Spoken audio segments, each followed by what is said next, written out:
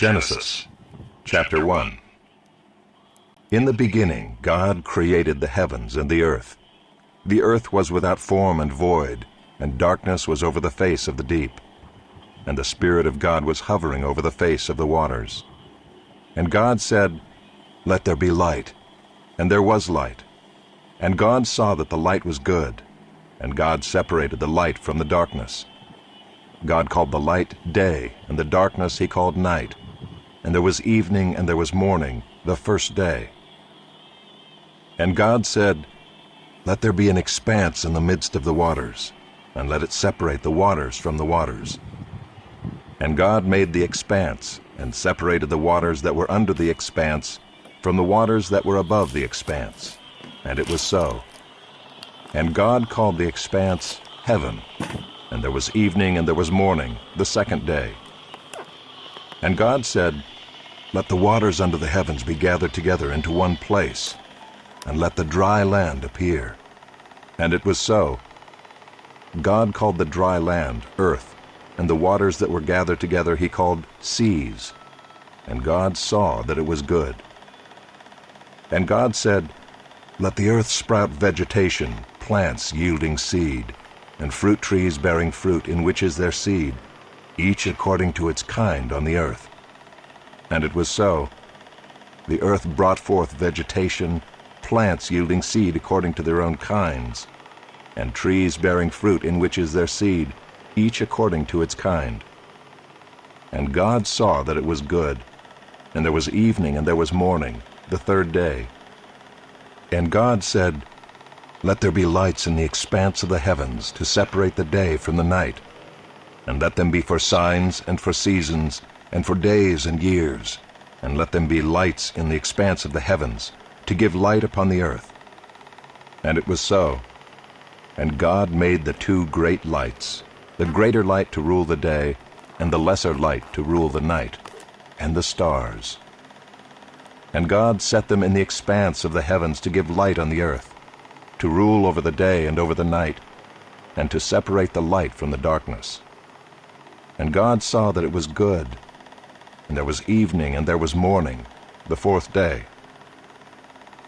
And God said, "Let the waters swarm with swarms of living creatures, and let birds fly above the earth across the expanse of the heavens."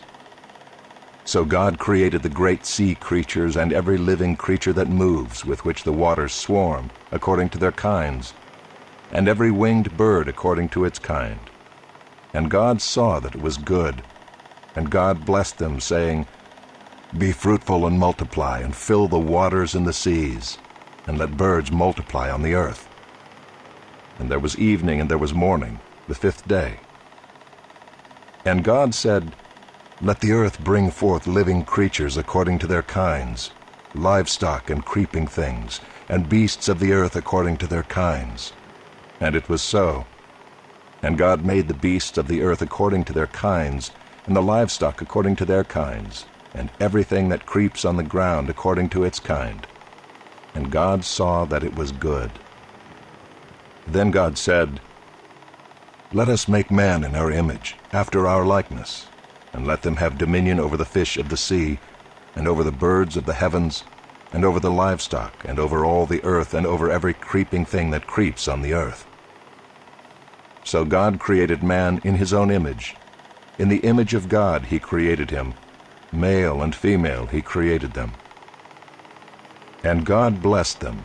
And God said to them, "Be fruitful and multiply, and fill the earth, and subdue it, and have dominion over the fish of the sea, and over the birds of the heavens, and over every living thing that moves on the earth."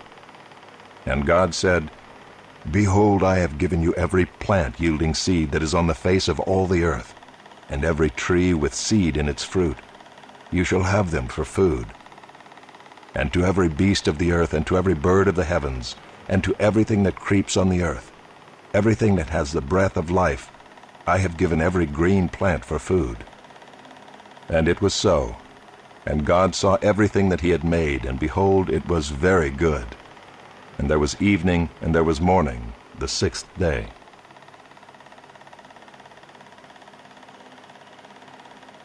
Chapter 2.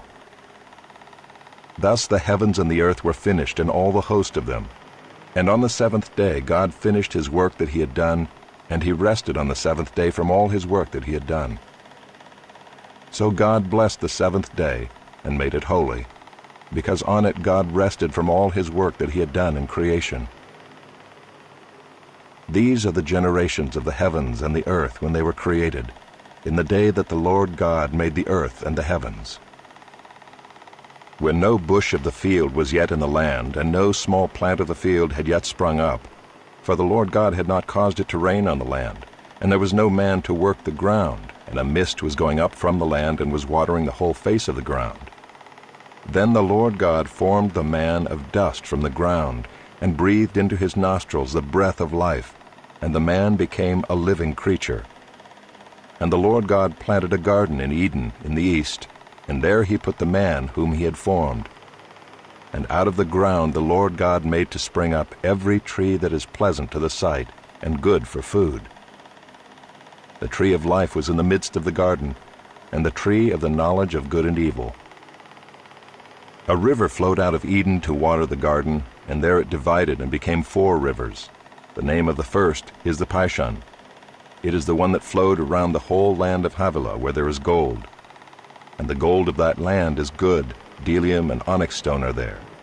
The name of the second river is the Gihon. It is the one that flowed around the whole land of Cush. And the name of the third river is the Tigris, which flows east of Assyria. And the fourth river is the Euphrates. The Lord God took the man and put him in the Garden of Eden to work it and keep it. And the Lord God commanded the man, saying, You may surely eat of every tree of the garden, but of the tree of the knowledge of good and evil you shall not eat, for in the day that you eat of it you shall surely die.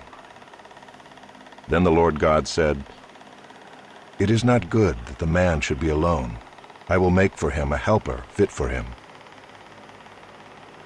Now out of the ground the Lord God had formed every beast of the field and every bird of the heavens, and brought them to the man to see what he would call them. And whatever the man called every living creature, that was its name. The man gave names to all livestock and to the birds of the heavens and to every beast of the field. But for Adam there was not found a helper fit for him. So the Lord God caused a deep sleep to fall upon the man, and while he slept, took one of his ribs and closed up its place with flesh. And the rib that the Lord God had taken from the man he made into a woman, and brought her to the man. Then the man said, This at last is bone of my bones, and flesh of my flesh. She shall be called woman, because she was taken out of man. Therefore a man shall leave his father and his mother, and hold fast to his wife, and they shall become one flesh. And the man and his wife were both naked, and were not ashamed.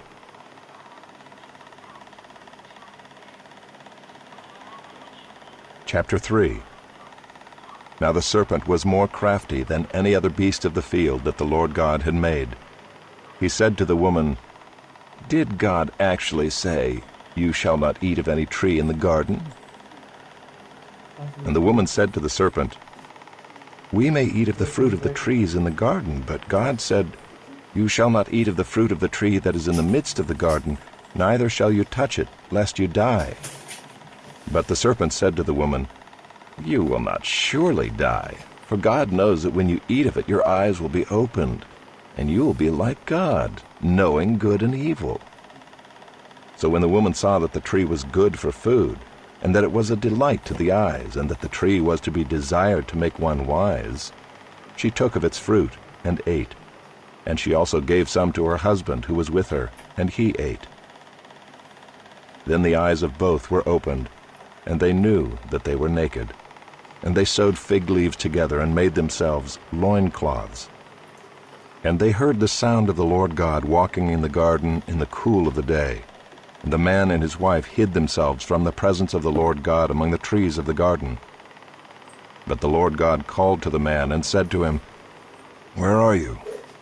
And he said, I heard the sound of you in the garden, and I was afraid because I was naked, and I hid myself. He said, Who told you that you were naked? Have you eaten of the tree of which I commanded you not to eat? The man said, "Well, the woman whom you gave to be with me, she gave me fruit of the tree, and I ate." Then the Lord God said to the woman, "What is this that you have done?" The woman said, "Well, the serpent deceived me, and I ate." The Lord God said to the serpent, "Because you have done this, cursed are you above all livestock, and above all beasts of the field. On your belly you shall go, and dust you shall eat all the days of your life. I will put enmity between you and the woman, and between your offspring and her offspring. He shall bruise your head, and you shall bruise his heel." To the woman he said, "I will surely multiply your pain in childbearing. In pain you shall bring forth children. Your desire shall be contrary to your husband, but he shall rule over you." And to Adam he said, "Because you have listened to the voice of your wife, and have eaten of the tree of which I commanded you, you shall not eat of it. Cursed is the ground because of you. In pain you shall eat of it all the days of your life. Thorns and thistles it shall bring forth for you, and you shall eat the plants of the field. By the sweat of your face you shall eat bread, till you return to the ground, for out of it you were taken. For you are dust, and to dust you shall return." The man called his wife's name Eve, because she was the mother of all living. And the Lord God made for Adam and for his wife garments of skins, and clothed them. Then the Lord God said, "Behold, the man has become like one of us in knowing good and evil. Now lest he reach out his hand and take also of the tree of life, and eat, and live forever." Therefore the Lord God sent him out from the Garden of Eden to work the ground from which he was taken. He drove out the man, and at the east of the Garden of Eden he placed the cherubim and a flaming sword that turned every way to guard the way to the tree of life.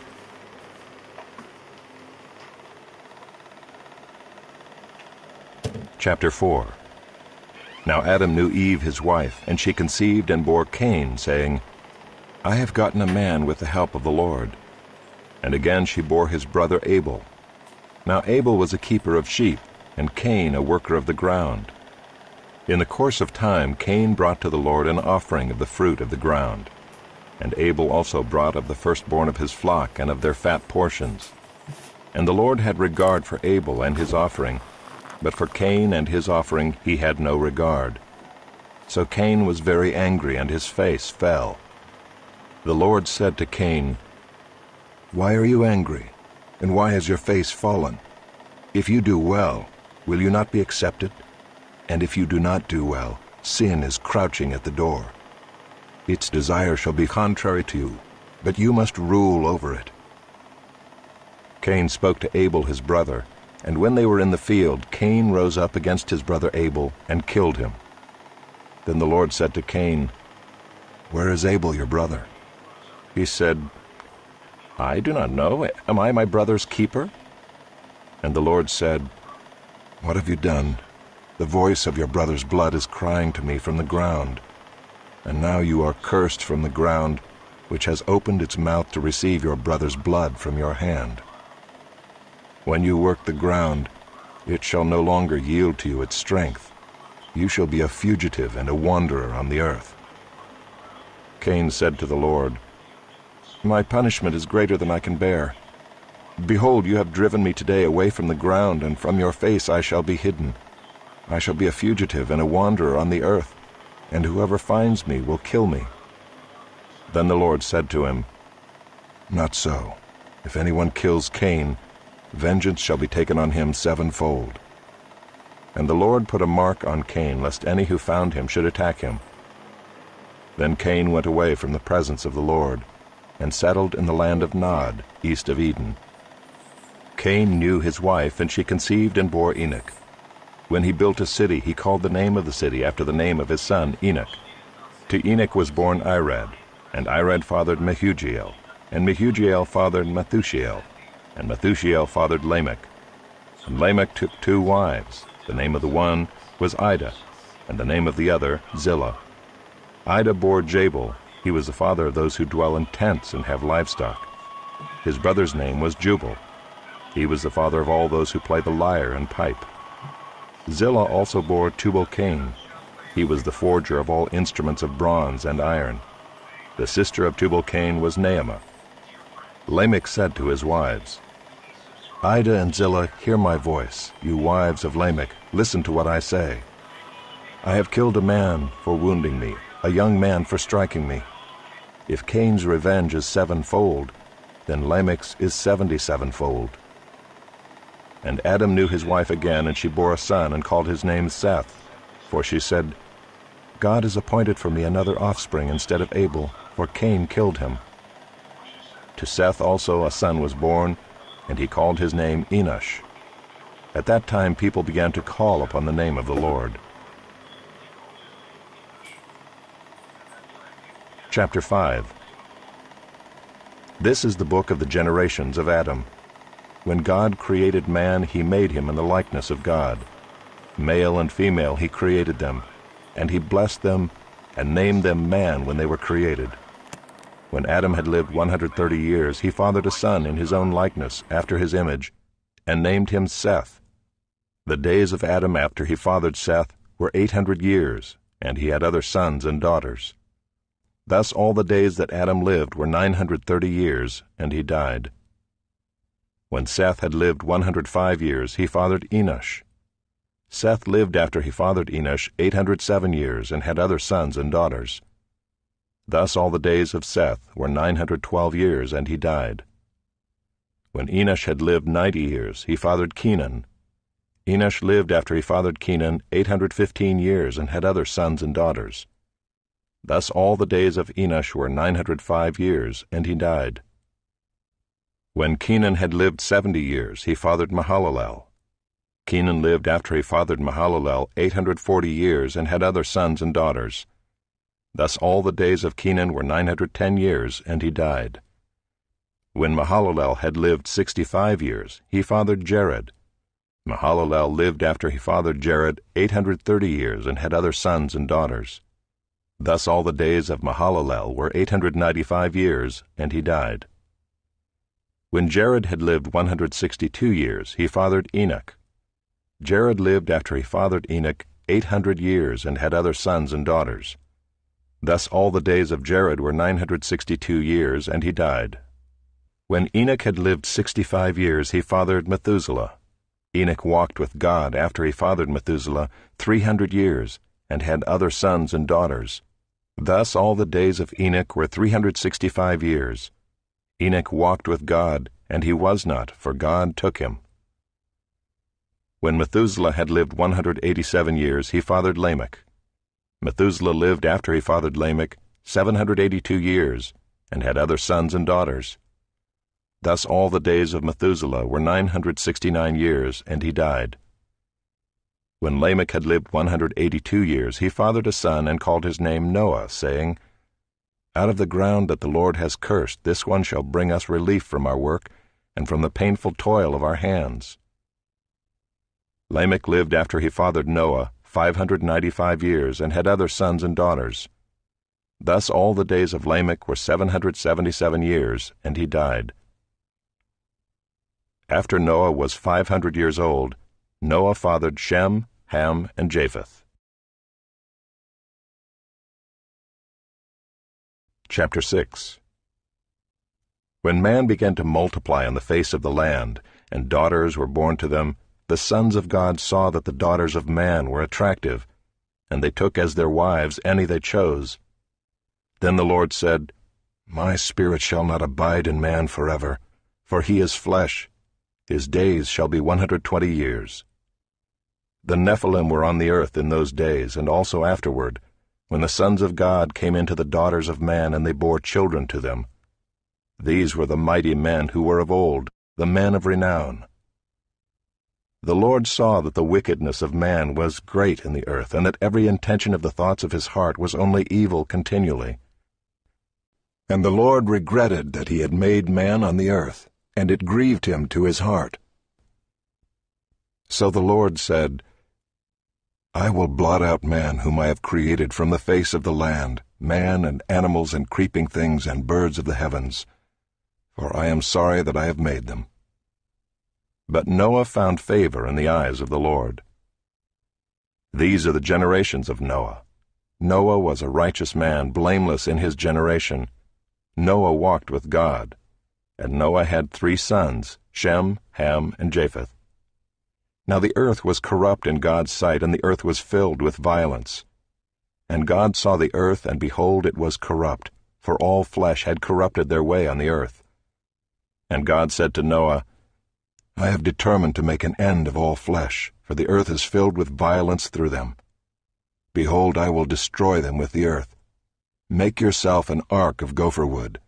Make rooms in the ark, and cover it inside and out with pitch. This is how you are to make it. The length of the ark, 300 cubits, its breadth, 50 cubits, and its height, 30 cubits. Make a roof for the ark, and finish it to a cubit above, and set the door of the ark in its side. Make it with lower, second, and third decks. For behold, I will bring a flood of waters upon the earth, to destroy all flesh in which is the breath of life under heaven. Everything that is on the earth shall die. But I will establish my covenant with you, and you shall come into the ark, you, your sons, your wife, and your sons' wives with you. And of every living thing of all flesh, you shall bring 2 of every sort into the ark to keep them alive with you. They shall be male and female. Of the birds according to their kinds, and of the animals according to their kinds, of every creeping thing of the ground according to its kind, 2 of every sort shall come into you to keep them alive. Also take with you every sort of food that is eaten, and store it up. It shall serve as food for you and for them. Noah did this. He did all that God commanded him.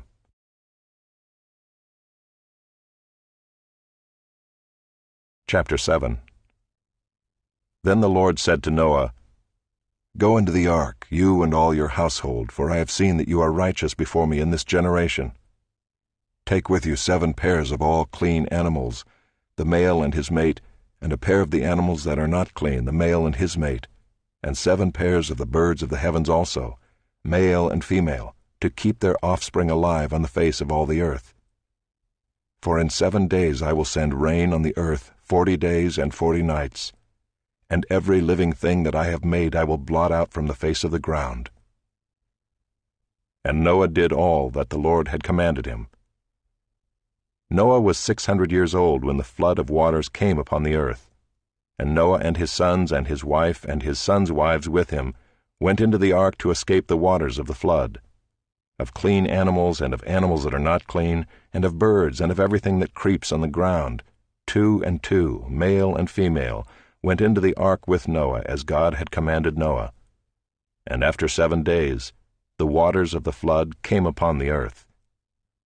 In the 600th year of Noah's life, in the 2nd month, on the 17th day of the month, on that day all the fountains of the great deep burst forth, and the windows of the heavens were opened.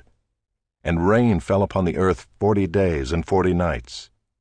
On the very same day Noah and his sons, Shem and Ham and Japheth, and Noah's wife and the 3 wives of his sons with them, entered the ark, they and every beast according to its kind, and all the livestock according to their kinds, and every creeping thing that creeps on the earth according to its kind, and every bird according to its kind, every winged creature. They went into the ark with Noah, 2 and 2 of all flesh in which there was the breath of life. And those that entered, male and female of all flesh, went in as God had commanded him, and the Lord shut him in. The flood continued 40 days on the earth. The waters increased and bore up the ark, and it rose high above the earth. The waters prevailed and increased greatly on the earth, and the ark floated on the face of the waters. And the waters prevailed so mightily on the earth that all the high mountains under the whole heaven were covered. The waters prevailed above the mountains, covering them 15 cubits deep. And all flesh died that moved on the earth, birds, livestock, beasts, all swarming creatures that swarm on the earth, and all mankind. Everything on the dry land in whose nostrils was the breath of life died. He blotted out every living thing that was on the face of the ground, man and animals and creeping things and birds of the heavens. They were blotted out from the earth. Only Noah was left, and those who were with him in the ark. And the waters prevailed on the earth 150 days.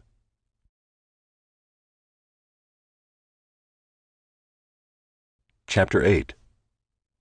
But God remembered Noah and all the beasts and all the livestock that were with him in the ark. And God made a wind blow over the earth, and the waters subsided. The fountains of the deep and the windows of the heavens were closed, the rain from the heavens was restrained, and the waters receded from the earth continually. At the end of 150 days the waters had abated, and in the 7th month, on the 17th day of the month, the ark came to rest on the mountains of Ararat. And the waters continued to abate until the 10th month. In the 10th month, on the 1st day of the month, the tops of the mountains were seen. At the end of 40 days Noah opened the window of the ark that he had made and sent forth a raven. It went to and fro until the waters were dried up from the earth. Then he sent forth a dove from him to see if the waters had subsided from the face of the ground. But the dove found no place to set her foot, and she returned to him to the ark, for the waters were still on the face of the whole earth. So he put out his hand and took her and brought her into the ark with him. He waited another 7 days, and again he sent forth a dove out of the ark. And the dove came back to him in the evening, and behold, in her mouth was a freshly plucked olive leaf. So Noah knew that the waters had subsided from the earth. Then he waited another 7 days and sent forth the dove, and she did not return to him any more. In the 601st year, in the 1st month, the 1st day of the month, the waters were dried from off the earth. And Noah removed the covering of the ark, and looked, and behold, the face of the ground was dry. In the 2nd month, on the 27th day of the month, the earth had dried out. Then God said to Noah, "Go out from the ark, you and your wife and your sons wives with you. Bring out with you every living thing that is with you of all flesh, birds and animals and every creeping thing that creeps on the earth, that they may swarm on the earth and be fruitful and multiply on the earth." So Noah went out, and his sons and his wife and his sons' wives with him. Every beast, every creeping thing, and every bird, everything that moves on the earth, went out by families from the ark. Then Noah built an altar to the Lord, and took some of every clean animal and some of every clean bird, and offered burnt offerings on the altar. And when the Lord smelled the pleasing aroma, the Lord said in his heart, "I will never again curse the ground because of man, for the intention of man's heart is evil from his youth. Neither will I ever again strike down every living creature as I have done. While the earth remains, seed time and harvest, cold and heat, summer and winter, day and night shall not cease."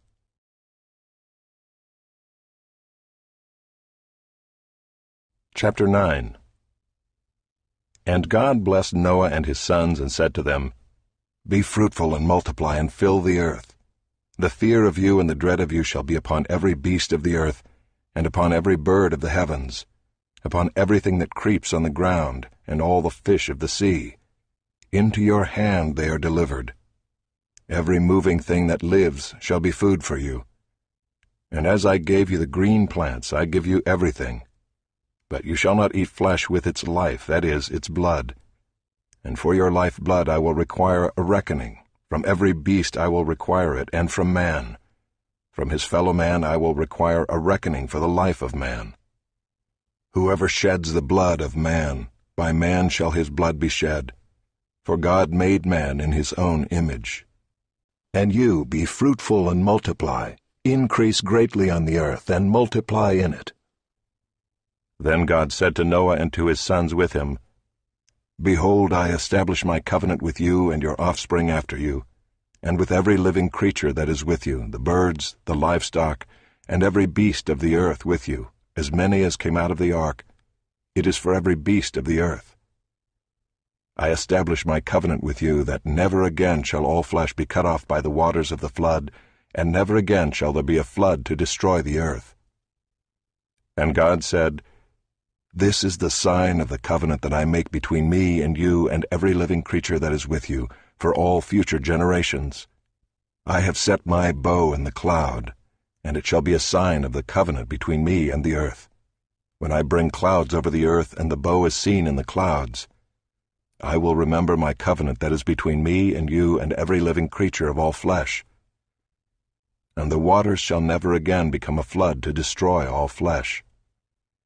When the bow is in the clouds, I will see it and remember the everlasting covenant between God and every living creature of all flesh that is on the earth. God said to Noah, This is the sign of the covenant that I have established between me and all flesh that is on the earth. The sons of Noah who went forth from the ark were Shem, Ham, and Japheth. Ham was the father of Canaan. These three were the sons of Noah, and from these the people of the whole earth were dispersed.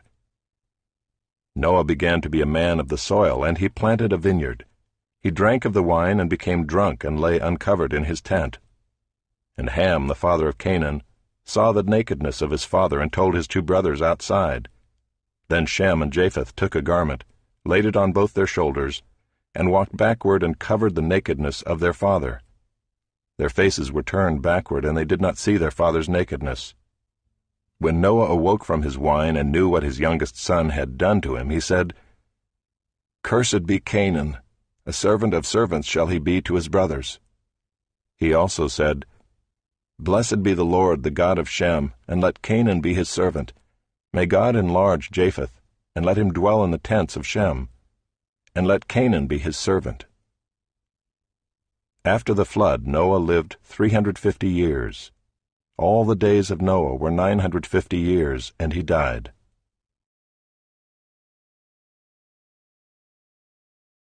Chapter 10. These are the generations of the sons of Noah, Shem, Ham, and Japheth. Sons were born to them after the flood. The sons of Japheth, Gomer, Magog, Madai, Javan, Tubal, Meshech, and Tyrus. The sons of Gomer, Ashkenaz, Riphath, and Togarmah. The sons of Javan, Elisha, Tarshish, Kittim, and Dodanim. From these the coastland peoples spread in their lands, each with his own language, by their clans in their nations. The sons of Ham, Cush, Egypt, Put, and Canaan. The sons of Cush, Seba, Havilah, Sabta, Raamah, and Sabtika. The sons of Raamah, Sheba, and Dedan. Cush fathered Nimrod. He was the first on earth to be a mighty man. He was a mighty hunter before the Lord. Therefore it is said, Like Nimrod, a mighty hunter before the Lord. The beginning of his kingdom was Babel, Erech, Akkad, and Calneh in the land of Shinar. From that land he went into Assyria and built Nineveh, Rehoboth-ir, Calah, and Rezin between Nineveh and Calah. That is the great city. Egypt fathered Ludim, Anamim, Lehabim, Naphtahim, Pathrusim, Casluhim, from whom the Philistines came, and Caphtorim. Canaan fathered Sidon his firstborn, and Heth, and the Jebusites, the Amorites, the Girgashites, the Hivites, the Arkites, the Sinites, the Arvadites, the Zemarites, and the Hamathites. Afterward the clans of the Canaanites dispersed, and the territory of the Canaanites extended from Sidon in the direction of Gerar as far as Gaza, and in the direction of Sodom, Gomorrah, Admah, and Zeboim as far as Lasha. These are the sons of Ham by their clans, their languages, their lands, and their nations. To Shem also, the father of all the children of Eber, the elder brother of Japheth, children were born. The sons of Shem, Elam, Asher, Arpachshad, Lud, and Aram. The sons of Aram, Uz, Hul, Gether, and Mash. Arpachshad fathered Shelah, and Shelah fathered Eber. To Eber were born two sons. The name of the one was Peleg, for in his days the earth was divided, and his brother's name was Joktan. Joktan fathered Almodad, Sheleph, Hazarmaveth, Jerah, Adoram, Uzal, Diklah, Obal, Abimael, Sheba, Ophir, Havilah, and Jobab. All these were the sons of Joktan. The territory in which they lived extended from Mesha in the direction of Sephar to the hill country of the east. These are the sons of Shem by their clans, their languages, their lands, and their nations. These are the clans of the sons of Noah according to their genealogies, in their nations, and from these the nations spread abroad on the earth after the flood.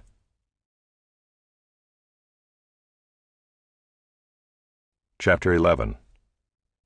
Now the whole earth had one language and the same words. And as people migrated from the east, they found a plain in the land of Shinar and settled there.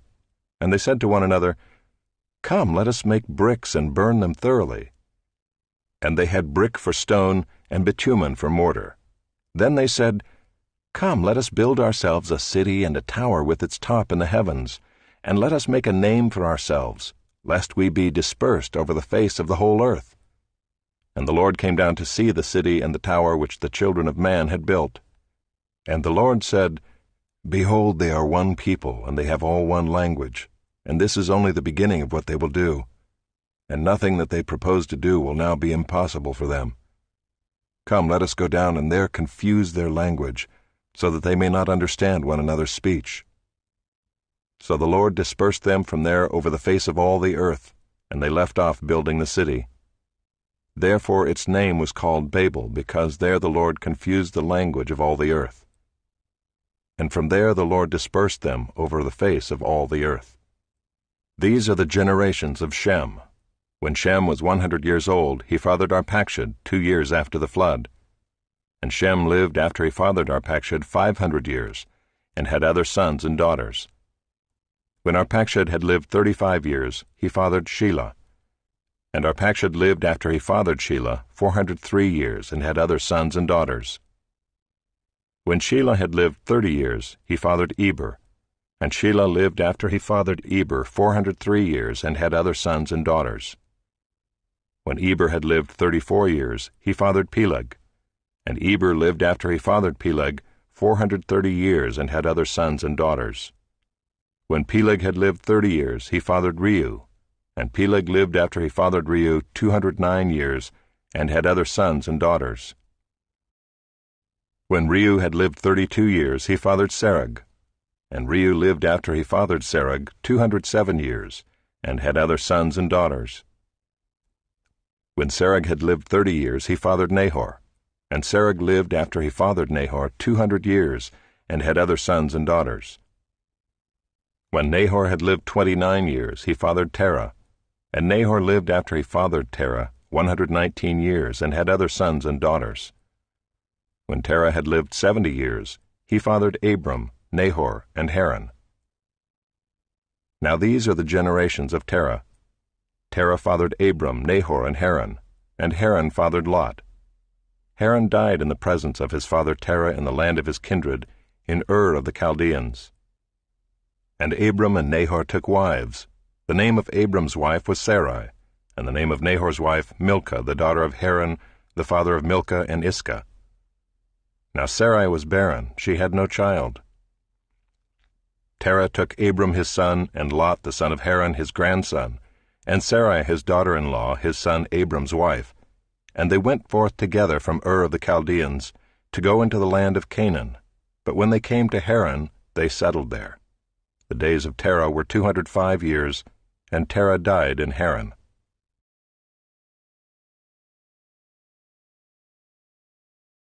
Chapter 12. Now the Lord said to Abram, "Go from your country and your kindred and your father's house to the land that I will show you, and I will make of you a great nation, and I will bless you and make your name great, so that you will be a blessing.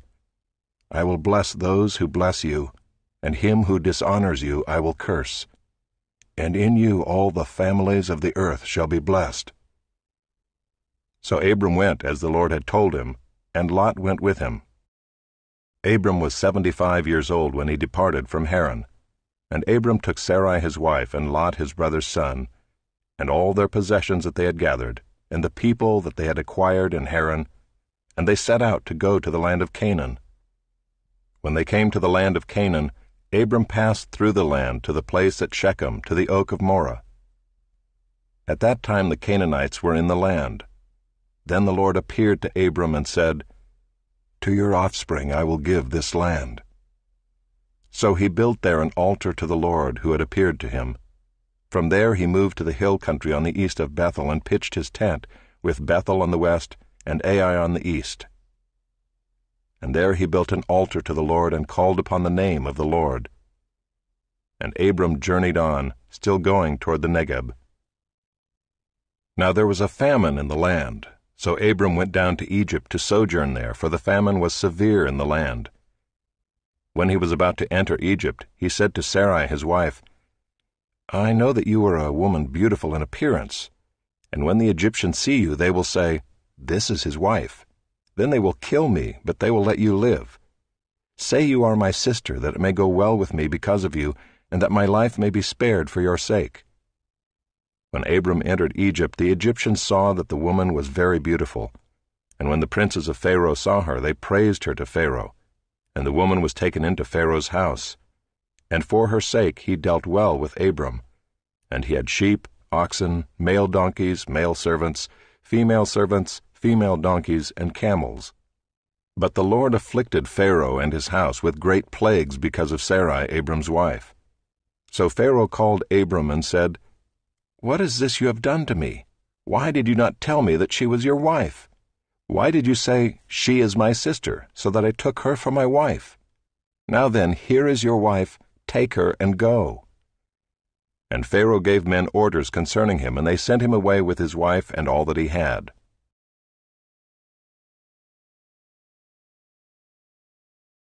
Chapter 13. So Abram went up from Egypt, he and his wife and all that he had, and Lot with him, into the Negeb. Now Abram was very rich in livestock, in silver, and in gold.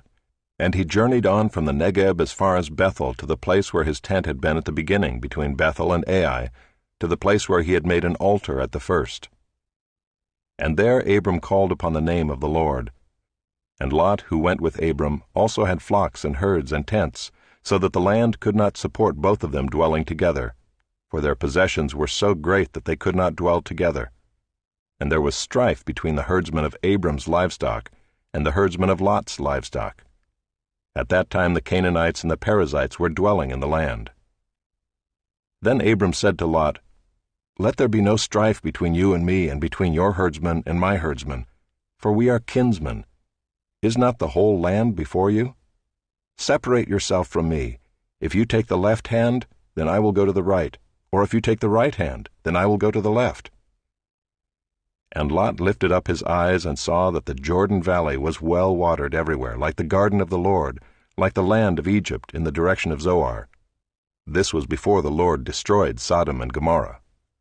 So Lot chose for himself all the Jordan valley, and Lot journeyed east. Thus they separated from each other. Abram settled in the land of Canaan, while Lot settled among the cities of the valley, and moved his tent as far as Sodom. Now the men of Sodom were wicked, great sinners against the Lord. The Lord said to Abram, after Lot had separated from him, Lift up your eyes and look from the place where you are, northward and southward and eastward and westward. For all the land that you see I will give to you and to your offspring forever. I will make your offspring as the dust of the earth, so that if one can count the dust of the earth, your offspring also can be counted.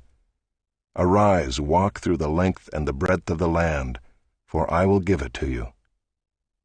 So Abram moved his tent and came and settled by the oaks of Mamre, which are at Hebron, and there he built an altar to the Lord.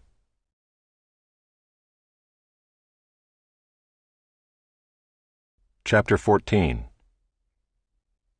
In the days of Amraphel king of Shinar, Arioch king of Elasar, Kedorlaomer king of Elam, and Tidal king of Goyim, these kings made war with Bera king of Sodom, Birsha king of Gomorrah, Shinab king of Admah, Shemeber king of Zeboim, and the king of Bela, that is Zoar. And all these joined forces in the valley of Siddim, that is the Salt Sea. 12 years they had served Kedorlaomer, but in the 13th year they rebelled. In the 14th year, Kedorlaomer and the kings who were with him came and defeated the Rephaim in Ashtaroth-Karnaim, the Zuzim in Ham, the Emim in Sheva-Kiriathaim, and the Horites in their hill country of Seir as far as El-Paran on the border of the wilderness. Then they turned back and came to En-Mishpat, that is Kadesh, and defeated all the country of the Amalekites and also the Amorites who were dwelling in Hazazon-Tamar. Then the king of Sodom, the king of Gomorrah, the king of Admah, the king of Zeboim, and the king of Bela, that is Zoar, went out, and they joined battle in the valley of Siddim with Kedorlaomer king of Elam, Tidal king of Goyim, Amraphel king of Shinar, and Arioch king of Elasar, 4 kings against 5. Now the valley of Siddim was full of bitumen pits, and as the kings of Sodom and Gomorrah fled, some fell into them, and the rest fled to the hill country. So the enemy took all the possessions of Sodom and Gomorrah, and all their provisions, and went their way. They also took Lot, the son of Abram's brother, who was dwelling in Sodom, and his possessions, and went their way. Then one who had escaped came and told Abram the Hebrew, who was living by the oaks of Mamre the Amorite, brother of Eshcol and of Aner. These were allies of Abram. When Abram heard that his kinsman had been taken captive, he led forth his trained men, born in his house, 318 of them, and went in pursuit as far as Dan. And he divided his forces against them by night, he and his servants, and defeated them and pursued them to Hobah, north of Damascus. Then he brought back all the possessions, and also brought back his kinsman Lot with his possessions, and the women and the people. After his return from the defeat of Chedorlaomer and the kings who were with him, the king of Sodom went out to meet him at the valley of Shaveh, that is, the king's valley. And Melchizedek king of Salem brought out bread and wine. He was priest of God Most High. And he blessed him and said, Blessed be Abram by God Most High, possessor of heaven and earth. And blessed be God Most High, who has delivered your enemies into your hand. And Abram gave him 1/10 of everything. And the king of Sodom said to Abram, Give me the persons, but take the goods for yourself. But Abram said to the king of Sodom, I have lifted my hand to the Lord, God Most High, possessor of heaven and earth, that I would not take a thread or a sandal strap or anything that is yours, lest you should say, I have made Abram rich. I will take nothing but what the young men have eaten, and the share of the men who went with me. Let Aner, Eshcol, and Mamre take their share.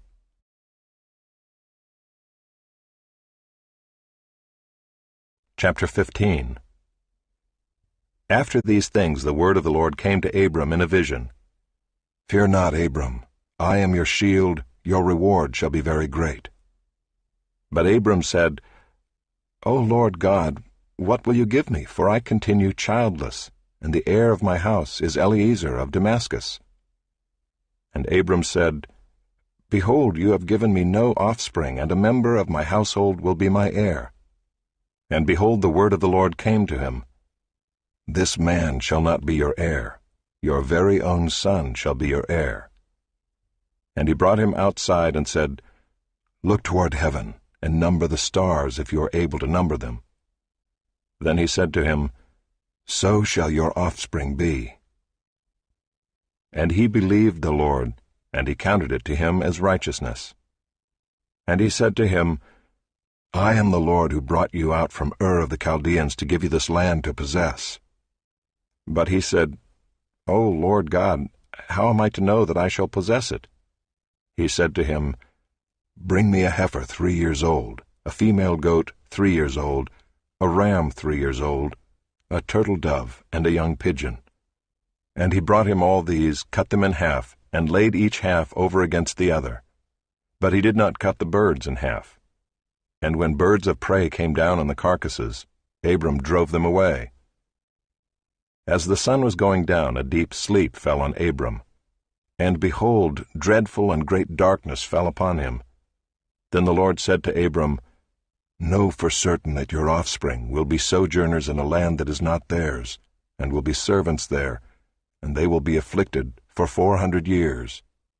But I will bring judgment on the nation that they serve, and afterward they shall come out with great possessions. As for you, you shall go to your fathers in peace. You shall be buried in a good old age. And they shall come back here in the 4th generation, for the iniquity of the Amorites is not yet complete. When the sun had gone down and it was dark, behold, a smoking fire pot and a flaming torch passed between these pieces.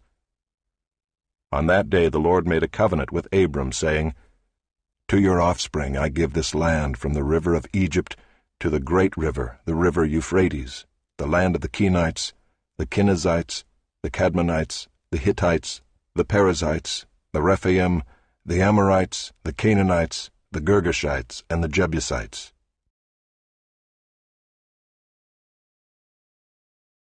Chapter 16. Now Sarai, Abram's wife, had borne him no children.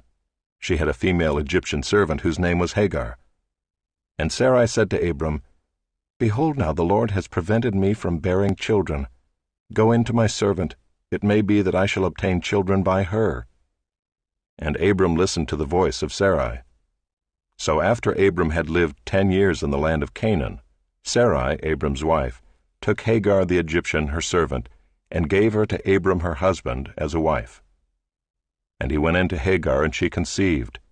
And when she saw that she had conceived, she looked with contempt on her mistress. And Sarai said to Abram, May the wrong done to me be on you.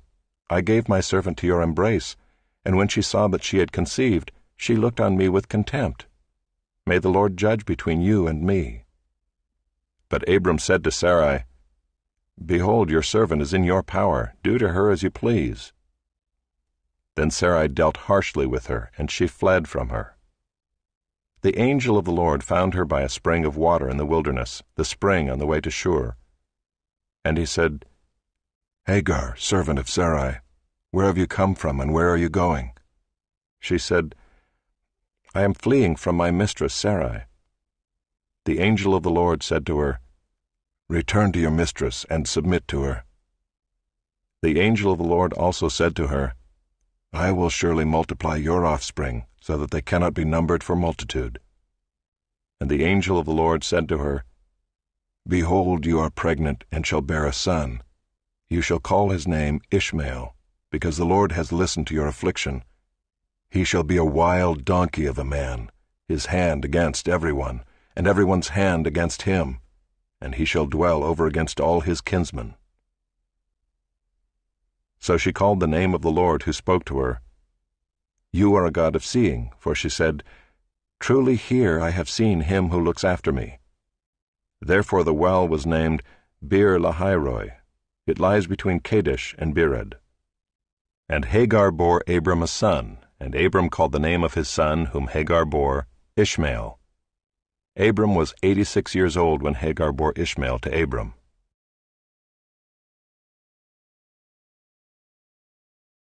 Chapter 17. When Abram was 99 years old, the Lord appeared to Abram and said to him, I am God Almighty.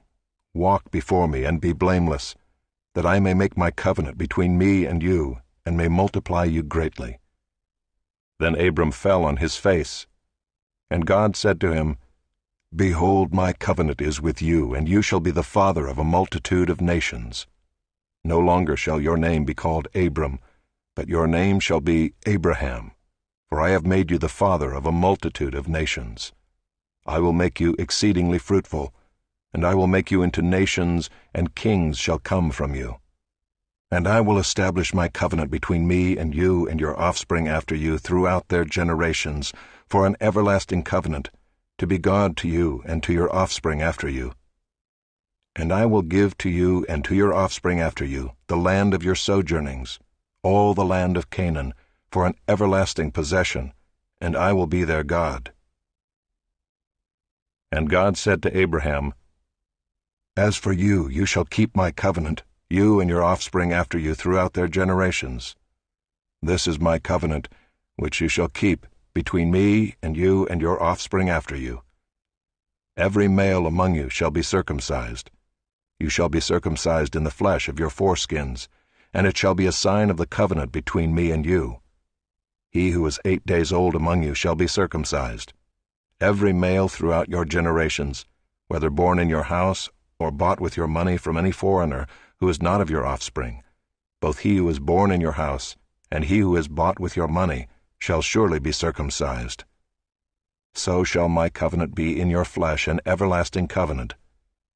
Any uncircumcised male who is not circumcised in the flesh of his foreskin shall be cut off from his people.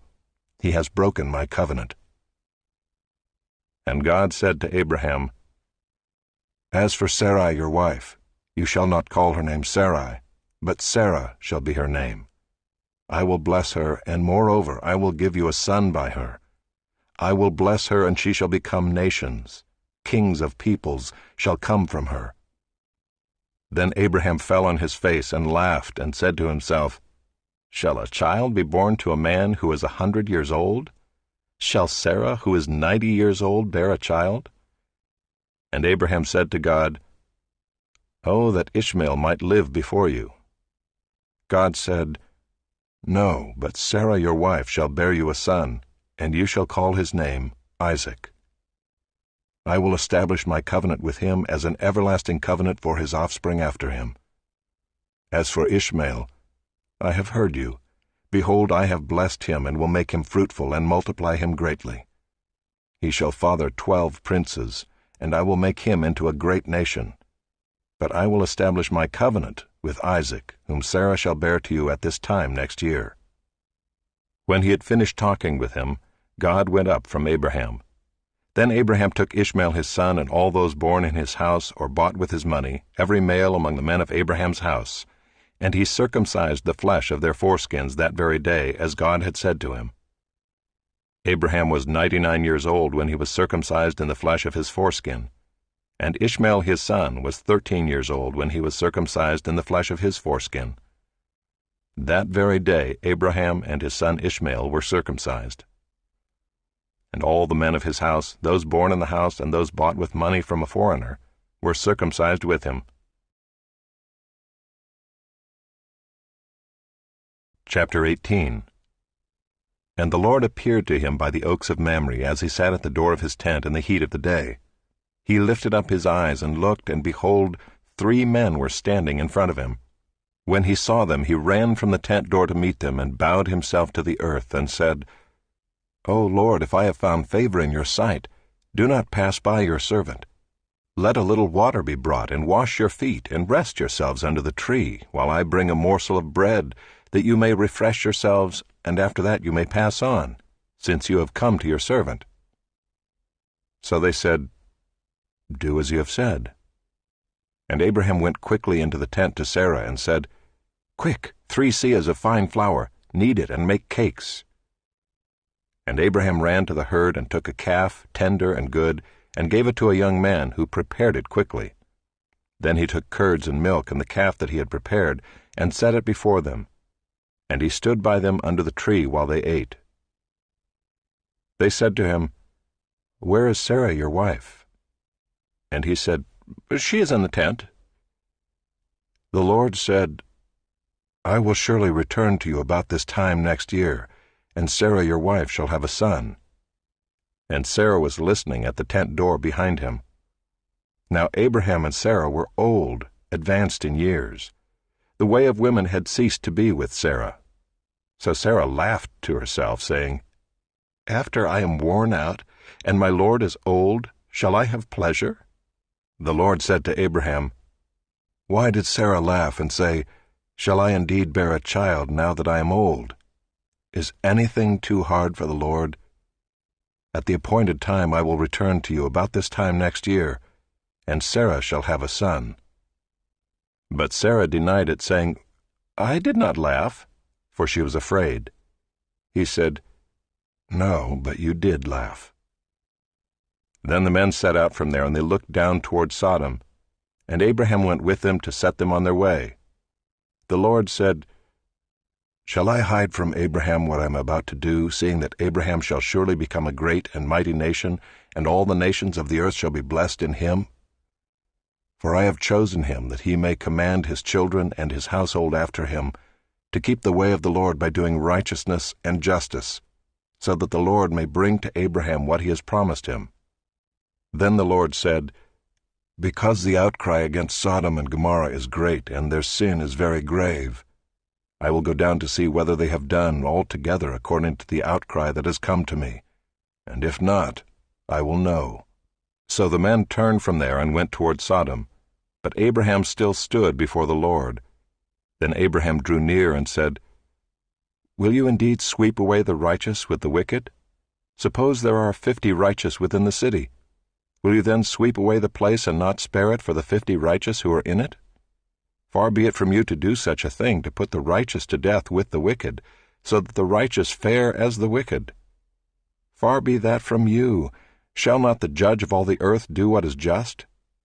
And the Lord said, "If I find at Sodom 50 righteous in the city, I will spare the whole place for their sake." Abraham answered and said, "Behold, I have undertaken to speak to the Lord, I who am but dust and ashes. Suppose 5 of the 50 righteous are lacking. Will you destroy the whole city for lack of 5? And he said, "I will not destroy it if I find 45 there." Again he spoke to him and said, "Suppose 40 are found there." He answered, "For the sake of 40 I will not do it." Then he said, "Oh, let not the Lord be angry, and I will speak. Suppose 30 are found there." He answered, "I will not do it if I find 30 there." He said, "Behold, I have undertaken to speak to the Lord. Suppose 20 are found there." He answered, "For the sake of 20 I will not destroy it." Then he said, "Oh, let not the Lord be angry, and I will speak again, but this once. Suppose 10 are found there." He answered, "For the sake of 10 I will not destroy it." And the Lord went his way when he had finished speaking to Abraham, and Abraham returned to his place.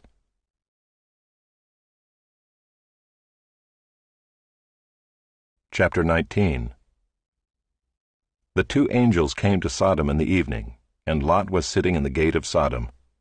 When Lot saw them, he rose to meet them and bowed himself with his face to the earth, and said, "My lords, please turn aside to your servant's house, and spend the night and wash your feet.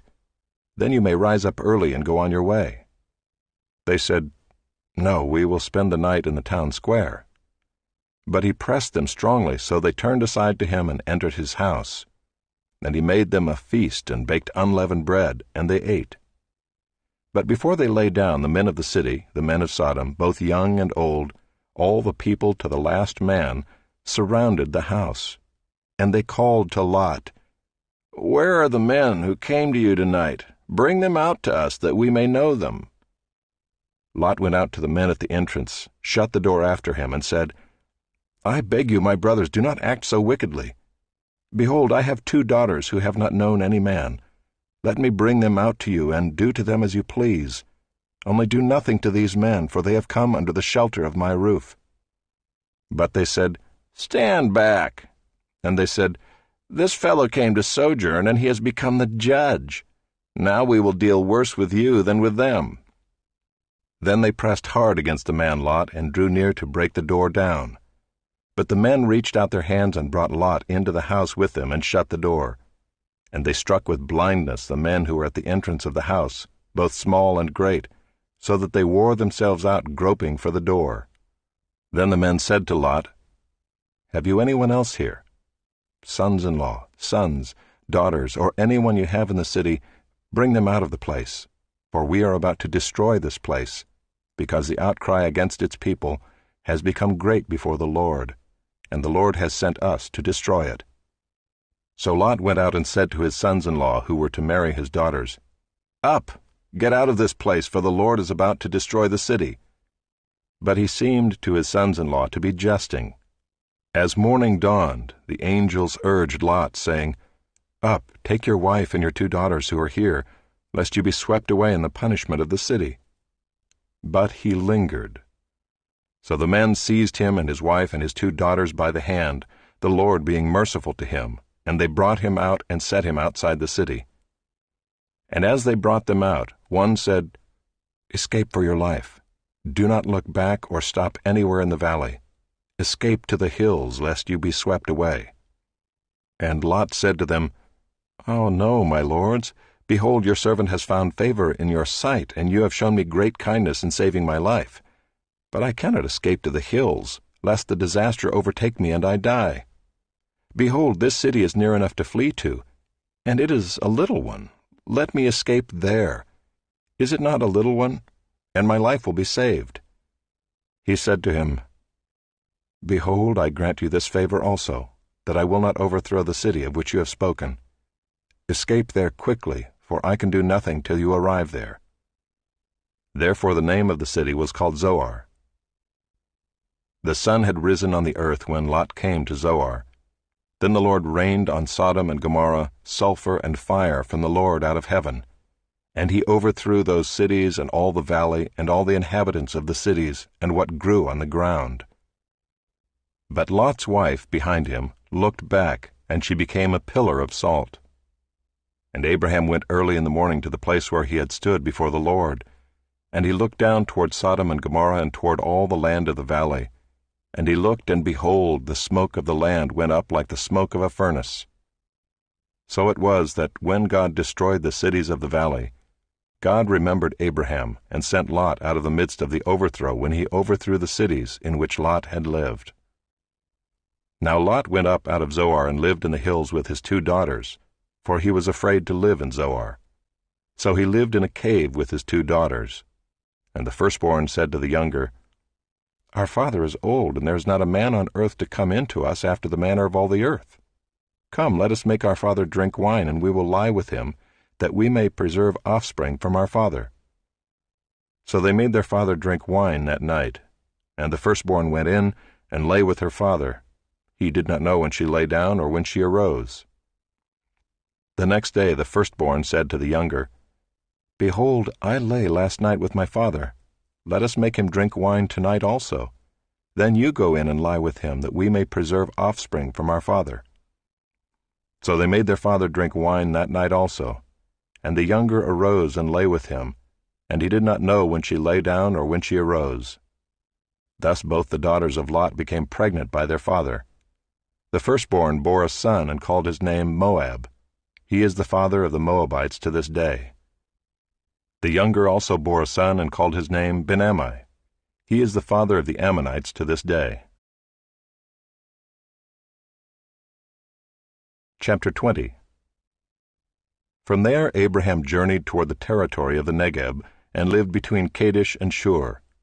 And he sojourned in Gerar. And Abraham said of Sarah his wife, She is my sister. And Abimelech king of Gerar sent and took Sarah. But God came to Abimelech in a dream by night, and said to him, Behold, you are a dead man because of the woman whom you have taken, for she is a man's wife. Now Abimelech had not approached her, so he said, Lord, will you kill an innocent people? Did he not himself say to me, She is my sister? And she herself said, He is my brother.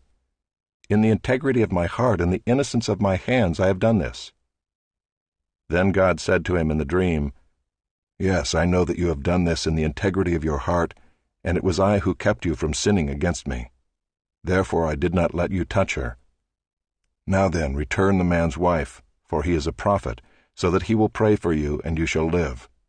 But if you do not return her, know that you shall surely die, you and all who are yours. So Abimelech rose early in the morning and called all his servants and told them all these things. And the men were very much afraid. Then Abimelech called Abraham and said to him, What have you done to us? And how have I sinned against you, that you have brought on me and my kingdom a great sin? You have done to me things that ought not to be done. And Abimelech said to Abraham, What did you see that you did this thing? Abraham said, I did it because I thought, There is no fear of God at all in this place, and they will kill me because of my wife. Besides, she is indeed my sister, the daughter of my father, though not the daughter of my mother, and she became my wife. And when God caused me to wander from my father's house, I said to her, This is the kindness you must do me.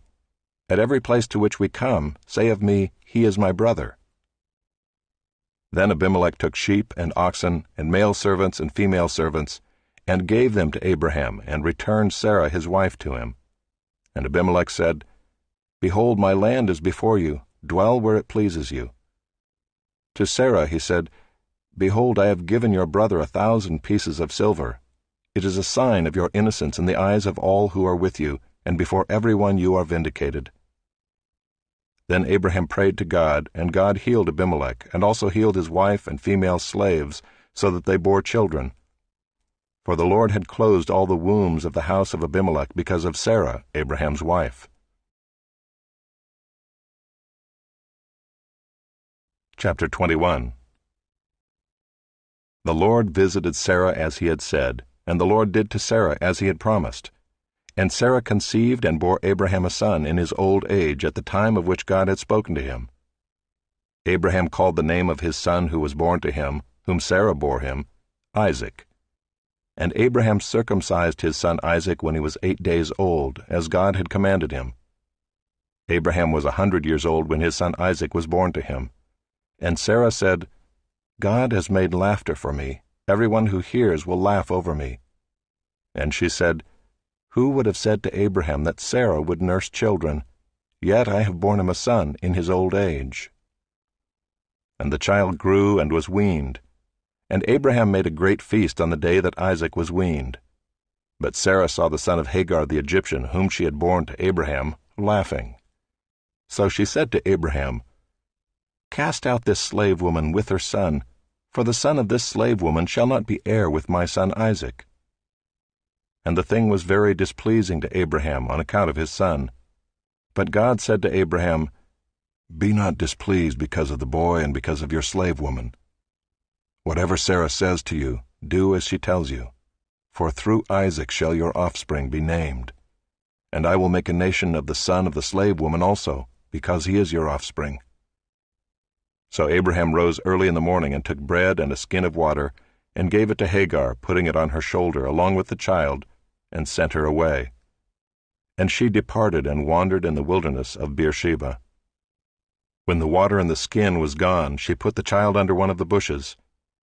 Then she went and sat down opposite him a good way off, about the distance of a bow shot, for she said, Let me not look on the death of the child. And as she sat opposite him, she lifted up her voice and wept. And God heard the voice of the boy, and the angel of God called to Hagar from heaven and said to her, What troubles you, Hagar? Fear not, for God has heard the voice of the boy where he is.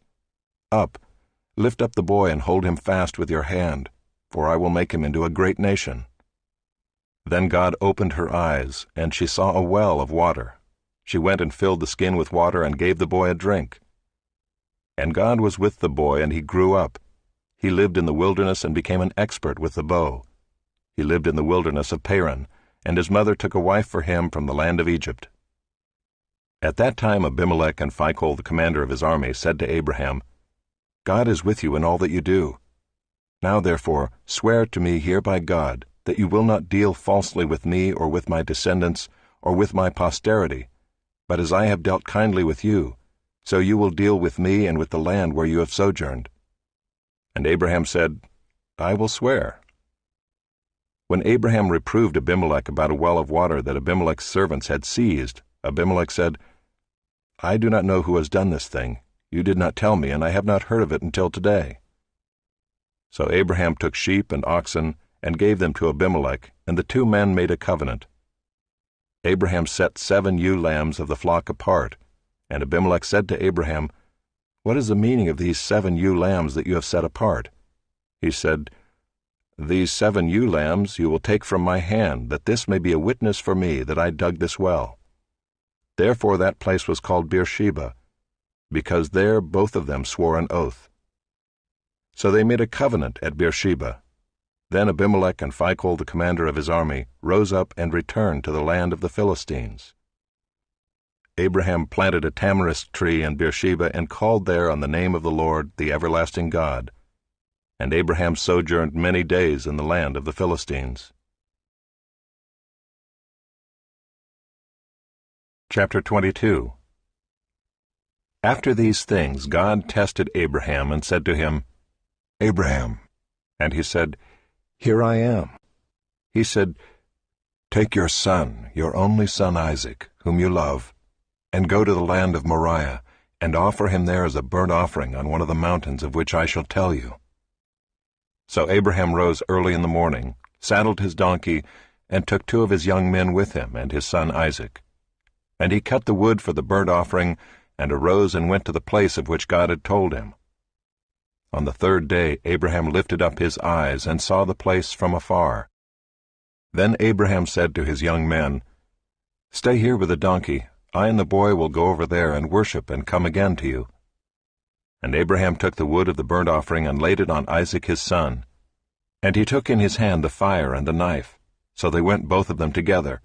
And Isaac said to his father Abraham, My father. And he said, Here I am, my son. He said, Behold the fire and the wood, but where is the lamb for a burnt offering? Abraham said, God will provide for himself the lamb for a burnt offering, my son. So they went both of them together. When they came to the place of which God had told him, Abraham built the altar there, and laid the wood in order, and bound Isaac his son, and laid him on the altar on top of the wood. Then Abraham reached out his hand, and took the knife to slaughter his son. But the angel of the Lord called to him from heaven, and said, Abraham, Abraham. And he said, Here I am. He said, Do not lay your hand on the boy or do anything to him. For now I know that you fear God, seeing you have not withheld your son, your only son, from me. And Abraham lifted up his eyes and looked, and behold, behind him was a ram, caught in a thicket by his horns. And Abraham went and took the ram, and offered it up as a burnt offering instead of his son. So Abraham called the name of that place, The Lord will provide. As it is said to this day, On the mount of the Lord it shall be provided. And the angel of the Lord called to Abraham a second time from heaven, and said, By myself I have sworn, declares the Lord, because you have done this and have not withheld your son, your only son, I will surely bless you, and I will surely multiply your offspring as the stars of heaven, and as the sand that is on the seashore. And your offspring shall possess the gate of his enemies, and in your offspring shall all the nations of the earth be blessed, because you have obeyed my voice. So Abraham returned to his young men, and they arose and went together to Beersheba. And Abraham lived at Beersheba. Now after these things it was told to Abraham, Behold, Milcah also has borne children to your brother Nahor, Uz his firstborn, Buz his brother, Kemuel the father of Aram, Kesed, Hazo, Pildash, Jidlaph, and Bethuel. Bethuel fathered Rebekah. These 8 Milcah bore to Nahor, Abraham's brother. Moreover his concubine, whose name was Reumah, bore Tebah, Gaham, Tahash, and Maacah. Chapter 23. Sarah lived 127 years. These were the years of the life of Sarah. And Sarah died at Kiriath Arba, that is Hebron, in the land of Canaan.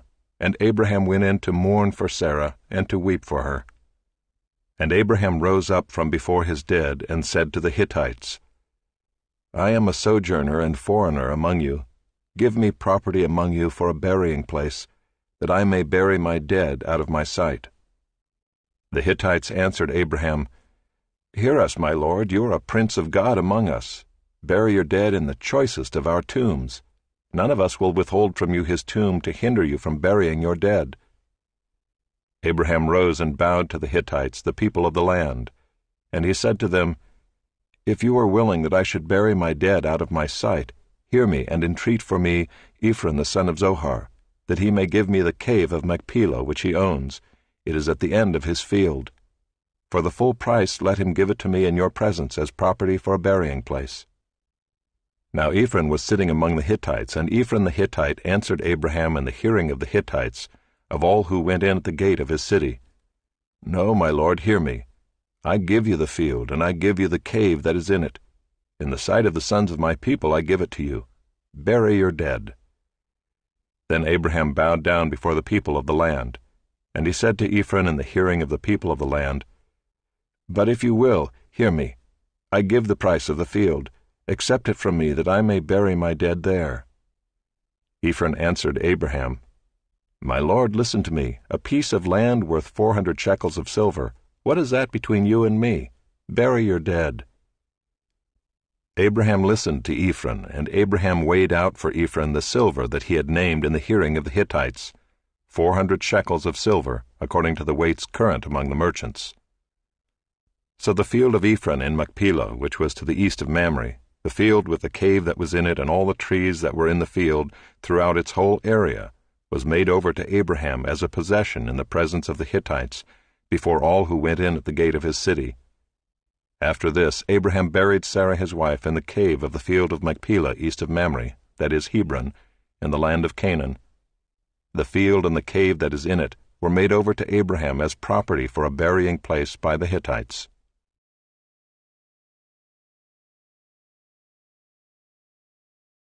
Chapter 24.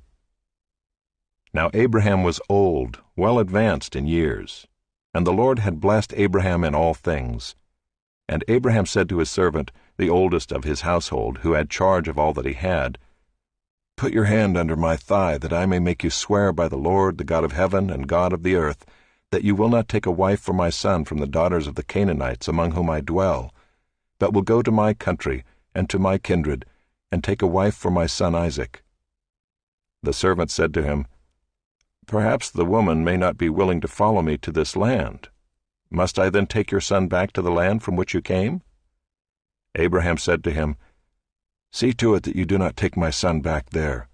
The Lord, the God of heaven, who took me from my father's house and from the land of my kindred, and who spoke to me and swore to me, 'To your offspring I will give this land,' he will send his angel before you, and you shall take a wife for my son from there.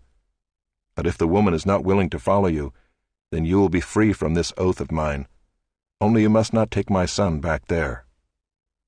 So the servant put his hand under the thigh of Abraham his master, and swore to him concerning this matter.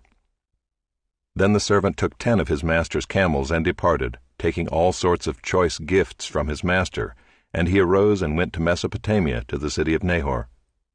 And he made the camels kneel down outside the city by the well of water at the time of evening, the time when women go out to draw water. And he said, "O Lord, God of my master Abraham, please grant me success today, and show steadfast love to my master Abraham. Behold, I am standing by the spring of water, and the daughters of the men of the city are coming out to draw water. Let the young woman to whom I shall say, 'Please let down your jar that I may drink,' and who shall say, 'Drink, and I will water your camels,' let her be the one whom you have appointed for your servant Isaac. By this I shall know that you have shown steadfast love to my master." Before he had finished speaking, behold, Rebekah, who was born to Bethuel the son of Milcah, the wife of Nahor, Abraham's brother, came out with her water jar on her shoulder. The young woman was very attractive in appearance, a maiden whom no man had known. She went down to the spring and filled her jar and came up. Then the servant ran to meet her and said, "Please give me a little water to drink from your jar." She said, "Drink, my lord." And she quickly let down her jar upon her hand and gave him a drink. When she had finished giving him a drink, she said, "I will draw water for your camels also until they have finished drinking." So she quickly emptied her jar into the trough and ran again to the well to draw water, and she drew for all his camels. The man gazed at her in silence to learn whether the Lord had prospered his journey or not. When the camels had finished drinking, the man took a gold ring weighing a half shekel and 2 bracelets for her arms weighing 10 gold shekels, and said, "Please tell me whose daughter you are. Is there room in your father's house for us to spend the night?" She said to him, "I am the daughter of Bethuel the son of Milcah, whom she bore to Nahor." She added, "We have plenty of both straw and fodder, and room to spend the night." The man bowed his head and worshipped the Lord, and said, "Blessed be the Lord, the God of my master Abraham, who has not forsaken his steadfast love and his faithfulness toward my master. As for me, the Lord has led me in the way to the house of my master's kinsman." Then the young woman ran and told her mother's household about these things. Rebekah had a brother whose name was Laban. Laban ran out toward the man to the spring. As soon as he saw the ring and the bracelets on his sister's arms, and heard the words of Rebekah his sister, "Thus the man spoke to me," he went to the man, and behold, he was standing by the camels at the spring. He said, "Come in, O blessed of the Lord. Why do you stand outside? For I have prepared the house and a place for the camels." So the man came to the house and unharnessed the camels, and gave straw and fodder to the camels, and there was water to wash his feet and the feet of the men who were with him. Then food was set before him to eat, but he said, "I will not eat until I have said what I have to say." He said, "Speak on." So he said, "I am Abraham's servant. The Lord has greatly blessed my master, and he has become great. He has given him flocks and herds, silver and gold, male servants and female servants, camels and donkeys. And Sarah my master's wife bore a son to my master when she was old, and to him he has given all that he has. My master made me swear, saying, You shall not take a wife for my son from the daughters of the Canaanites in whose land I dwell, but you shall go to my father's house and to my clan, and take a wife for my son. I said to my master, Perhaps the woman will not follow me. But he said to me, The Lord before whom I have walked will send his angel with you and prosper your way.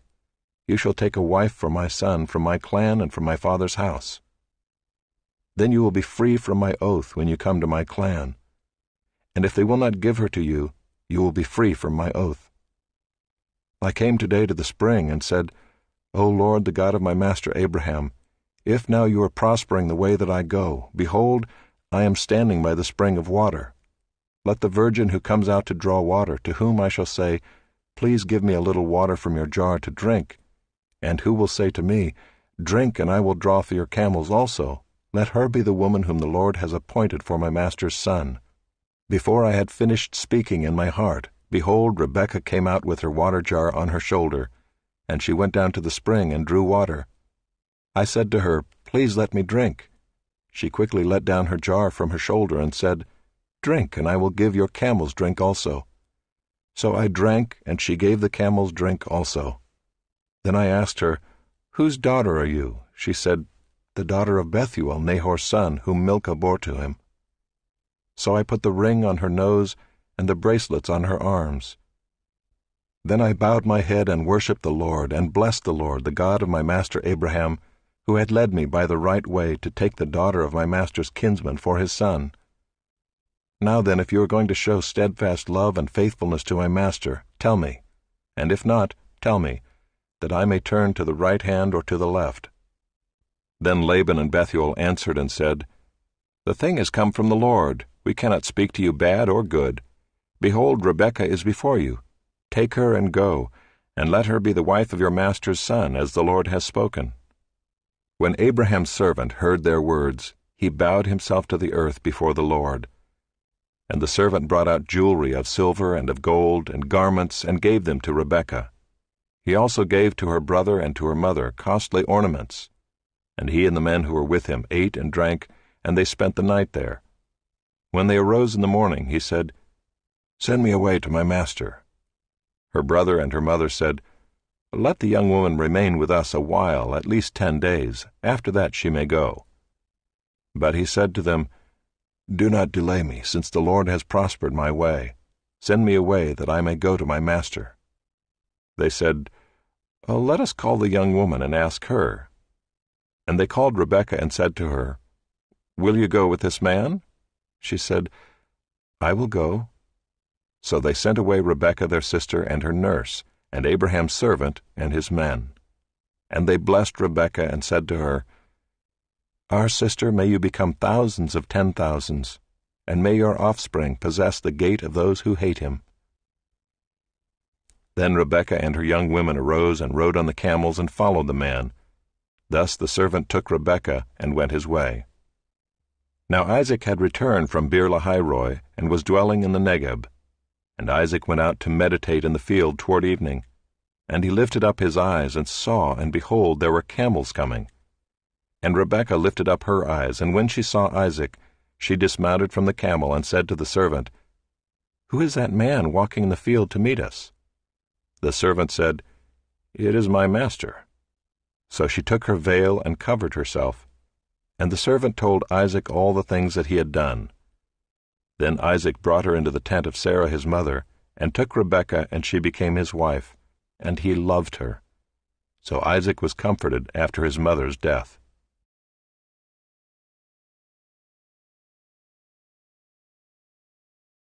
Chapter 25. Abraham took another wife, whose name was Keturah. She bore him Zimram, Jokshan, Medan, Midian, Ishbak, and Shua. Jokshan fathered Sheba and Dedan. The sons of Dedan were Ashuram, Letushim, and Leumim. The sons of Midian were Ephah, Epher, Hanok, Abida, and Eldaah. All these were the children of Keturah. Abraham gave all he had to Isaac. But to the sons of his concubines Abraham gave gifts, and while he was still living he sent them away from his son Isaac eastward to the east country. These are the days of the years of Abraham's life, 175 years. Abraham breathed his last and died in a good old age, an old man and full of years, and was gathered to his people. Isaac and Ishmael his sons buried him in the cave of Machpelah in the field of Ephron the son of Zohar the Hittite, east of Mamre, the field that Abraham purchased from the Hittites. There Abraham was buried with Sarah his wife. After the death of Abraham, God blessed Isaac his son, and Isaac settled at Beer-lahai-roi. These are the generations of Ishmael, Abraham's son, whom Hagar the Egyptian, Sarah's servant, bore to Abraham. These are the names of the sons of Ishmael, named in the order of their birth: Nebaioth, the firstborn of Ishmael, and Kedar, Adbeel, Mibsam, Mishma, Duma, Massa, Hadad, Tema, Jeter, Naphish, and Kedema. These are the sons of Ishmael, and these are their names, by their villages and by their encampments, 12 princes according to their tribes. These are the years of the life of Ishmael, 137 years. He breathed his last and died, and was gathered to his people. They settled from Havilah to Shur, which is opposite Egypt in the direction of Assyria. He settled over against all his kinsmen. These are the generations of Isaac, Abraham's son. Abraham fathered Isaac, and Isaac was 40 years old when he took Rebekah, the daughter of Bethuel the Aramean of Paddan Aram, the sister of Laban the Aramean, to be his wife. And Isaac prayed to the Lord for his wife because she was barren. And the Lord granted his prayer, and Rebekah his wife conceived. The children struggled together within her, and she said, "If it is thus, why is this happening to me?" So she went to inquire of the Lord, and the Lord said to her, "2 nations are in your womb, and 2 peoples from within you shall be divided. The one shall be stronger than the other. The older shall serve the younger." When her days to give birth were completed, behold, there were twins in her womb. The first came out red, all his body like a hairy cloak, so they called his name Esau. Afterward his brother came out with his hand holding Esau's heel, so his name was called Jacob. Isaac was 60 years old when she bore them. When the boys grew up, Esau was a skillful hunter, a man of the field, while Jacob was a quiet man, dwelling in tents. Isaac loved Esau because he ate of his game, but Rebekah loved Jacob. Once when Jacob was cooking stew, Esau came in from the field, and he was exhausted. And Esau said to Jacob, "Let me eat some of that red stew, for I am exhausted." Therefore his name was called Edom. Jacob said, "Sell me your birthright now." Esau said, "I am about to die. Of what use is a birthright to me?" Jacob said, "Swear to me now." So he swore to him and sold his birthright to Jacob. Then Jacob gave Esau bread and lentil stew, and he ate and drank and rose and went his way. Thus Esau despised his birthright.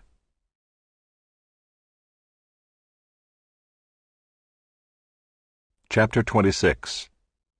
Now there was a famine in the land, besides the former famine that was in the days of Abraham. And Isaac went to Gerar, to Abimelech king of the Philistines.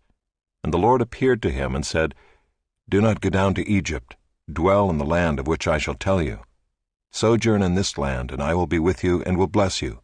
For to you and to your offspring I will give all these lands, and I will establish the oath that I swore to Abraham your father. I will multiply your offspring as the stars of heaven, and will give to your offspring all these lands. And in your offspring all the nations of the earth shall be blessed, because Abraham obeyed my voice and kept my charge, my commandments, my statutes, and my laws." So Isaac settled in Gerar. When the men of the place asked him about his wife, he said, "She is my sister," for he feared to say, "my wife," thinking, lest the men of the place should kill me because of Rebekah, because she was attractive in appearance. When he had been there a long time, Abimelech king of the Philistines looked out of a window and saw Isaac laughing with Rebekah his wife. So Abimelech called Isaac and said, "Behold, she is your wife. How then could you say, 'She is my sister'? Isaac said to him, "Because I thought, lest I die because of her." Abimelech said, "What is this you have done to us? One of the people might easily have lain with your wife, and you would have brought guilt upon us." So Abimelech warned all the people, saying, "Whoever touches this man or his wife shall surely be put to death." And Isaac sowed in that land, and reaped in the same year 100-fold. The Lord blessed him, and the man became rich and gained more and more until he became very wealthy. He had possessions of flocks and herds and many servants, so that the Philistines envied him. Now the Philistines had stopped and filled with earth all the wells that his father's servants had dug in the days of Abraham his father. And Abimelech said to Isaac, "Go away from us, for you are much mightier than we." So Isaac departed from there and encamped in the valley of Gerar and settled there.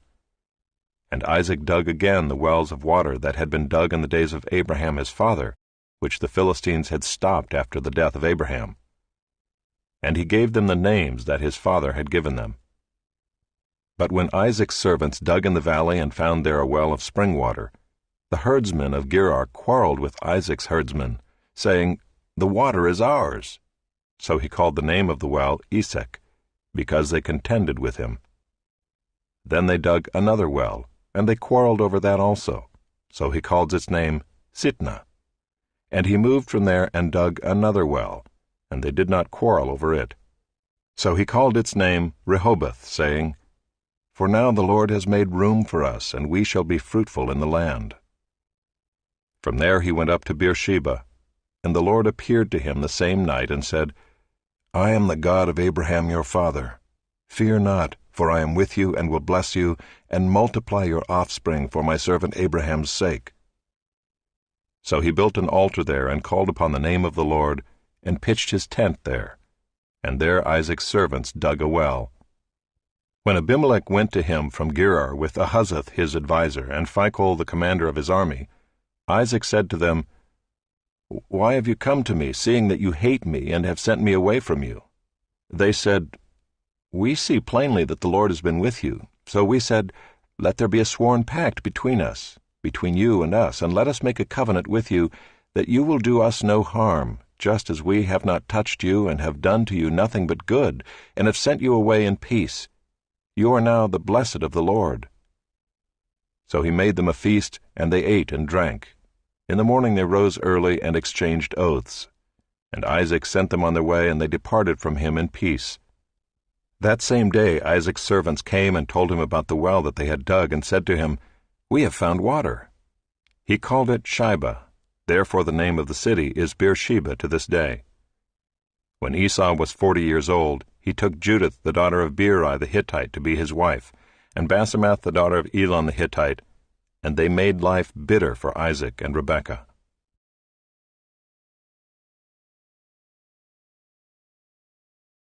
Chapter 27. When Isaac was old and his eyes were dim so that he could not see, he called Esau his older son and said to him, "My son." And he answered, "Here I am." He said, "Behold, I am old. I do not know the day of my death. Now then, take your weapons, your quiver, and your bow, and go out to the field and hunt game for me, and prepare for me delicious food such as I love, and bring it to me so that I may eat, that my soul may bless you before I die." Now Rebekah was listening when Isaac spoke to his son Esau. So when Esau went to the field to hunt for game and bring it, Rebekah said to her son Jacob, "I heard your father speak to your brother Esau, 'Bring me game and prepare for me delicious food, that I may eat it and bless you before the Lord before I die.' Now therefore, my son, obey my voice as I command you. Go to the flock and bring me 2 good young goats, so that I may prepare from them delicious food for your father, such as he loves, and you shall bring it to your father to eat, so that he may bless you before he dies." But Jacob said to Rebekah his mother, "Behold, my brother Esau is a hairy man, and I am a smooth man. Perhaps my father will feel me, and I shall seem to be mocking him and bring a curse upon myself and not a blessing." His mother said to him, "Let your curse be on me, my son. Only obey my voice, and go, bring them to me." So he went and took them and brought them to his mother. and his mother prepared delicious food, such as his father loved. Then Rebekah took the best garments of Esau her older son, which were with her in the house, and put them on Jacob her younger son. And the skins of the young goats she put on his hands and on the smooth part of his neck. And she put the delicious food and the bread which she had prepared into the hand of her son Jacob. So he went in to his father and said, "My father." And he said, "Here I am. Who are you, my son?" Jacob said to his father, "I am Esau, your firstborn. I have done as you told me. Now sit up and eat of my game, that your soul may bless me." But Isaac said to his son, "How is it that you have found it so quickly, my son?" He answered, "Because the Lord your God granted me success." Then Isaac said to Jacob, "Please come near, that I may feel you, my son, to know whether you are really my son Esau or not." So Jacob went near to Isaac his father, who felt him, and said, "The voice is Jacob's voice, but the hands are the hands of Esau." And he did not recognize him, because his hands were hairy like his brother Esau's hands. So he blessed him. He said, "Are you really my son Esau?" He answered, "I am." Then he said, "Bring it near to me, that I may eat of my son's game and bless you." So he brought it near to him, and he ate, and he brought him wine, and he drank. Then his father Isaac said to him, "Come near and kiss me, my son." So he came near and kissed him, and Isaac smelled the smell of his garments, and blessed him, and said, "See, the smell of my son is as the smell of a field that the Lord has blessed. May God give you of the dew of heaven, and of the fatness of the earth, and plenty of grain and wine. Let peoples serve you, and nations bow down to you. Be lord over your brothers, and may your mother's sons bow down to you. Cursed be everyone who curses you, and blessed be everyone who blesses you." As soon as Isaac had finished blessing Jacob, when Jacob had scarcely gone out from the presence of Isaac his father, Esau his brother came in from his hunting. He also prepared delicious food and brought it to his father. And he said to his father, "Let my father arise and eat of his son's game, that you may bless me." His father Isaac said to him, "Who are you?" He answered, "I am your son, your firstborn, Esau." Then Isaac trembled very violently and said, "Who was it then that hunted game and brought it to me, and I ate it all before you came? And I have blessed him. Yes, and he shall be blessed." As soon as Esau heard the words of his father, he cried out with an exceedingly great and bitter cry, and said to his father, "Bless me, even me also, O my father." But he said, "Your brother came deceitfully, and he has taken away your blessing." Esau said, "Is he not rightly named Jacob? For he has cheated me these 2 times. He took away my birthright, and behold, now he has taken away my blessing." Then he said, "Have you not reserved a blessing for me?" Isaac answered and said to Esau, "Behold, I have made him lord over you, and all his brothers I have given to him for servants, and with grain and wine I have sustained him. What then can I do for you, my son?" Esau said to his father, "Have you but one blessing, my father? Bless me, even me also, O my father." And Esau lifted up his voice and wept. Then Isaac his father answered and said to him, "Behold, away from the fatness of the earth shall your dwelling be, and away from the dew of heaven on high. By your sword you shall live, and you shall serve your brother. But when you grow restless, you shall break his yoke from your neck." Now Esau hated Jacob because of the blessing with which his father had blessed him, and Esau said to himself, "The days of mourning for my father are approaching, then I will kill my brother Jacob." But the words of Esau her older son were told to Rebekah. So she sent and called Jacob her younger son, and said to him, "Behold, your brother Esau comforts himself about you by planning to kill you. Now therefore, my son, obey my voice. Arise, flee to Laban my brother in Haran, and stay with him a while until your brother's fury turns away, until your brother's anger turns away from you, and he forgets what you have done to him. Then I will send and bring you from there. Why should I be bereft of you both in one day?" Then Rebekah said to Isaac, I loathe my life because of the Hittite women. If Jacob marries one of the Hittite women like these, one of the women of the land, what good will my life be to me?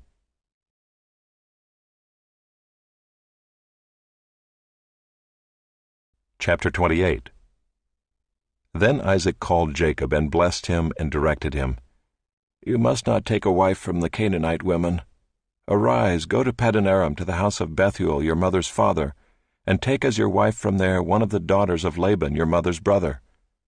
God Almighty bless you and make you fruitful and multiply you, that you may become a company of peoples. May he give the blessing of Abraham to you and to your offspring with you, that you may take possession of the land of your sojournings that God gave to Abraham.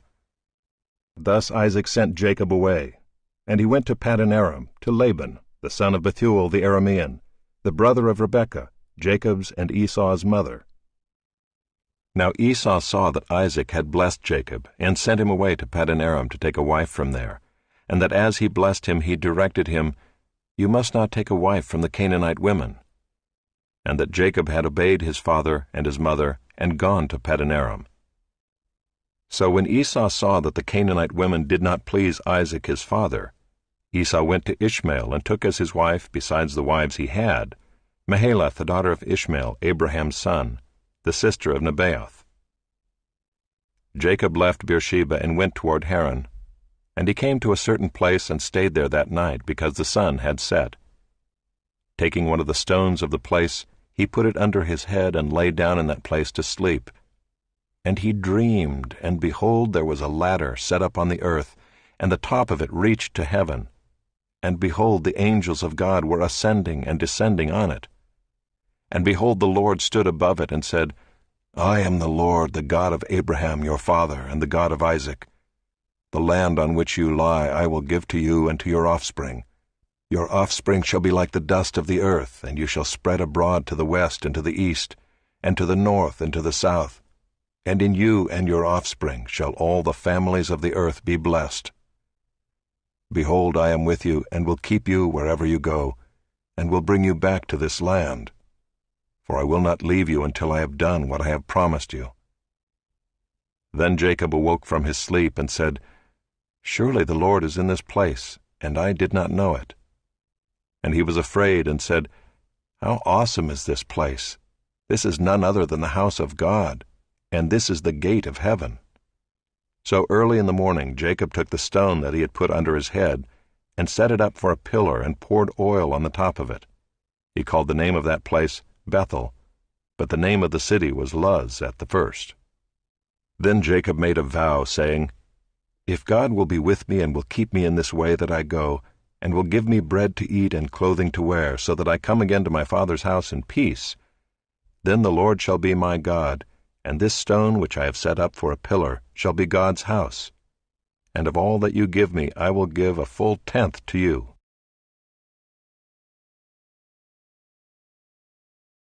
Chapter 29. Then Jacob went on his journey, and came to the land of the people of the east.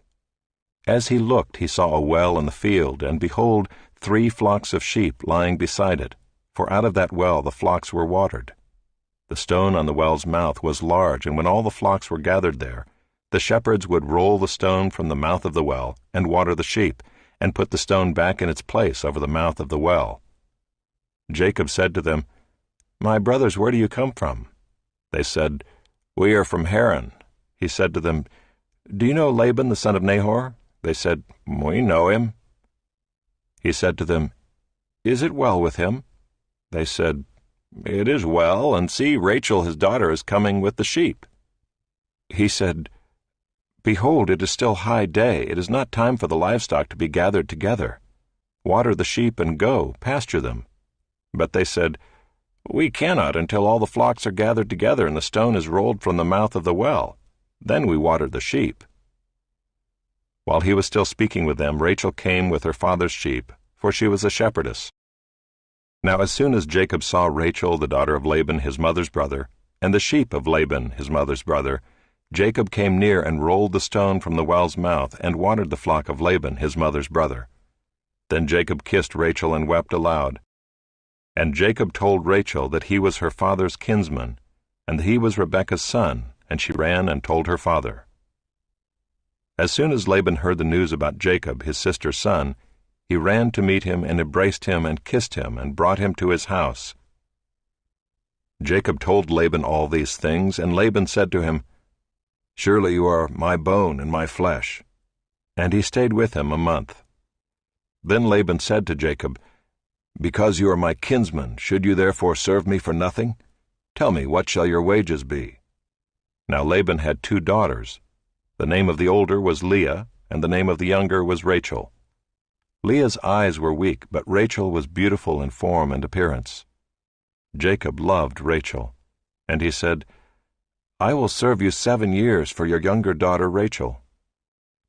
Laban said, "It is better that I give her to you than that I should give her to any other man. Stay with me." So Jacob served 7 years for Rachel, and they seemed to him but a few days because of the love he had for her. Then Jacob said to Laban, "Give me my wife, that I may go into her, for my time is completed." So Laban gathered together all the people of the place and made a feast. But in the evening he took his daughter Leah and brought her to Jacob, and he went into her. Laban gave his female servant Zilpah to his daughter Leah to be her servant. And in the morning, behold, it was Leah. And Jacob said to Laban, "What is this you have done to me? Did I not serve with you for Rachel? Why then have you deceived me?" Laban said, "It is not so done in our country to give the younger before the firstborn. Complete the week of this one, and we will give you the other also in return for serving me another 7 years." Jacob did so and completed her week. Then Laban gave him his daughter Rachel to be his wife. Laban gave his female servant Bilhah to his daughter Rachel to be her servant. So Jacob went in to Rachel also, and he loved Rachel more than Leah, and served Laban for another 7 years. When the Lord saw that Leah was hated, he opened her womb, but Rachel was barren. And Leah conceived and bore a son, and she called his name Reuben, for she said, "Because the Lord has looked upon my affliction, for now my husband will love me." She conceived again and bore a son, and said, "Because the Lord has heard that I am hated, he has given me this son also." And she called his name Simeon. Again she conceived and bore a son, and said, "Now this time my husband will be attached to me, because I have borne him 3 sons. Therefore his name was called Levi. And she conceived again and bore a son, and said, "This time I will praise the Lord." Therefore she called his name Judah. Then she ceased bearing.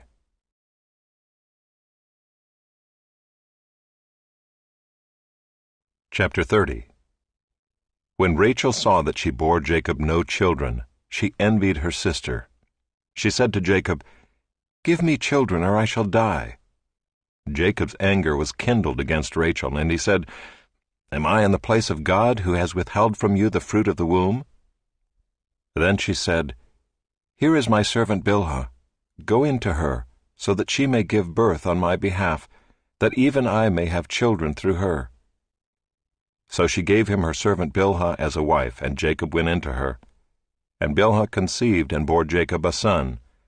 Then Rachel said, "God has judged me, and has also heard my voice and given me a son." Therefore she called his name Dan. Rachel's servant Bilhah conceived again and bore Jacob a second son. Then Rachel said, "With mighty wrestlings I have wrestled with my sister, and have prevailed." So she called his name Naphtali. When Leah saw that she had ceased bearing children, she took her servant Zilpah and gave her to Jacob as a wife. Then Leah's servant Zilpah bore Jacob a son, and Leah said, "Good fortune has come." So she called his name Gad. Leah's servant Zilpah bore Jacob a second son, and Leah said, "Happy am I, for women have called me happy." So she called his name Asher. In the days of wheat harvest, Reuben went and found mandrakes in the field, and brought them to his mother Leah. Then Rachel said to Leah, "Please give me some of your son's mandrakes." But she said to her, "Is it a small matter that you have taken away my husband? Would you take away my son's mandrakes also?" Rachel said, "Then he may lie with you tonight in exchange for your son's mandrakes." When Jacob came from the field in the evening, Leah went out to meet him and said, "You must come in to me, for I have hired you with my son's mandrakes." So he lay with her that night. And God listened to Leah, and she conceived and bore Jacob a fifth son. Leah said, "God has given me my wages because I gave my servant to my husband." So she called his name Issachar. And Leah conceived again, and she bore Jacob a sixth son. Then Leah said, "God has endowed me with a good endowment. Now my husband will honor me, because I have borne him 6 sons. So she called his name Zebulun. Afterward she bore a daughter and called her name Dinah. Then God remembered Rachel, and God listened to her and opened her womb. She conceived and bore a son, and said, "God has taken away my reproach." And she called his name Joseph, saying, "May the Lord add to me another son." As soon as Rachel had borne Joseph, Jacob said to Laban, "Send me away that I may go to my own home and country. Give me my wives and my children for whom I have served you, that I may go, for you know the service that I have given you." But Laban said to him, "If I have found favor in your sight, I have learned by divination that the Lord has blessed me because of you. Name your wages, and I will give it." Jacob said to him, "You yourself know how I have served you, and how your livestock has fared with me. For you had little before I came, and it has increased abundantly, and the Lord has blessed you wherever I turned. But now when shall I provide for my own household also?" He said, "What shall I give you?" Jacob said, "You shall not give me anything. If you will do this for me, I will again pasture your flock and keep it. Let me pass through all your flock today, removing from it every speckled and spotted sheep, and every black lamb, and the spotted and speckled among the goats, and they shall be my wages. So my honesty will answer for me later when you come to look into my wages with you. Every one that is not speckled and spotted among the goats and black among the lambs, if found with me, shall be counted stolen." Laban said, "Good, let it be as you have said." But that day Laban removed the male goats that were striped and spotted, and all the female goats that were speckled and spotted, every one that had white on it, and every lamb that was black, and put them in the charge of his sons. And he set a distance of 3 days' journey between himself and Jacob pastured the rest of Laban's flock. Then Jacob took fresh sticks of poplar and almond and plane trees, and peeled white streaks in them, exposing the white of the sticks. He set the sticks that he had peeled in front of the flocks in the troughs, that is, the watering places, where the flocks came to drink. And since they bred when they came to drink, the flocks bred in front of the sticks, and so the flocks brought forth striped, speckled, and spotted. And Jacob separated the lambs and set the faces of the flocks toward the striped and all the black in the flock of Laban. He put his own droves apart, and did not put them with Laban's flock. Whenever the stronger of the flock were breeding, Jacob would lay the sticks in the troughs before the eyes of the flock, that they might breed among the sticks. But for the feebler of the flock, he would not lay them there. So the feebler would be Laban's, and the stronger Jacob's. Thus the man increased greatly and had large flocks, female servants and male servants, and camels and donkeys.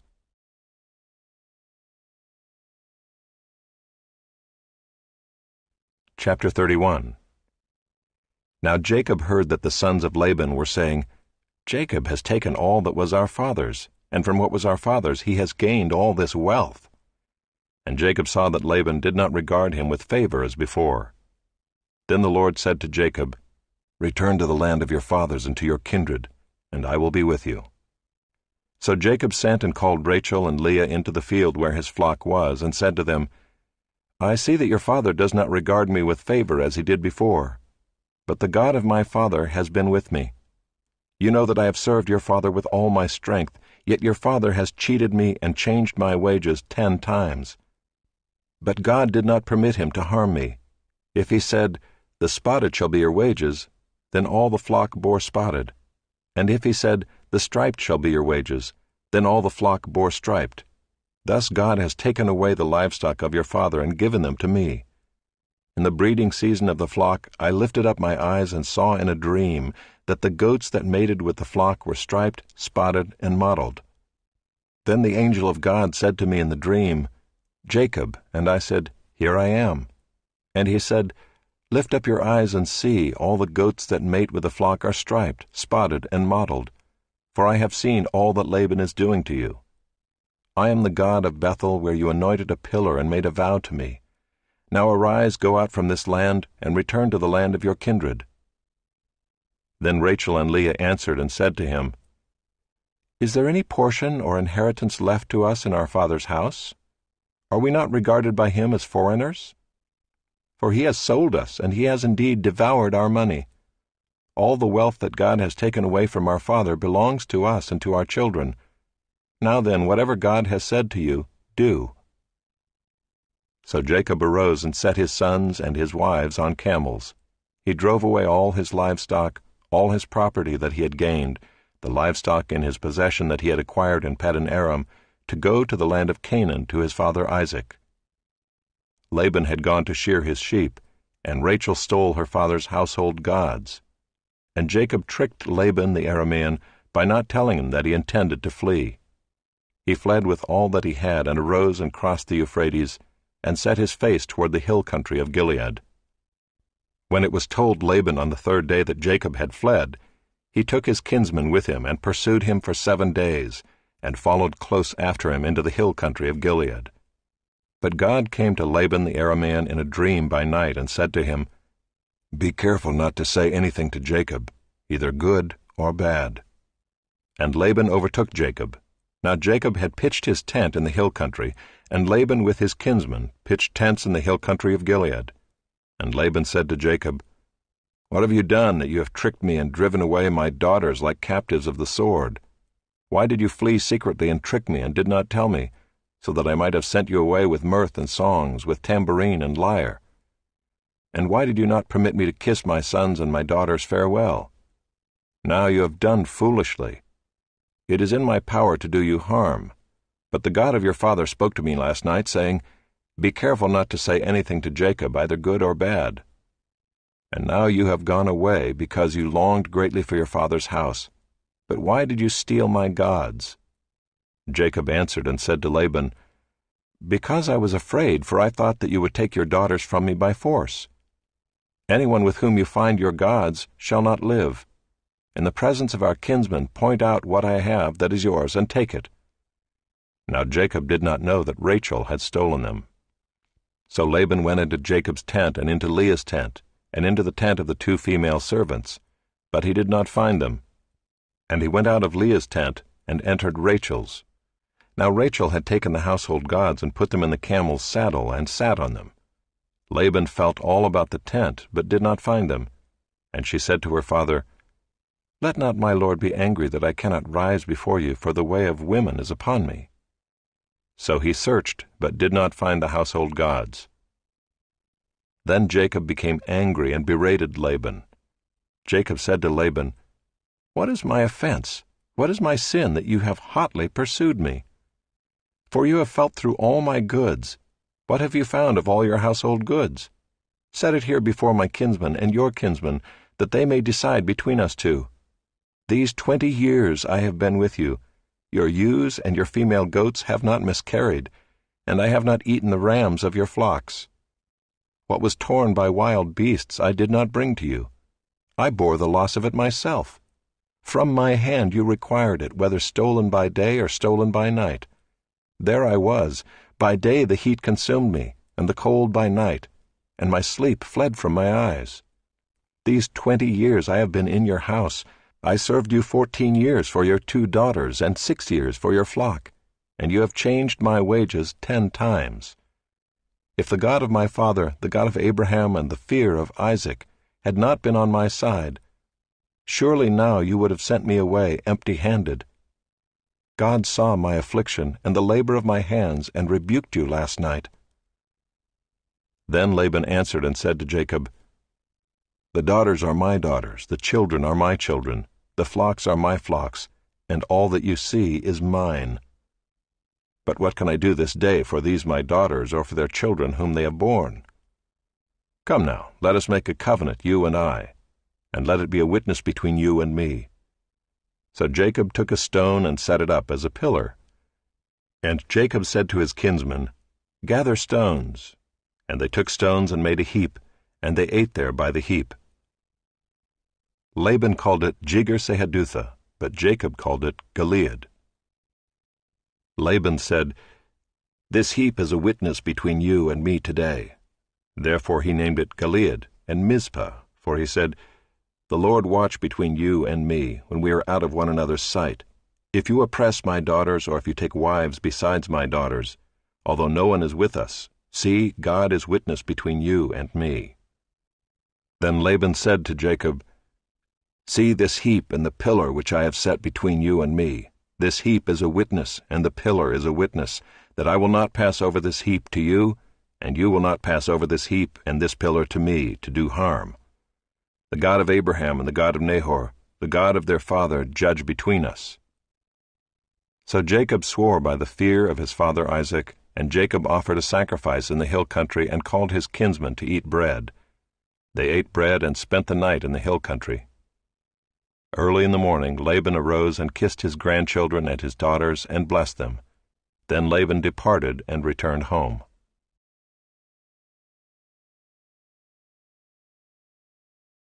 Chapter 32. Jacob went on his way, and the angels of God met him. And when Jacob saw them, he said, "This is God's camp." So he called the name of that place Mahanaim.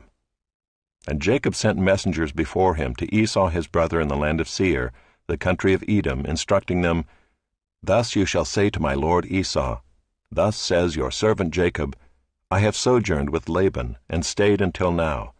I have oxen, donkeys, flocks, male servants and female servants. I have sent to tell my lord in order that I may find favor in your sight."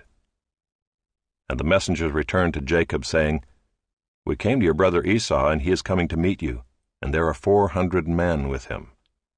Then Jacob was greatly afraid and distressed. He divided the people who were with him and the flocks and herds and camels into 2 camps, thinking, "If Esau comes to the one camp and attacks it, then the camp that is left will escape." And Jacob said, "O God of my father Abraham, and God of my father Isaac, O Lord, who said to me, Return to your country and to your kindred, that I may do you good.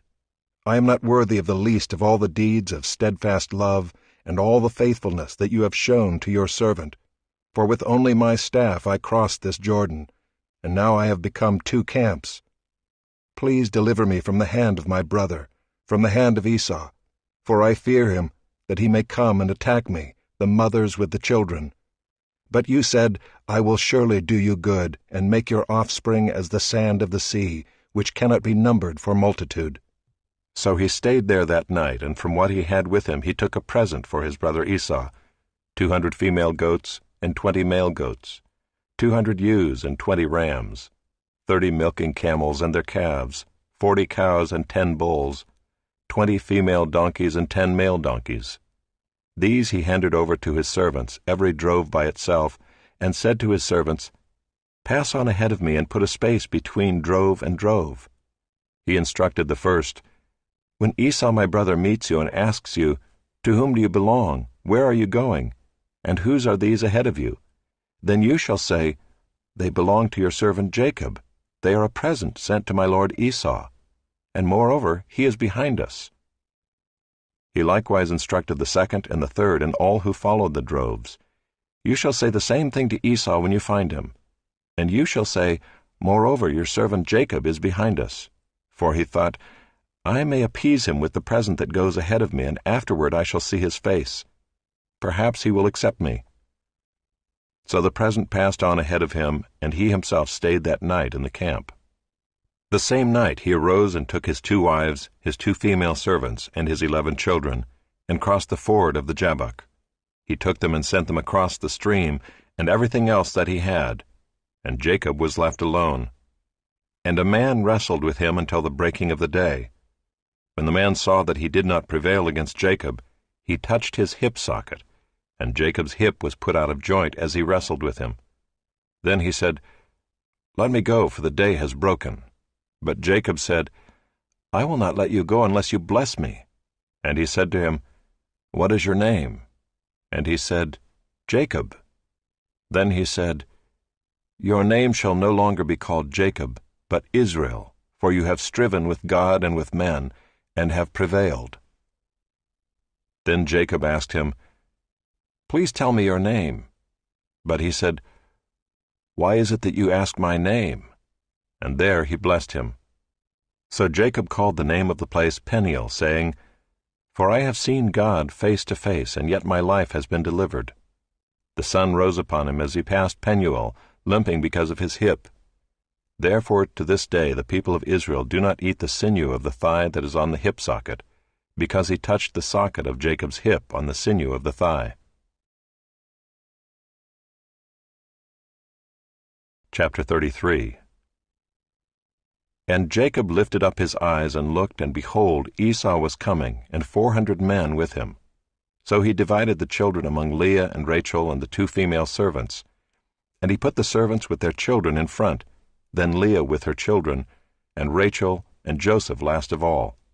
He himself went on before them, bowing himself to the ground 7 times until he came near to his brother. But Esau ran to meet him and embraced him, and fell upon his neck and kissed him, and they wept. And when Esau lifted up his eyes and saw the women and children, he said, "Who are these with you?" Jacob said, "The children whom God has graciously given your servant." Then the servants drew near, they and their children, and bowed down. Leah likewise and her children drew near and bowed down. And last Joseph and Rachel drew near, and they bowed down. Esau said, "What do you mean by all this company that I met?" Jacob answered, "To find favor in the sight of my Lord." But Esau said, "I have enough, my brother, keep what you have for yourself." Jacob said, "No, please, if I have found favor in your sight, then accept my present from my hand. For I have seen your face, which is like seeing the face of God, and you have accepted me. Please accept my blessing that is brought to you, because God has dealt graciously with me, and because I have enough." Thus he urged him, and he took it. Then Esau said, "Let us journey on our way, and I will go ahead of you." But Jacob said to him, "My Lord knows that the children are frail, and that the nursing flocks and herds are a care to me. If they are driven hard for one day, all the flocks will die. Let my Lord pass on ahead of his servant, and I will lead on slowly at the pace of the livestock that are ahead of me, and at the pace of the children, until I come to my lord and seer." So Esau said, "Let me leave with you some of the people who are with me." But he said, "What need is there? Let me find favor in the sight of my lord." So Esau returned that day on his way to Seir. But Jacob journeyed to Succoth, and built himself a house and made booths for his livestock. Therefore the name of the place is called Succoth. And Jacob came safely to the land of Shechem, which is in the land of Canaan, on his way to Paddan Aram, and he camped before the city. And from the sons of Hamor, Shechem's father, he bought for 100 pieces of money the piece of land on which he had pitched his tent. There he erected an altar and called it El Elohe Israel.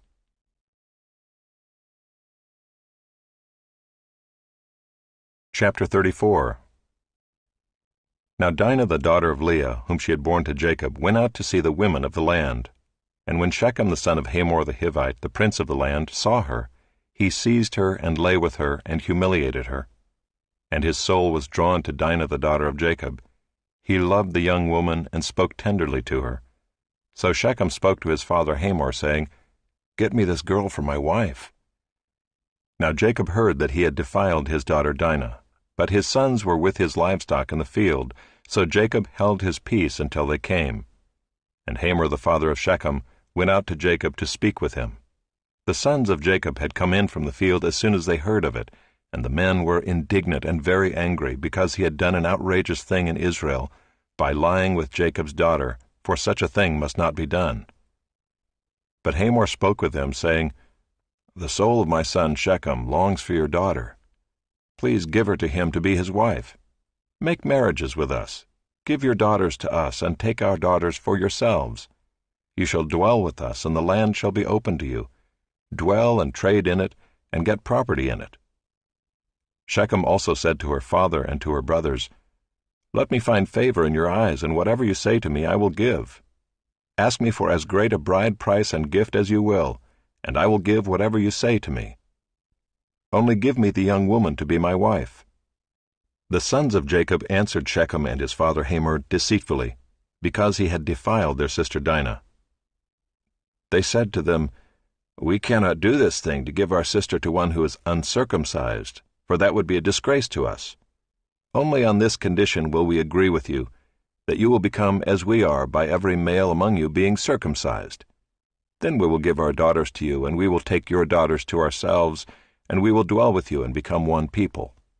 But if you will not listen to us and be circumcised, then we will take our daughter and we will be gone." Their words pleased Hamor and Hamor's son Shechem, and the young man did not delay to do the thing because he delighted in Jacob's daughter. Now he was the most honored of all his father's house. So Hamor and his son Shechem came to the gate of their city and spoke to the men of their city, saying, "These men are at peace with us. Let them dwell in the land and trade in it, for behold, the land is large enough for them. Let us take their daughters as wives, and let us give them our daughters. Only on this condition will the men agree to dwell with us to become one people, when every male among us is circumcised as they are circumcised. Will not their livestock, their property, and all their beasts be ours? Only let us agree with them, and they will dwell with us." And all who went out of the gate of his city listened to Hamor and his son Shechem, and every male was circumcised, all who went out of the gate of his city. On the third day, when they were sore, 2 of the sons of Jacob, Simeon and Levi, Dinah's brothers, took their swords and came against the city while it felt secure, and killed all the males. They killed Hamor and his son Shechem with the sword, and took Dinah out of Shechem's house and went away. The sons of Jacob came upon the slain and plundered the city, because they had defiled their sister. They took their flocks and their herds, their donkeys, and whatever was in the city and in the field, all their wealth, all their little ones and their wives, all that was in the houses they captured and plundered. Then Jacob said to Simeon and Levi, "You have brought trouble on me by making me stink to the inhabitants of the land, the Canaanites and the Perizzites.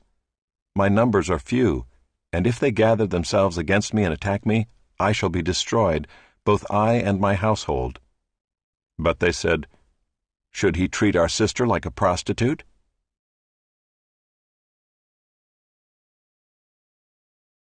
Chapter 35. God said to Jacob, "Arise, go up to Bethel and dwell there. Make an altar there to the God who appeared to you when you fled from your brother Esau." So Jacob said to his household and to all who were with him, "Put away the foreign gods that are among you, and purify yourselves, and change your garments. Then let us arise and go up to Bethel, so that I may make there an altar to the God who answers me in the day of my distress, and has been with me wherever I have gone." So they gave to Jacob all the foreign gods that they had, and the rings that were in their ears.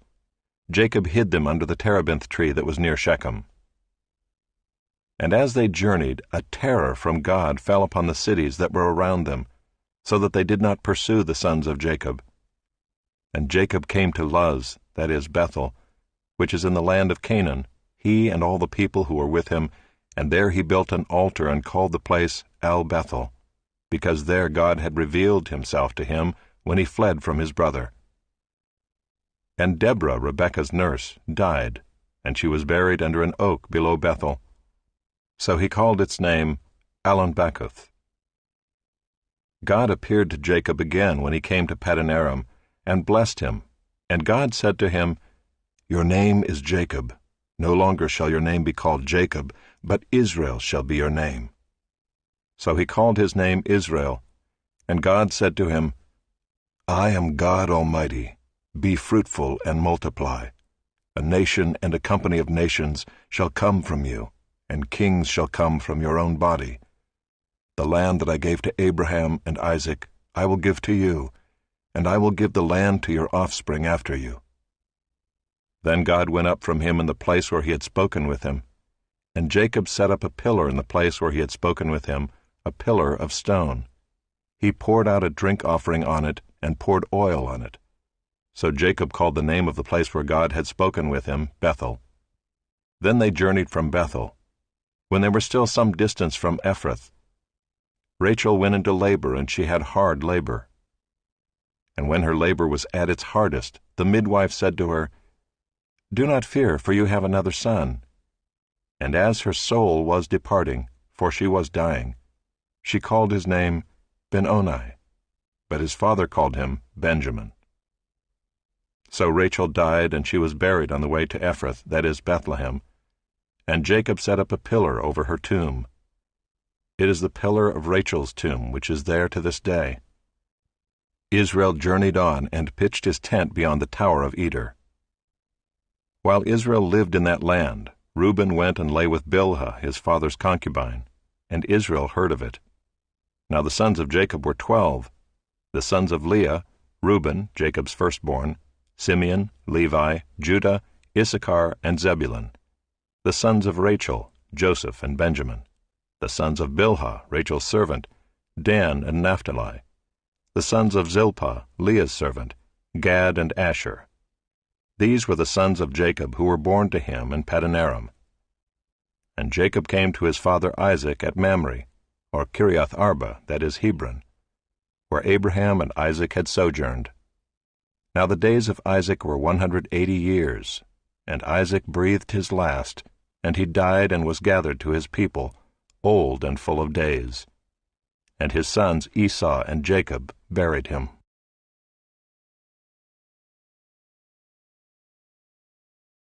Chapter 36. These are the generations of Esau, that is, Edom. Esau took his wives from the Canaanites: Ida the daughter of Elon the Hittite, Aholibamah the daughter of Anah the daughter of Zibeon the Hivite, and Basemath, Ishmael's daughter, the sister of Nebaioth. And Ida bore to Esau Eliphaz, Basemath bore Reuel, and Aholibamah bore Jeush, Jalam, and Korah. These are the sons of Esau who were born to him in the land of Canaan. Then Esau took his wives, his sons, his daughters, and all the members of his household, his livestock, all his beasts, and all his property that he had acquired in the land of Canaan. He went into a land away from his brother Jacob, for their possessions were too great for them to dwell together. The land of their sojournings could not support them because of their livestock. So Esau settled in the hill country of Seir. Esau is Edom. These are the generations of Esau, the father of the Edomites, in the hill country of Seir. These are the names of Esau's sons: Eliphaz the son of Ida, the wife of Esau, Reuel the son of Basemath, the wife of Esau. The sons of Eliphaz were Teman, Omar, Zepho, Gatam, and Kenaz. Timnah was a concubine of Eliphaz, Esau's son. She bore Amalek to Eliphaz. These are the sons of Ida, Esau's wife. These are the sons of Reuel, Nahath, Zerah, Shammah, and Mizah. These are the sons of Basemath, Esau's wife. These are the sons of Aholibamah, the daughter of Anah, the daughter of Zibeon, Esau's wife. She bore to Esau Jeush, Jalam, and Korah. These are the chiefs of the sons of Esau, the sons of Eliphaz the firstborn of Esau, the chiefs: Teman, Omar, Zepho, Kenaz, Korah, Gatam, and Amalek. These are the chiefs of Eliphaz in the land of Edom. These are the sons of Ida. These are the sons of Reuel, Esau's son, the chiefs Nahath, Zerah, Shammah, and Mizah. These are the chiefs of Reuel in the land of Edom. These are the sons of Basemath, Esau's wife. These are the sons of Aholibamah, Esau's wife, the chiefs Jeush, Jalam, and Korah. These are the chiefs born of Aholibamah, the daughter of Anah, Esau's wife. These are the sons of Esau, that is Edom, and these are their chiefs. These are the sons of Seir the Horite, the inhabitants of the land: Lotan, Shobal, Zibeon, Anah, Dishan, Ezer, and Dishan. These are the chiefs of the Horites, the sons of Seir in the land of Edom. The sons of Lotan were Hori and Hemam, and Lotan's sister was Timnah. These are the sons of Shobal: Alvan, Manahath, Ebal, Shepho, and Onam. These are the sons of Zibeon: Aiah and Anah. He is the Anah who found the hot springs in the wilderness, as he pastured the donkeys of Zibeon his father. These are the children of Anah: Dishan and Aholibamah the daughter of Anah. These are the sons of Dishan: Himdan, Eshban, Ithran, and Kiran. These are the sons of Ezer: Bilhan, Zaavan, and Achan. These are the sons of Dishan, Uz and Aaron. These are the chiefs of the Horites, the chiefs Lotan, Shobal, Zibeon, Anah, Dishan, Ezer, and Dishan. These are the chiefs of the Horites, chief by chief in the land of Seir. These are the kings who reigned in the land of Edom before any king reigned over the Israelites. Bela the son of Beor reigned in Edom, the name of his city being Dinhabah. Bela died, and Jobab the son of Zerah of Bozrah reigned in his place. Jobab died, and Husham of the land of the Temanites reigned in his place. Husham died, and Hadad the son of Bedad, who defeated Midian in the country of Moab, reigned in his place, the name of his city being Avith. Hadad died, and Samlah of Masrekah reigned in his place. Samlah died, and Shaul of Rehoboth on the Euphrates reigned in his place. Shaul died, and Baal-Hanan the son of Achbor reigned in his place. Baal-Hanan the son of Achbor died, and Hadar reigned in his place, the name of his city being Pau. His wife's name was Mehetabel, the daughter of Matred, daughter of Mezahab. These are the names of the chiefs of Esau according to their clans and their dwelling places by their names. The chiefs Timnah, Alva, Jetheth, Aholibamah, Elah, Pinon, Kenaz, Teman, Mibzar, Magdiel, and Iram. These are the chiefs of Edom, that is, Esau the father of Edom, according to their dwelling places in the land of their possession.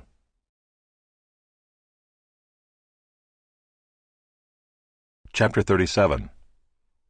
Jacob lived in the land of his father's sojournings in the land of Canaan. These are the generations of Jacob. Joseph, being 17 years old, was pasturing the flock with his brothers. He was a boy with the sons of Bilhah and Zilpah, his father's wives. And Joseph brought a bad report of them to their father. Now Israel loved Joseph more than any other of his sons, because he was the son of his old age. And he made him a robe of many colors. But when his brothers saw that their father loved him more than all his brothers, they hated him and could not speak peacefully to him. Now Joseph had a dream, and when he told it to his brothers, they hated him even more. He said to them, "Hear this dream that I have dreamed. Behold, we were binding sheaves in the field, and behold, my sheaf arose and stood upright, and behold, your sheaves gathered around it and bowed down to my sheaf." His brothers said to him, "Are you indeed to reign over us? Or are you indeed to rule over us?"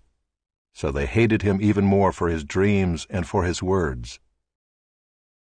Then he dreamed another dream and told it to his brothers, and said, "Behold, I have dreamed another dream. Behold, the sun, the moon, and 11 stars were bowing down to me."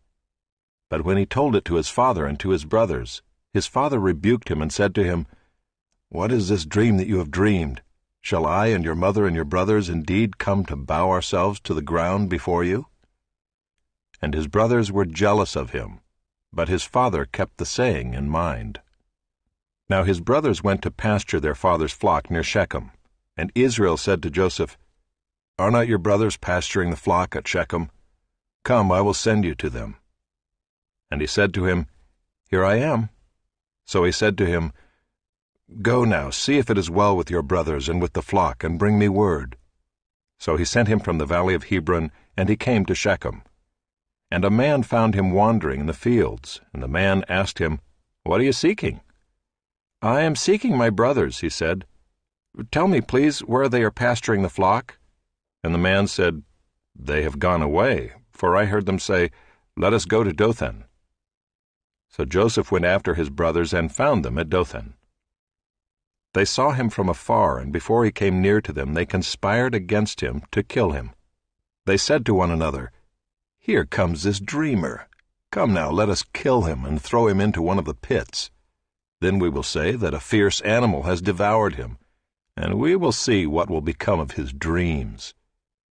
But when Reuben heard it, he rescued him out of their hands, saying, "Let us not take his life." And Reuben said to them, "Shed no blood.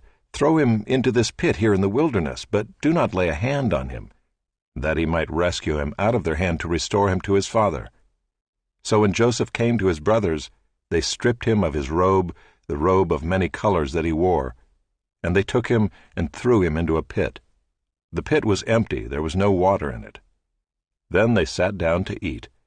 And looking up, they saw a caravan of Ishmaelites coming from Gilead with their camels bearing gum, balm, and myrrh, on their way to carry it down to Egypt. Then Judah said to his brothers, "What profit is it if we kill our brother and conceal his blood? Come, let us sell him to the Ishmaelites, and let not our hand be upon him, for he is our brother, our own flesh." And his brothers listened to him. Then Midianite traders passed by, and they drew Joseph up and lifted him out of the pit, and sold him to the Ishmaelites for 20 shekels of silver. They took Joseph to Egypt. When Reuben returned to the pit and saw that Joseph was not in the pit, he tore his clothes and returned to his brothers and said, "The boy is gone, and where shall I go?" Then they took Joseph's robe and slaughtered a goat, and dipped the robe in the blood. And they sent the robe of many colors and brought it to their father and said, "This we have found. Please identify whether it is your son's robe or not." And he identified it and said, "It is my son's robe. A fierce animal has devoured him. Joseph is without doubt torn to pieces." Then Jacob tore his garments and put sackcloth on his loins and mourned for his son many days. All his sons and all his daughters rose up to comfort him, but he refused to be comforted and said, "No, I shall go down to Sheol to my son, mourning." Thus his father wept for him. Meanwhile the Midianites had sold him in Egypt to Potiphar, an officer of Pharaoh, the captain of the guard.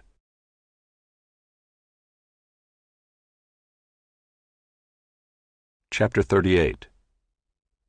It happened at that time that Judah went down from his brothers and turned aside to a certain Adullamite, whose name was Hira. There Judah saw the daughter of a certain Canaanite whose name was Shua.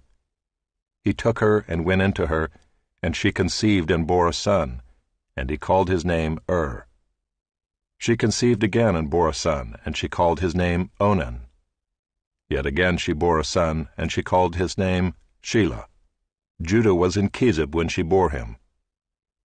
And Judah took a wife for his firstborn, and her name was Tamar. But Judah's firstborn, was wicked in the sight of the Lord, and the Lord put him to death.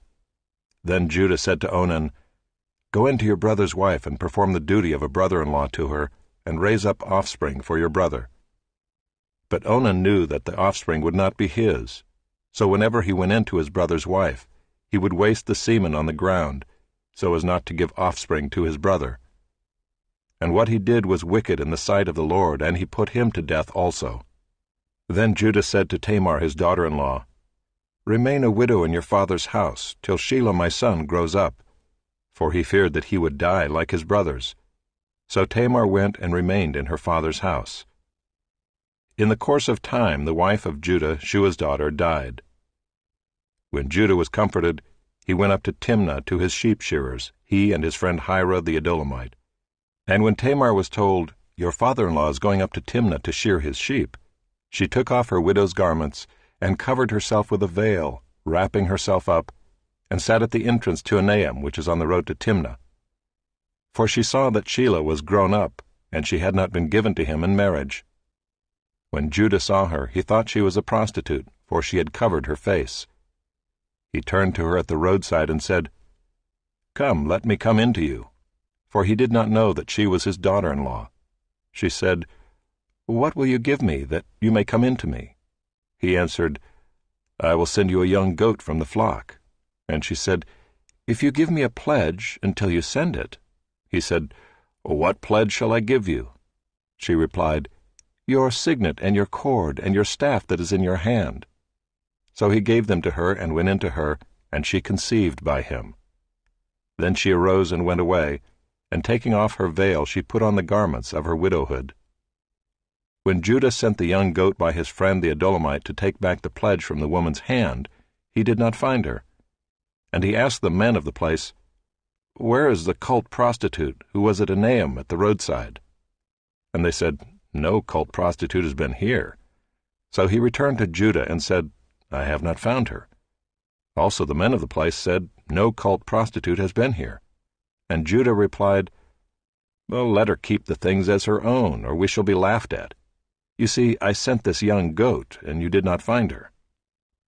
About 3 months later, Judah was told, "Tamar, your daughter-in-law, has been immoral. Moreover, she is pregnant by immorality." And Judah said, "Bring her out and let her be burned." As she was being brought out, she sent word to her father-in-law, "By the man to whom these belong, I am pregnant." And she said, "Please identify whose these are, the signet and the cord and the staff." Then Judah identified them and said, "She is more righteous than I, since I did not give her to my son Shelah." And he did not know her again. When the time of her labor came, there were twins in her womb. And when she was in labor, one put out a hand, and the midwife took and tied a scarlet thread on his hand, saying, "This one came out first." But as he drew back his hand, behold, his brother came out. And she said, "What a breach you have made for yourself." Therefore his name was called Perez. Afterward his brother came out with the scarlet thread on his hand, and his name was called Zerah.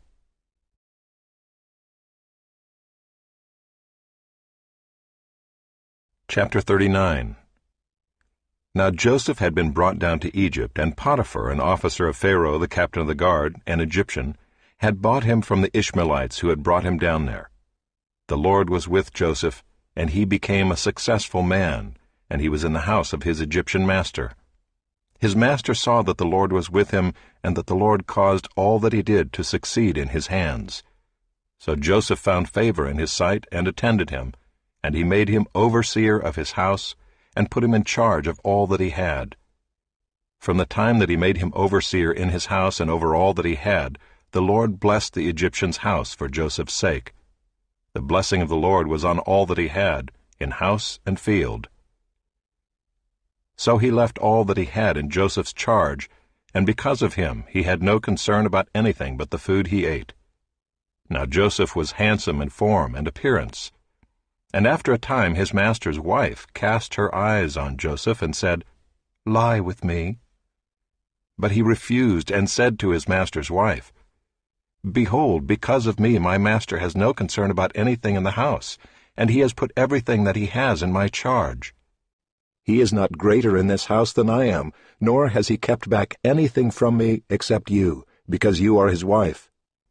How then can I do this great wickedness and sin against God?" And as she spoke to Joseph day after day, he would not listen to her, to lie beside her, or to be with her. But one day, when he went into the house to do his work, and none of the men of the house was there in the house, she caught him by his garment, saying, "Lie with me." But he left his garment in her hand, and fled, and got out of the house. And as soon as she saw that he had left his garment in her hand, and had fled out of the house, she called to the men of her household, and said to them, "See, he has brought among us a Hebrew to laugh at us. He came in to lie with me, and I cried out with a loud voice. And as soon as he heard that I lifted up my voice and cried out, he left his garment beside me, and fled, and got out of the house." Then she laid up his garment by her until his master came home, and she told him the same story, saying, "The Hebrew servant whom you have brought among us came in to me to laugh at me. But as soon as I lifted up my voice and cried, he left his garment beside me and fled out of the house." As soon as his master heard the words that his wife spoke to him, "This is the way your servant treated me," his anger was kindled, and Joseph's master took him and put him into the prison, the place where the king's prisoners were confined, and he was there in prison. But the Lord was with Joseph, and showed him steadfast love, and gave him favor in the sight of the keeper of the prison. And the keeper of the prison put Joseph in charge of all the prisoners who were in the prison. Whatever was done there, he was the one who did it.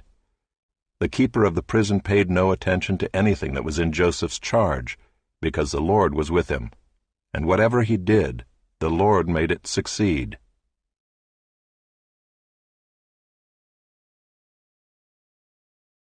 Chapter 40. Sometime after this, the cupbearer of the king of Egypt and his baker committed an offense against their lord the king of Egypt.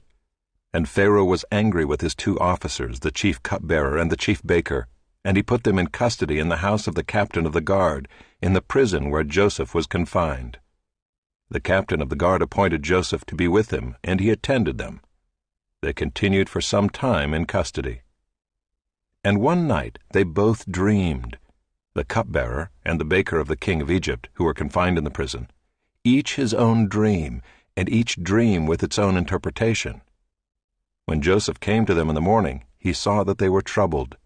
So he asked Pharaoh's officers who were with him in custody in his master's house, "Why are your faces downcast today?" They said to him, "We have had dreams, and there is no one to interpret them." And Joseph said to them, "Do not interpretations belong to God? Please tell them to me." So the chief cupbearer told his dream to Joseph and said to him, "In my dream there was a vine before me, and on the vine there were 3 branches. As soon as it budded, its blossoms shot forth, and the clusters ripened into grapes. Pharaoh's cup was in my hand, and I took the grapes and pressed them into Pharaoh's cup, and placed the cup in Pharaoh's hand." Then Joseph said to him, "This is its interpretation. The 3 branches are 3 days. In 3 days Pharaoh will lift up your head and restore you to your office, and you shall place Pharaoh's cup in his hand as formerly, when you were his cupbearer. Only remember me when it is well with you, and please do me the kindness to mention me to Pharaoh, and so get me out of this house. For I was indeed stolen out of the land of the Hebrews, and here also I have done nothing, that they should put me into the pit." When the chief baker saw that the interpretation was favorable, he said to Joseph, "I also had a dream. There were 3 cake baskets on my head, and in the uppermost basket there were all sorts of baked food for Pharaoh, but the birds were eating it out of the basket on my head." And Joseph answered and said, "This is its interpretation. The 3 baskets are 3 days. In 3 days Pharaoh will lift up your head from you, and hang you on a tree, and the birds will eat the flesh from you."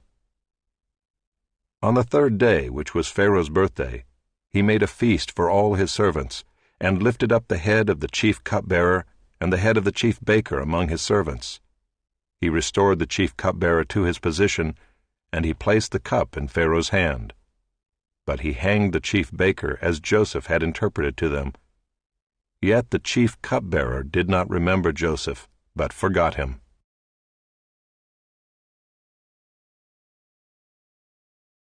Chapter 41. After 2 whole years, Pharaoh dreamed that he was standing by the Nile, and behold, there came up out of the Nile 7 cows attractive and plump, and they fed in the reed grass. And behold, 7 other cows, ugly and thin, came up out of the Nile after them, and stood by the other cows on the bank of the Nile. And the ugly, thin cows ate up the 7 attractive, plump cows. And Pharaoh awoke. And he fell asleep and dreamed a 2nd time.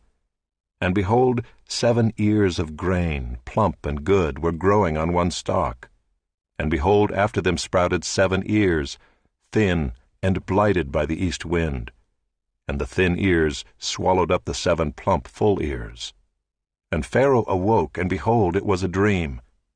So in the morning his spirit was troubled, and he sent and called for all the magicians of Egypt and all its wise men. Pharaoh told them his dreams, but there was none who could interpret them to Pharaoh. Then the chief cupbearer said to Pharaoh, "I remember my offenses today. When Pharaoh was angry with his servants, and put me and the chief baker in custody in the house of the captain of the guard, we dreamed on the same night, he and I, each having a dream with its own interpretation. A young Hebrew was there with us, a servant of the captain of the guard. When we told him, he interpreted our dreams to us, giving an interpretation to each man according to his dream. And as he interpreted to us, so it came about. I was restored to my office, and the baker was hanged." Then Pharaoh sent and called Joseph, and they quickly brought him out of the pit. And when he had shaved himself and changed his clothes, he came in before Pharaoh. And Pharaoh said to Joseph, "I have had a dream, and there is no one who can interpret it. I have heard it said of you that when you hear a dream you can interpret it." Joseph answered Pharaoh, "It is not in me. God will give Pharaoh a favorable answer." Then Pharaoh said to Joseph, "Behold, in my dream I was standing on the banks of the Nile. 7 cows, plump and attractive, came up out of the Nile and fed in the reed grass. 7 other cows came up after them, poor and very ugly and thin, such as I had never seen in all the land of Egypt. And the thin, ugly cows ate up the first 7 plump cows. But when they had eaten them, no one would have known that they had eaten them, for they were still as ugly as at the beginning. Then I awoke. I also saw in my dream 7 ears growing on one stalk, full and good. 7 ears, withered, thin, and blighted by the east wind, sprouted after them, and the thin ears swallowed up the 7 good ears. And I told it to the magicians, but there was no one who could explain it to me. Then Joseph said to Pharaoh, "The dreams of Pharaoh are one. God has revealed to Pharaoh what he is about to do. The 7 good cows are 7 years, and the 7 good ears are 7 years. The dreams are one. The 7 lean and ugly cows that came up after them are 7 years, and the 7 empty ears blighted by the east wind are also 7 years of famine. It is as I told Pharaoh. God has shown to Pharaoh what he is about to do. There will come 7 years of great plenty throughout all the land of Egypt, but after them there will arise 7 years of famine, and all the plenty will be forgotten in the land of Egypt. The famine will consume the land, and the plenty will be unknown in the land by reason of the famine that will follow, for it will be very severe. And the doubling of Pharaoh's dream means that the thing is fixed by God, and God will shortly bring it about. Now therefore let Pharaoh select a discerning and wise man, and set him over the land of Egypt. Let Pharaoh proceed to appoint overseers over the land, and take 1/5 of the produce of the land of Egypt during the 7 plentiful years. And let them gather all the food of these good years that are coming, and store up grain under the authority of Pharaoh for food in the cities, and let them keep it. That food shall be a reserve for the land against the 7 years of famine that are to occur in the land of Egypt, so that the land may not perish through the famine." This proposal pleased Pharaoh and all his servants. And Pharaoh said to his servants, "Can we find a man like this, in whom is the Spirit of God?" Then Pharaoh said to Joseph, "Since God has shown you all this, there is none so discerning and wise as you are. You shall be over my house, and all my people shall order themselves as you command. Only as regards the throne will I be greater than you." And Pharaoh said to Joseph, "See, I have set you over all the land of Egypt." Then Pharaoh took his signet ring from his hand and put it on Joseph's hand, and clothed him in garments of fine linen, and put a gold chain about his neck. And he made him ride in his 2nd chariot. And they called out before him, "Bow the knee." Thus he set him over all the land of Egypt. Moreover, Pharaoh said to Joseph, "I am Pharaoh, and without your consent no one shall lift up hand or foot in all the land of Egypt." And Pharaoh called Joseph's name Zaphenath-Paneah, and he gave him in marriage Asenath, the daughter of Potiphera, priest of On. So Joseph went out over the land of Egypt. Joseph was 30 years old when he entered the service of Pharaoh, king of Egypt. And Joseph went out from the presence of Pharaoh, and went through all the land of Egypt. During the 7 plentiful years the earth produced abundantly, and he gathered up all the food of these 7 years which occurred in the land of Egypt, and put the food in the cities. He put in every city the food from the fields around it. And Joseph stored up grain in great abundance, like the sand of the sea, until he ceased to measure it, for it could not be measured. Before the year of famine came, 2 sons were born to Joseph. Asenath, the daughter of Potiphera, priest of On, bore them to him. Joseph called the name of the firstborn Manasseh, for, he said, "God has made me forget all my hardship and all my father's house." The name of the second he called Ephraim, for God has made me fruitful in the land of my affliction. The 7 years of plenty that occurred in the land of Egypt came to an end, and the 7 years of famine began to come, as Joseph had said. There was famine in all lands, but in all the land of Egypt there was bread. When all the land of Egypt was famished, the people cried to Pharaoh for bread. Pharaoh said to all the Egyptians, "Go to Joseph. What he says to you, do." So when the famine had spread over all the land, Joseph opened all the storehouses and sold to the Egyptians, for the famine was severe in the land of Egypt. Moreover, all the earth came to Egypt to Joseph to buy grain, because the famine was severe over all the earth. Chapter 42. When Jacob learned that there was grain for sale in Egypt, he said to his sons, "Why do you look at one another?" And he said, "Behold, I have heard that there is grain for sale in Egypt. Go down and buy grain for us there, that we may live and not die." So 10 of Joseph's brothers went down to buy grain in Egypt. But Jacob did not send Benjamin, Joseph's brother, with his brothers, for he feared that harm might happen to him. Thus the sons of Israel came to buy among the others who came, for the famine was in the land of Canaan. Now Joseph was governor over the land. He was the one who sold to all the people of the land. And Joseph's brothers came and bowed themselves before him with their faces to the ground. Joseph saw his brothers and recognized them, but he treated them like strangers and spoke roughly to them. "Where do you come from?" he said. They said, "From the land of Canaan to buy food." And Joseph recognized his brothers, but they did not recognize him. And Joseph remembered the dreams that he had dreamed of them.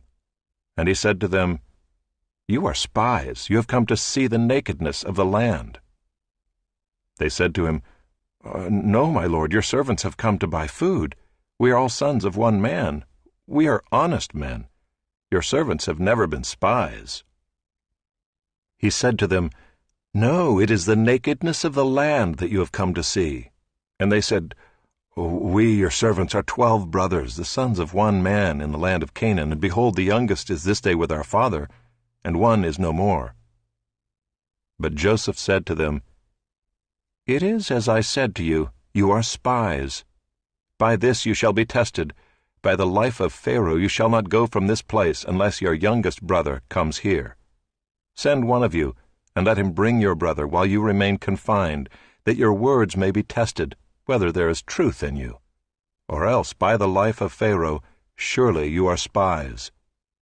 And he put them all together in custody for 3 days. On the 3rd day Joseph said to them, "Do this, and you will live, for I fear God. If you are honest men, let one of your brothers remain confined where you are in custody, and let the rest go and carry grain for the famine of your households, and bring your youngest brother to me. So your words will be verified, and you shall not die." And they did so. Then they said to one another, "In truth, we are guilty concerning our brother, in that we saw the distress of his soul when he begged us and we did not listen. That is why this distress has come upon us." And Reuben answered them, "Did I not tell you not to sin against the boy? But you did not listen. So now there comes a reckoning for his blood." They did not know that Joseph understood them, for there was an interpreter between them. Then he turned away from them and wept. And he returned to them and spoke to them. And he took Simeon from them and bound him before their eyes. And Joseph gave orders to fill their bags with grain, and to replace every man's money in his sack, and to give them provisions for the journey. This was done for them. Then they loaded their donkeys with their grain and departed. And as one of them opened his sack to give his donkey fodder at the lodging place, he saw his money in the mouth of his sack. He said to his brothers, "My money has been put back. Here it is in the mouth of my sack." At this their hearts failed them, and they turned trembling to one another, saying, "What is this that God has done to us?" When they came to Jacob their father in the land of Canaan, they told him all that had happened to them, saying, "The man, the lord of the land, spoke roughly to us, and took us to be spies of the land. But we said to him, 'We are honest men, we have never been spies. We are 12 brothers, sons of our father. One is no more, and the youngest is this day with our father in the land of Canaan.' Then the man, the lord of the land, said to us, 'By this I shall know that you are honest men. Leave one of your brothers with me, and take grain for the famine of your households, and go your way. Bring your youngest brother to me. Then I shall know that you are not spies, but honest men, and I will deliver your brother to you, and you shall trade in the land.' As they emptied their sacks, behold, every man's bundle of money was in his sack. And when they and their father saw their bundles of money, they were afraid. And Jacob their father said to them, You have bereaved me of my children. Joseph is no more, and Simeon is no more, and now you would take Benjamin? All this has come against me. Then Reuben said to his father, Kill my 2 sons if I do not bring him back to you. Put him in my hands, and I will bring him back to you. But he said, My son shall not go down with you, for his brother is dead, and he is the only one left. If harm should happen to him on the journey that you are to make, you would bring down my gray hairs with sorrow to Sheol.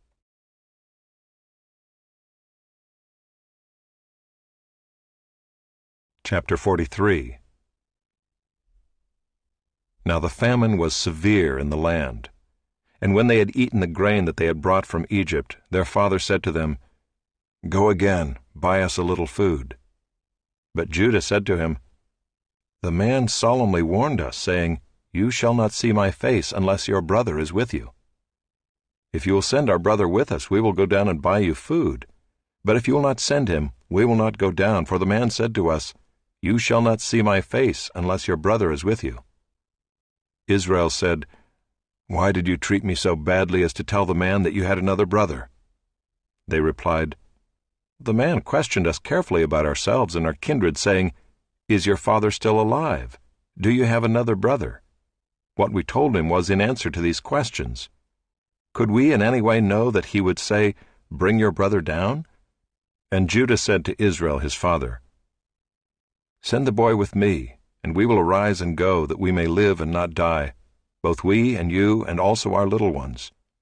I will be a pledge of his safety. From my hand you shall require him. If I do not bring him back to you and set him before you, then let me bear the blame forever. If we had not delayed, we would now have returned twice. Then their father Israel said to them, If it must be so, then do this. Take some of the choice fruits of the land in your bags, and carry a present down to the man, a little balm, and a little honey, gum, myrrh, pistachio nuts, and almonds. Take double the money with you. Carry back with you the money that was returned in the mouth of your sacks. Perhaps it was an oversight. Take also your brother, and arise, go again to the man. May God Almighty grant you mercy before the man, and may he send back your other brother and Benjamin. And as for me, if I am bereaved of my children, I am bereaved. So the men took this present, and they took double the money with them, and Benjamin. They arose and went down to Egypt, and stood before Joseph. When Joseph saw Benjamin with them, he said to the steward of his house, Bring the men into the house, and slaughter an animal and make ready, for the men are to dine with me at noon. The man did as Joseph told him, and brought the men to Joseph's house. And the men were afraid because they were brought to Joseph's house, and they said, It is because of the money which was replaced in our sacks the first time that we are brought in, so that he may assault us and fall upon us to make us servants and seize our donkeys. So they went up to the steward of Joseph's house and spoke with him at the door of the house, and said, Oh, my lord, we came down the first time to buy food, and when we came to the lodging place we opened our sacks, and there was each man's money in the mouth of his sack, our money in full weight. So we have brought it again with us, and we have brought other money down with us to buy food. We do not know who put our money in our sacks. He replied, Peace to you, do not be afraid. Your God and the God of your father has put treasure in your sacks for you. I received your money. Then he brought Simeon out to them. And when the man had brought the men into Joseph's house and given them water, and they had washed their feet, and when he had given their donkeys fodder, they prepared the present for Joseph's coming at noon, for they heard that they should eat bread there. When Joseph came home, they brought into the house to him the present that they had with them, and bowed down to him to the ground. And he inquired about their welfare, and said, Is your father well, the old man of whom you spoke? Is he still alive? They said, Your servant our father is well, he is still alive. And they bowed their heads and prostrated themselves. And he lifted up his eyes and saw his brother Benjamin, his mother's son, and said, Is this your youngest brother of whom you spoke to me? God be gracious to you, my son. Then Joseph hurried out, for his compassion grew warm for his brother, and he sought a place to weep. And he entered his chamber and wept there. Then he washed his face and came out, and controlling himself, he said, "Serve the food." They served him by himself, and them by themselves, and the Egyptians who ate with him by themselves, because the Egyptians could not eat with the Hebrews, for that is an abomination to the Egyptians.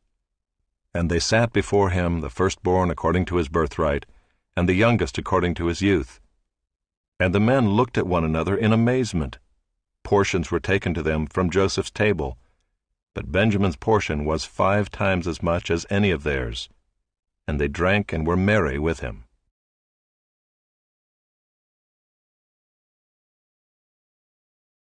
Chapter 44. Then he commanded the steward of his house, "Fill the men's sacks with food, as much as they can carry, and put each man's money in the mouth of his sack, and put my cup, the silver cup, in the mouth of the sack of the youngest, with his money for the grain." And he did as Joseph told him. As soon as the morning was light, the men were sent away with their donkeys. They had gone only a short distance from the city. Now Joseph said to his steward, "Up, follow after the men, and when you overtake them, say to them, 'Why have you repaid evil for good? Is it not from this that my Lord drinks, and by this that he practices divination? You have done evil in doing this.'" When he overtook them, he spoke to them these words. They said to him, "Why does my Lord speak such words as these? Far be it from your servants to do such a thing. Behold, the money that we found in the mouths of our sacks we brought back to you from the land of Canaan. How then could we steal silver or gold from your Lord's house? Whichever of your servants is found with it shall die, and we also will be my Lord's servants." He said, "Let it be as you say. He who is found with it shall be my servant, and the rest of you shall be innocent."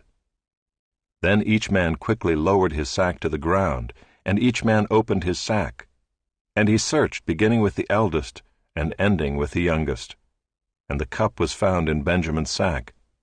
Then they tore their clothes, and every man loaded his donkey, and they returned to the city.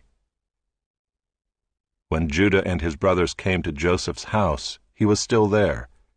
They fell before him to the ground. Joseph said to them, "What deed is this that you have done? Do you not know that a man like me can indeed practice divination?" And Judah said, "What shall we say to my lord? What shall we speak? Or how can we clear ourselves? God has found out the guilt of your servants. Behold, we are my lord's servants, both we and he also in whose hand the cup has been found." But he said, "Far be it from me that I should do so. Only the man in whose hand the cup was found shall be my servant. But as for you, go up in peace to your father." Then Judah went up to him and said, "Oh, my lord, please let your servant speak a word in my lord's ears, and let not your anger burn against your servant. For you are like Pharaoh himself. My lord asked his servant, saying, 'Have you a father or a brother?' And we said to my lord, 'We have a father, an old man, and a young brother, the child of his old age. His brother is dead, and he alone is left of his mother's children, and his father loves him.' Then you said to your servants, 'Bring him down to me, that I may set my eyes on him.' We said to my lord, 'The boy cannot leave his father, for if he should leave his father would die.' Then you said to your servants, 'Unless your youngest brother comes down with you, you shall not see my face again.' When we went back to your servant my father, we told him the words of my lord. And when our father said, 'Go again, buy us a little food,' we said, 'We cannot go down. If our youngest brother goes with us, then we will go down, for we cannot see the man's face unless our youngest brother is with us.' Then your servant my father said to us, 'You know that my wife bore me 2 sons. One left me, and I said, Surely he has been torn to pieces, and I have never seen him since. If you take this one also from me, and harm happens to him, you will bring down my gray hairs in evil to Sheol. Now therefore, as soon as I come to your servant my father, and the boy is not with us, then as his life is bound up in the boy's life, As soon as he sees that the boy is not with us, he will die, and your servants will bring down the gray hairs of your servant our father with sorrow to Sheol. For your servant became a pledge of safety for the boy to my father, saying, If I do not bring him back to you, then I shall bear the blame before my father all my life. Now therefore, please let your servant remain instead of the boy as a servant to my lord, and let the boy go back with his brothers. For how can I go back to my father if the boy is not with me? I fear to see the evil that would find my father.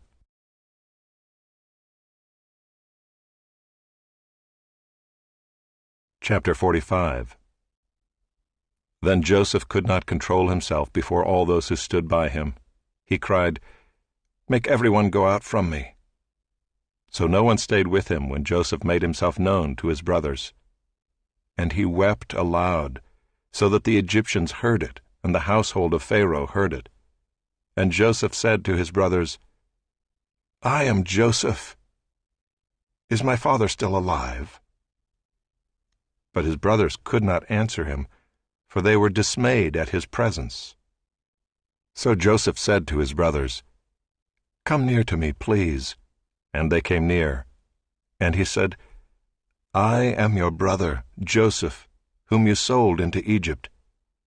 And now do not be distressed or angry with yourselves because you sold me here, for God sent me before you to preserve life. For the famine has been in the land these 2 years, and there are yet 5 years in which there will be neither plowing nor harvest. And God sent me before you to preserve for you a remnant on earth, and to keep alive for you many survivors. So it was not you who sent me here, but God. He has made me a father to Pharaoh, and lord of all his house, and ruler over all the land of Egypt. Hurry and go up to my father, and say to him, Thus says your son Joseph, God has made me lord of all Egypt.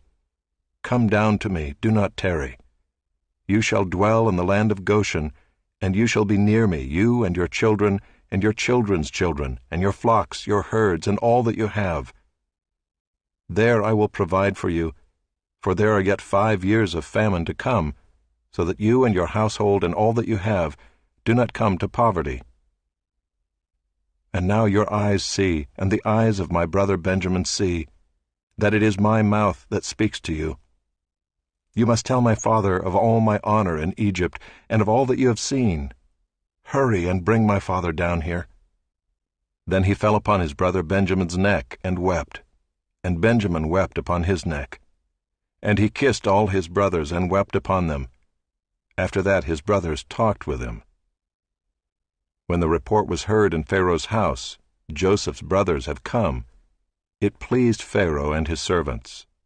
And Pharaoh said to Joseph, Say to your brothers, Do this, load your beasts and go back to the land of Canaan, and take your father and your households and come to me, and I will give you the best of the land of Egypt, and you shall eat the fat of the land.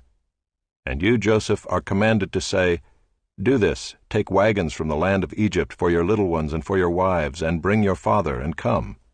Have no concern for your goods, for the best of all the land of Egypt is yours.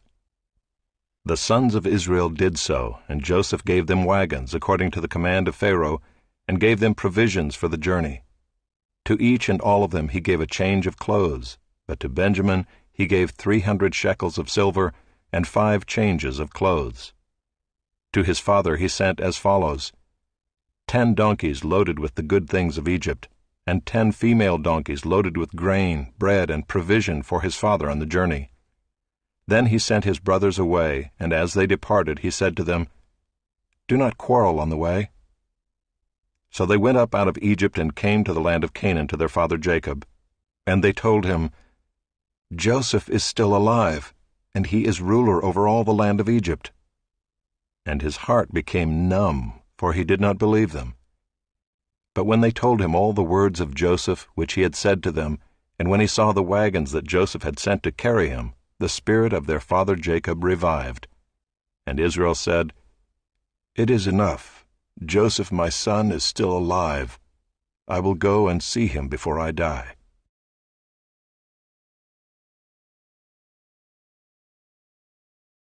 Chapter 46.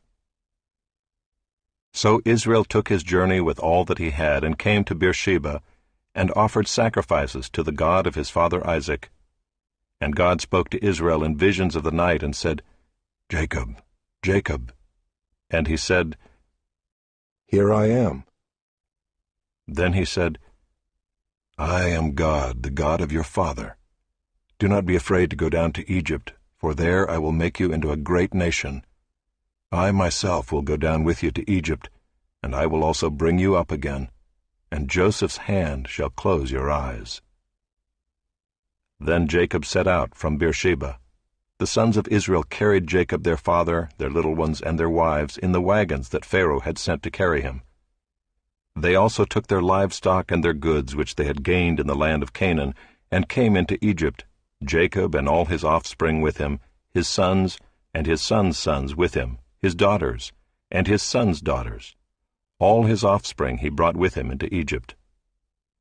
Now these are the names of the descendants of Israel who came into Egypt, Jacob and his sons: Reuben, Jacob's firstborn, and the sons of Reuben, Hanok, Palu, Hezron, and Carmi. The sons of Simeon, Jemuel, Jamin, Ohad, Jachin, Zohar, and Shaul, the son of a Canaanite woman. The sons of Levi, Gershon, Kohath, and Merari. The sons of Judah, Onan, Shelah, Perez, and Zerah. But and Onan died in the land of Canaan.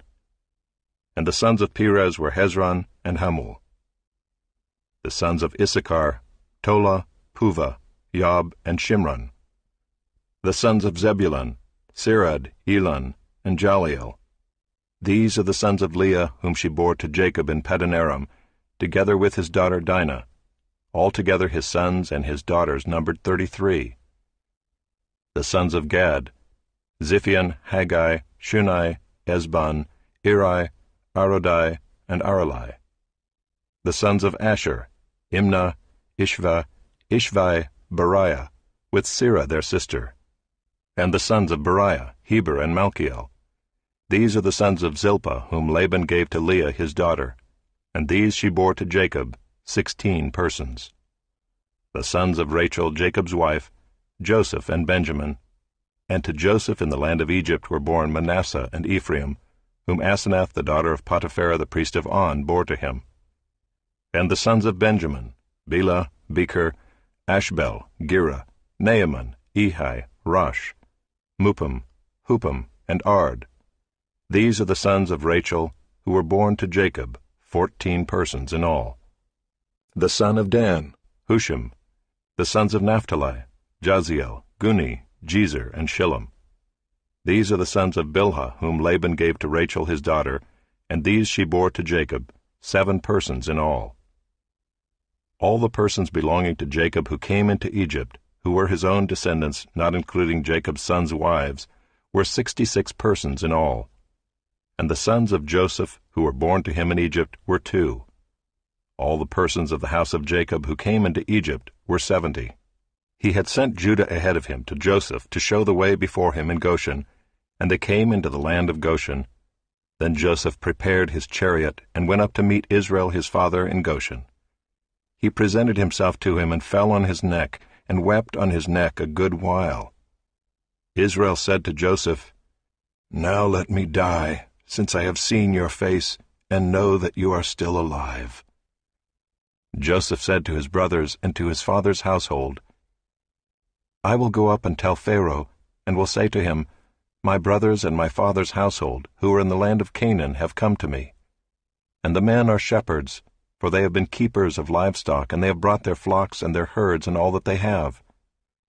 When Pharaoh calls you and says, What is your occupation? You shall say, Your servants have been keepers of livestock from our youth even until now, both we and our fathers, in order that you may dwell in the land of Goshen, for every shepherd is an abomination to the Egyptians.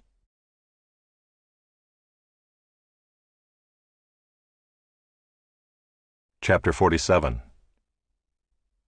So Joseph went in and told Pharaoh, My father and my brothers, with their flocks and herds and all that they possess, have come from the land of Canaan. They are now in the land of Goshen. And from among his brothers he took 5 men and presented them to Pharaoh. Pharaoh said to his brothers, "What is your occupation?" And they said to Pharaoh, "Your servants are shepherds, as our fathers were." They said to Pharaoh, "We have come to sojourn in the land, for there is no pasture for your servants' flocks, for the famine is severe in the land of Canaan. And now please let your servants dwell in the land of Goshen." Then Pharaoh said to Joseph, "Your father and your brothers have come to you. The land of Egypt is before you. Settle your father and your brothers in the best of the land. Let them settle in the land of Goshen, and if you know any able men among them, put them in charge of my livestock." Then Joseph brought in Jacob his father and stood him before Pharaoh, and Jacob blessed Pharaoh. And Pharaoh said to Jacob, "How many are the days of the years of your life?" And Jacob said to Pharaoh, "The days of the years of my sojourning are 130 years. Few and evil have been the days of the years of my life, and they have not attained to the days of the years of the life of my fathers in the days of their sojourning." And Jacob blessed Pharaoh and went out from the presence of Pharaoh. Then Joseph settled his father and his brothers and gave them a possession in the land of Egypt, in the best of the land, in the land of Ramesses, as Pharaoh had commanded. And Joseph provided his father, his brothers, and all his father's household with food, according to the number of their dependents. Now there was no food in all the land, for the famine was very severe, so that the land of Egypt and the land of Canaan languished by reason of the famine. And Joseph gathered up all the money that was found in the land of Egypt and in the land of Canaan in exchange for the grain that they bought. And Joseph brought the money into Pharaoh's house. And when the money was all spent in the land of Egypt and in the land of Canaan, all the Egyptians came to Joseph and said, "Give us food. Why should we die before your eyes? For our money is gone." And Joseph answered, "Give your livestock, and I will give you food in exchange for your livestock, if your money is gone." So they brought their livestock to Joseph, and Joseph gave them food in exchange for the horses, the flocks, the herds, and the donkeys. He supplied them with food in exchange for all their livestock that year. And when that year was ended, they came to him the following year and said to him, "We will not hide from my lord that our money is all spent. The herds of livestock are my lord's. There is nothing left in the sight of my lord but our bodies and our land. Why should we die before your eyes, both we and our land? Buy us and our land for food, and we with our land will be servants to Pharaoh, and give us seed that we may live and not die, and that the land may not be desolate." So Joseph bought all the land of Egypt for Pharaoh, for all the Egyptians sold their fields, because the famine was severe on them. The land became Pharaoh's. As for the people, he made servants of them from one end of Egypt to the other. Only the land of the priests he did not buy, for the priests had a fixed allowance from Pharaoh and lived on the allowance that Pharaoh gave them.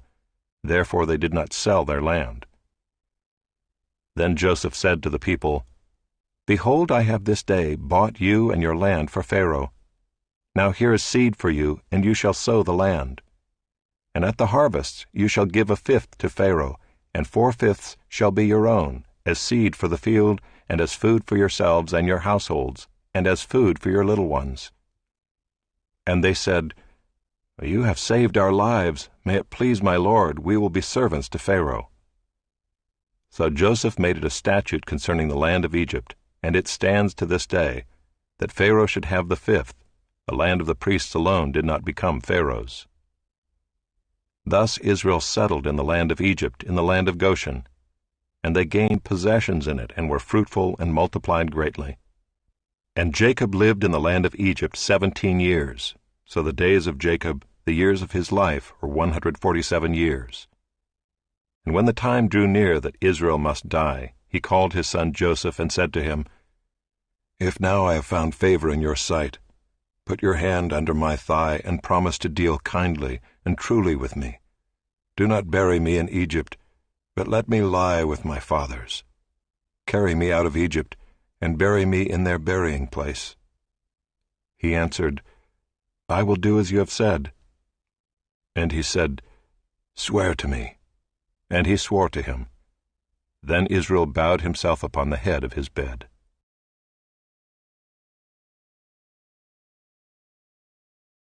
Chapter 48. After this Joseph was told, "Behold, your father is ill." So he took with him his 2 sons, Manasseh and Ephraim. And it was told to Jacob, "Your son Joseph has come to you." Then Israel summoned his strength and sat up in bed. And Jacob said to Joseph, God Almighty appeared to me at Luz in the land of Canaan, and blessed me, and said to me, Behold, I will make you fruitful and multiply you, and I will make of you a company of peoples, and will give this land to your offspring after you for an everlasting possession. And now your 2 sons, who were born to you in the land of Egypt before I came to you in Egypt, are mine. Ephraim and Manasseh shall be mine, as Reuben and Simeon are. And the children that you fathered after them shall be yours. They shall be called by the name of their brothers in their inheritance. As for me, when I came from Paddan, to my sorrow Rachel died in the land of Canaan on the way, when there was still some distance to go to Ephrath, and I buried her there on the way to Ephrath, that is, Bethlehem. When Israel saw Joseph's sons, he said, "Who are these?" Joseph said to his father, "They are my sons, whom God has given me here." And he said, "Bring them to me, please, that I may bless them." Now the eyes of Israel were dim with age, so that he could not see. So Joseph brought them near him, and he kissed them and embraced them. And Israel said to Joseph, "I never expected to see your face, and behold, God has let me see your offspring also." Then Joseph removed them from his knees, and he bowed himself with his face to the earth. And Joseph took them both, Ephraim in his right hand toward Israel's left hand, and Manasseh in his left hand toward Israel's right hand, and brought them near him. And Israel stretched out his right hand and laid it on the head of Ephraim, who was the younger, and his left hand on the head of Manasseh, crossing his hands, for Manasseh was the firstborn. And he blessed Joseph and said, "The God before whom my fathers Abraham and Isaac walked, the God who has been my shepherd all my life long to this day, the angel who has redeemed me from all evil, bless the boys, and in them let my name be carried on, and the name of my fathers Abraham and Isaac, and let them grow into a multitude in the midst of the earth." When Joseph saw that his father laid his right hand on the head of Ephraim, it displeased him, and he took his father's hand to move it from Ephraim's head to Manasseh's head. And Joseph said to his father, "Not this way, my father, since this one is the firstborn. Put your right hand on his head."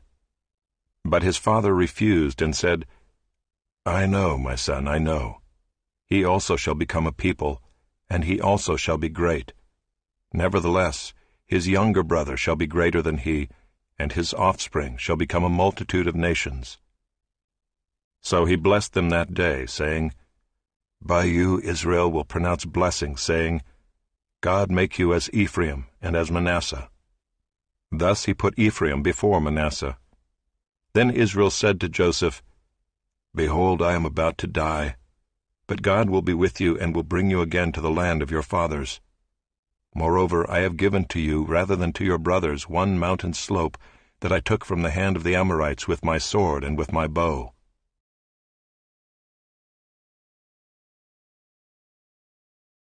Chapter 49.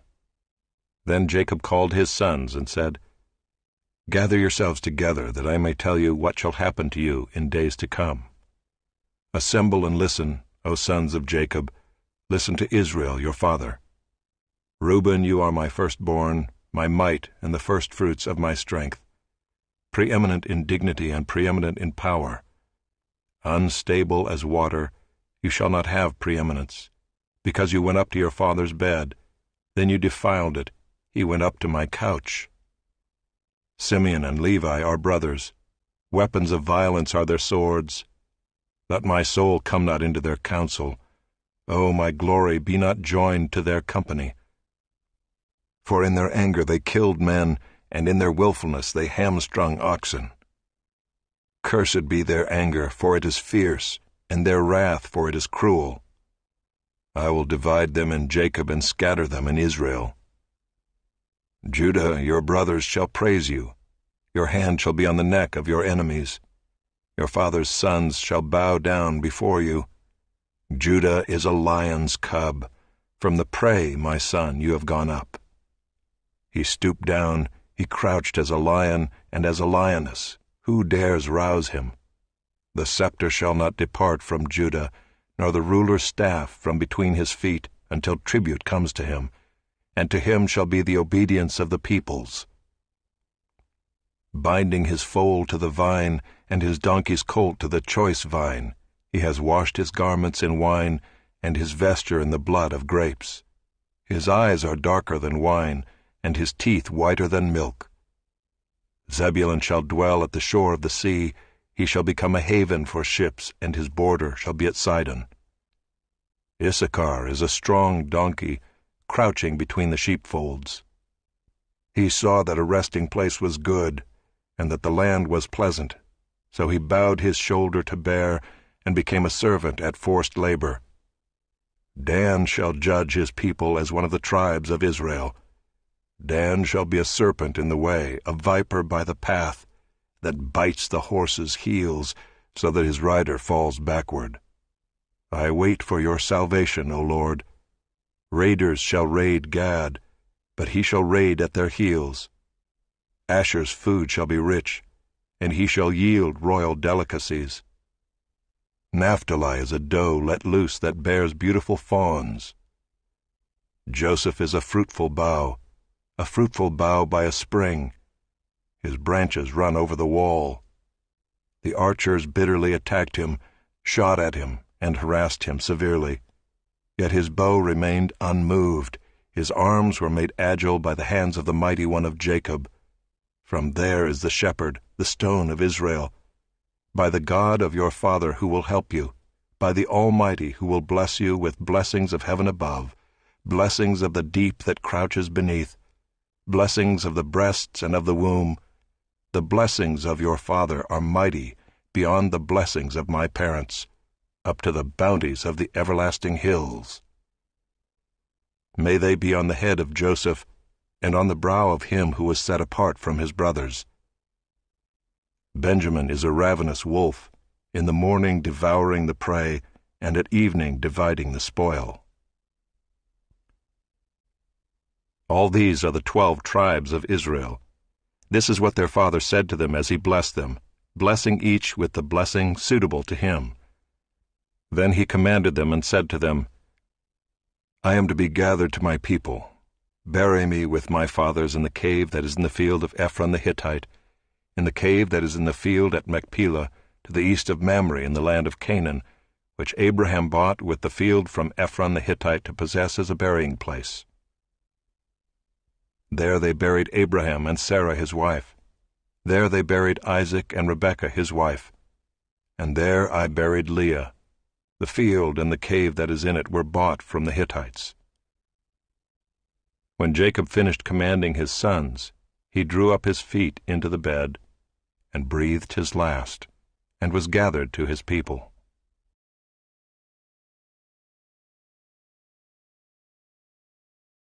Chapter 50. Then Joseph fell on his father's face, and wept over him and kissed him. And Joseph commanded his servants, the physicians, to embalm his father. So the physicians embalmed Israel. 40 days were required for it, for that is how many are required for embalming. And the Egyptians wept for him 70 days. And when the days of weeping for him were past, Joseph spoke to the household of Pharaoh, saying, If now I have found favor in your eyes, please speak in the ears of Pharaoh, saying, My father made me swear, saying, I am about to die. In my tomb that I hewed out for myself in the land of Canaan, there shall you bury me. Now therefore let me please go up and bury my father, then I will return. And Pharaoh answered, Go up and bury your father as he made you swear. So Joseph went up to bury his father. With him went up all the servants of Pharaoh, the elders of his household, and all the elders of the land of Egypt, as well as all the household of Joseph, his brothers, and his father's household. Only their children, their flocks, and their herds were left in the land of Goshen. And there went up with him both chariots and horsemen. It was a very great company. When they came to the threshing floor of Atad, which is beyond the Jordan, They lamented there with a very great and grievous lamentation, and he made a mourning for his father 7 days. When the inhabitants of the land, the Canaanites, saw the mourning on the threshing floor of Atad, they said, "This is a grievous mourning by the Egyptians." Therefore the place was named Abel-Mizraim. It is beyond the Jordan. Thus his sons did for him as he had commanded them. For his sons carried him to the land of Canaan, and buried him in the cave of the field at Machpelah to the east of Mamre, which Abraham bought with the field from Ephron the Hittite to possess as a burying place. After he had buried his father, Joseph returned to Egypt with his brothers and all who had gone up with him to bury his father. When Joseph's brothers saw that their father was dead, they said, "It may be that Joseph will hate us and pay us back for all the evil that we did to him."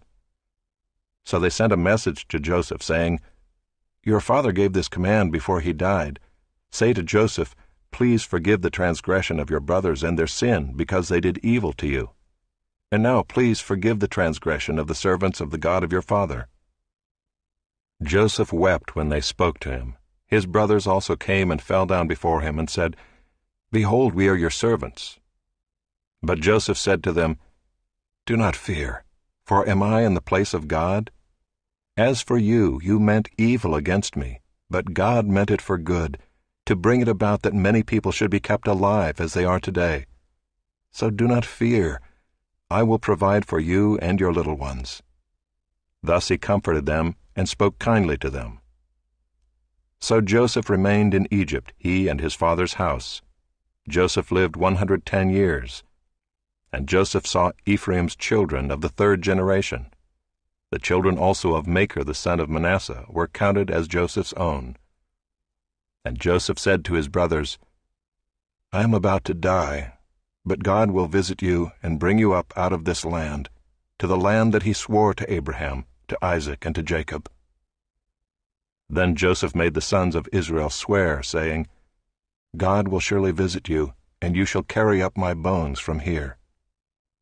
So Joseph died, being 110 years old. They embalmed him, and he was put in a coffin in Egypt. Exodus chapter 1. These are the names of the sons of Israel who came to Egypt with Jacob, each with his household: Reuben, Simeon, Levi and Judah, Issachar, Zebulun and Benjamin, Dan and Naphtali, Gad and Asher. All the descendants of Jacob were 70 persons. Joseph was already in Egypt. Then Joseph died, and all his brothers, and all that generation. But the people of Israel were fruitful and increased greatly. They multiplied and grew exceedingly strong, so that the land was filled with them. Now there arose a new king over Egypt, who did not know Joseph. And he said to his people, "Behold, the people of Israel are too many and too mighty for us. Come, let us deal shrewdly with them, lest they multiply, and if war breaks out, they join our enemies and fight against us, and escape from the land." Therefore they set taskmasters over them to afflict them with heavy burdens. They built for Pharaoh store cities, Pithom and Raamses. But the more they were oppressed, the more they multiplied, and the more they spread abroad. And the Egyptians were in dread of the people of Israel. So they ruthlessly made the people of Israel work as slaves, and made their lives bitter with hard service, in mortar and brick, and in all kinds of work in the field. In all their work they ruthlessly made them work as slaves. Then the king of Egypt said to the Hebrew midwives, one of whom was named Shiphrah, and the other Puah, "When you serve as midwife to the Hebrew women, and see them on the birth stool, if it is a son, you shall kill him, but if it is a daughter, she shall live." But the midwives feared God and did not do as the king of Egypt commanded them, but let the male children live. So the king of Egypt called the midwives and said to them, "Why have you done this, and let the male children live?" The midwives said to Pharaoh, "Because the Hebrew women are not like the Egyptian women, for they are vigorous and give birth before the midwife comes to them."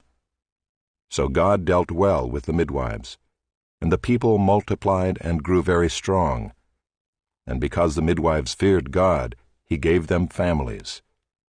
Then Pharaoh commanded all his people, Every son that is born to the Hebrews you shall cast into the Nile, but you shall let every daughter live. Chapter 2. Now a man from the house of Levi went and took as his wife a Levite woman. The woman conceived and bore a son, and when she saw that he was a fine child, she hid him 3 months. When she could hide him no longer, she took for him a basket made of bulrushes, and daubed it with bitumen and pitch. She put the child in it and placed it among the reeds by the river bank.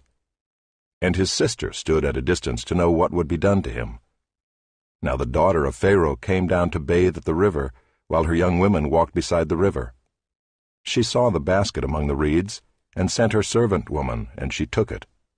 When she opened it, she saw the child, and behold, the baby was crying. She took pity on him, and said, "This is one of the Hebrews' children." Then his sister said to Pharaoh's daughter, "Shall I go and call you a nurse from the Hebrew women to nurse the child for you?" And Pharaoh's daughter said to her, "Go." So the girl went and called the child's mother.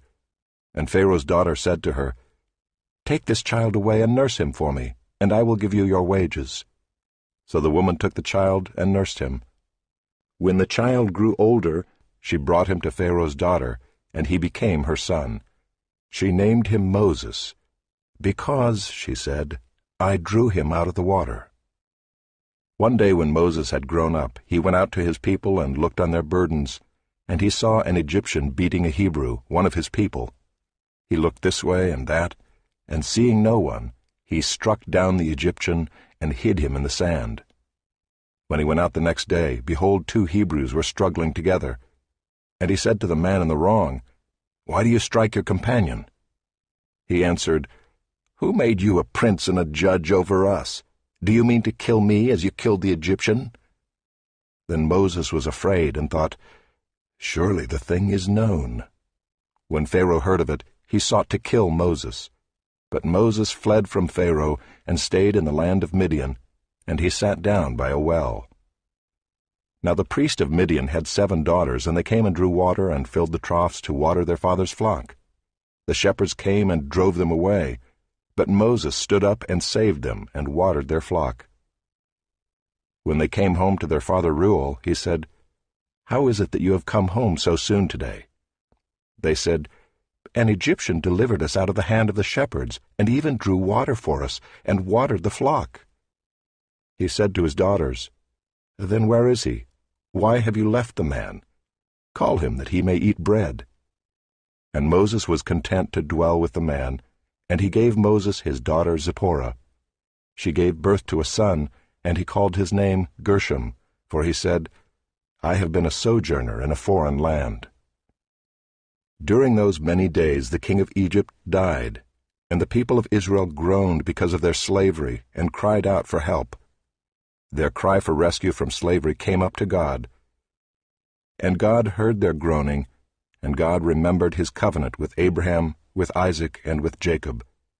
God saw the people of Israel, and God knew. Chapter 3. Now Moses was keeping the flock of his father-in-law Jethro, the priest of Midian, and he led his flock to the west side of the wilderness, and came to Horeb, the mountain of God. And the angel of the Lord appeared to him in a flame of fire out of the midst of a bush. He looked, and behold, the bush was burning, yet it was not consumed. And Moses said, "I will turn aside to see this great sight, why the bush is not burned." When the Lord saw that he turned aside to see, God called to him out of the bush, "Moses, Moses." And he said, "Here I am." Then he said, "Do not come near. Take your sandals off your feet, for the place on which you are standing is holy ground." And he said, "I am the God of your father, the God of Abraham, the God of Isaac, and the God of Jacob." And Moses hid his face, for he was afraid to look at God. Then the Lord said, "I have surely seen the affliction of my people who are in Egypt, and have heard their cry because of their taskmasters.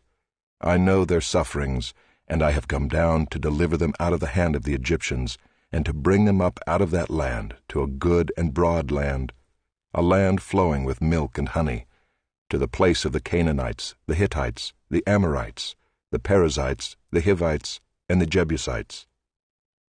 And now, behold, the cry of the people of Israel has come to me, and I have also seen the oppression with which the Egyptians oppress them. Come, I will send you to Pharaoh, that you may bring my people, the children of Israel, out of Egypt. But Moses said to God, Who am I that I should go to Pharaoh and bring the children of Israel out of Egypt? He said, But I will be with you, and this shall be the sign for you that I have sent you. When you have brought the people out of Egypt, you shall serve God on this mountain. Then Moses said to God, If I come to the people of Israel and say to them, The God of your fathers has sent me to you, and they ask me, What is his name? What shall I say to them? God said to Moses, I am who I am. And he said, Say this to the people of Israel, I am has sent me to you. God also said to Moses, Say this to the people of Israel, The Lord, the God of your fathers, the God of Abraham, the God of Isaac, and the God of Jacob, has sent me to you. This is my name forever, and thus I am to be remembered throughout all generations. Go and gather the elders of Israel together and say to them, The Lord, the God of your fathers, the God of Abraham, of Isaac, and of Jacob, has appeared to me, saying, I have observed you and what has been done to you in Egypt, and I promise that I will bring you up out of the affliction of Egypt to the land of the Canaanites, the Hittites, the Amorites, the Perizzites, the Hivites, and the Jebusites, a land flowing with milk and honey. And they will listen to your voice, and you and the elders of Israel shall go to the king of Egypt and say to him, The Lord, the God of the Hebrews, has met with us, and now please let us go a 3 days' journey into the wilderness, that we may sacrifice to the Lord our God. But I know that the king of Egypt will not let you go unless compelled by a mighty hand. So I will stretch out my hand and strike Egypt with all the wonders that I will do in it. After that, he will let you go. And I will give this people favor in the sight of the Egyptians, and when you go, you shall not go empty, but each woman shall ask of her neighbor, and any woman who lives in her house, for silver and gold jewelry, and for clothing. You shall put them on your sons and on your daughters. So shall you plunder the Egyptians. Chapter 4. Then Moses answered, But behold, they will not believe me or listen to my voice, for they will say, The Lord did not appear to you. The Lord said to him, What is that in your hand? He said, A staff. And he said, Throw it on the ground. So he threw it on the ground, and it became a serpent, and Moses ran from it. But the Lord said to Moses, Put out your hand and catch it by the tail. So he put out his hand and caught it, and it became a staff in his hand. That they may believe that the Lord, the God of their fathers, the God of Abraham, the God of Isaac, and the God of Jacob, has appeared to you. Again the Lord said to him, Put your hand inside your cloak. And he put his hand inside his cloak, and when he took it out, behold, his hand was leprous like snow. Then God said, Put your hand back inside your cloak. So he put his hand back inside his cloak, and when he took it out, behold, it was restored like the rest of his flesh. If they will not believe you, God said, or listen to the first sign, they may believe the latter sign. If they will not believe even these 2 signs, or listen to your voice, you shall take some water from the Nile, and pour it on the dry ground, and the water that you shall take from the Nile will become blood on the dry ground.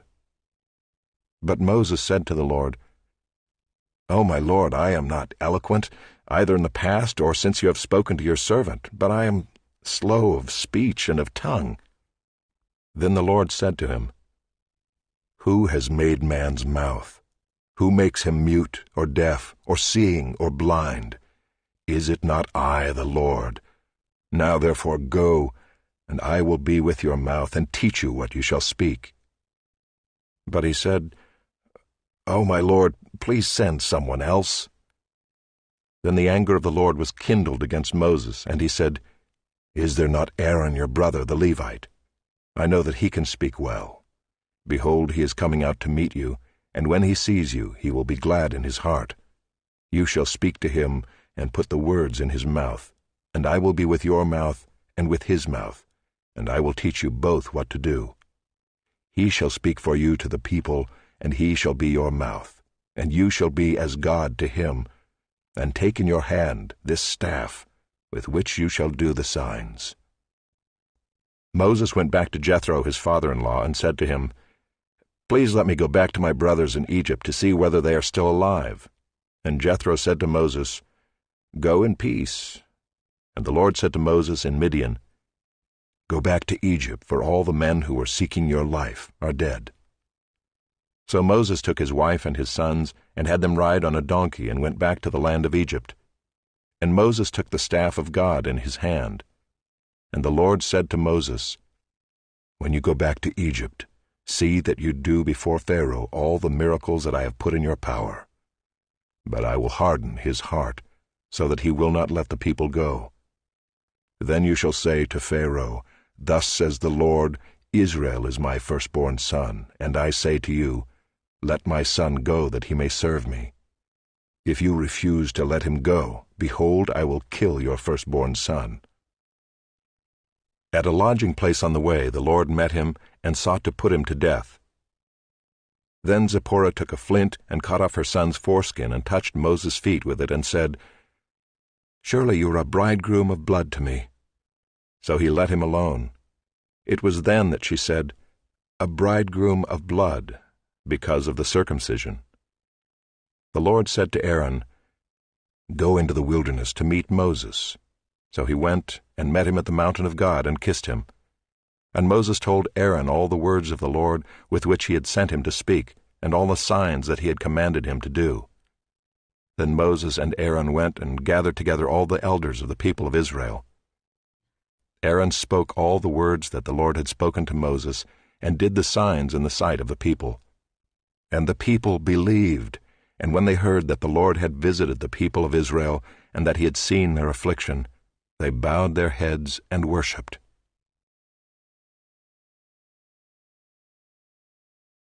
Chapter 5.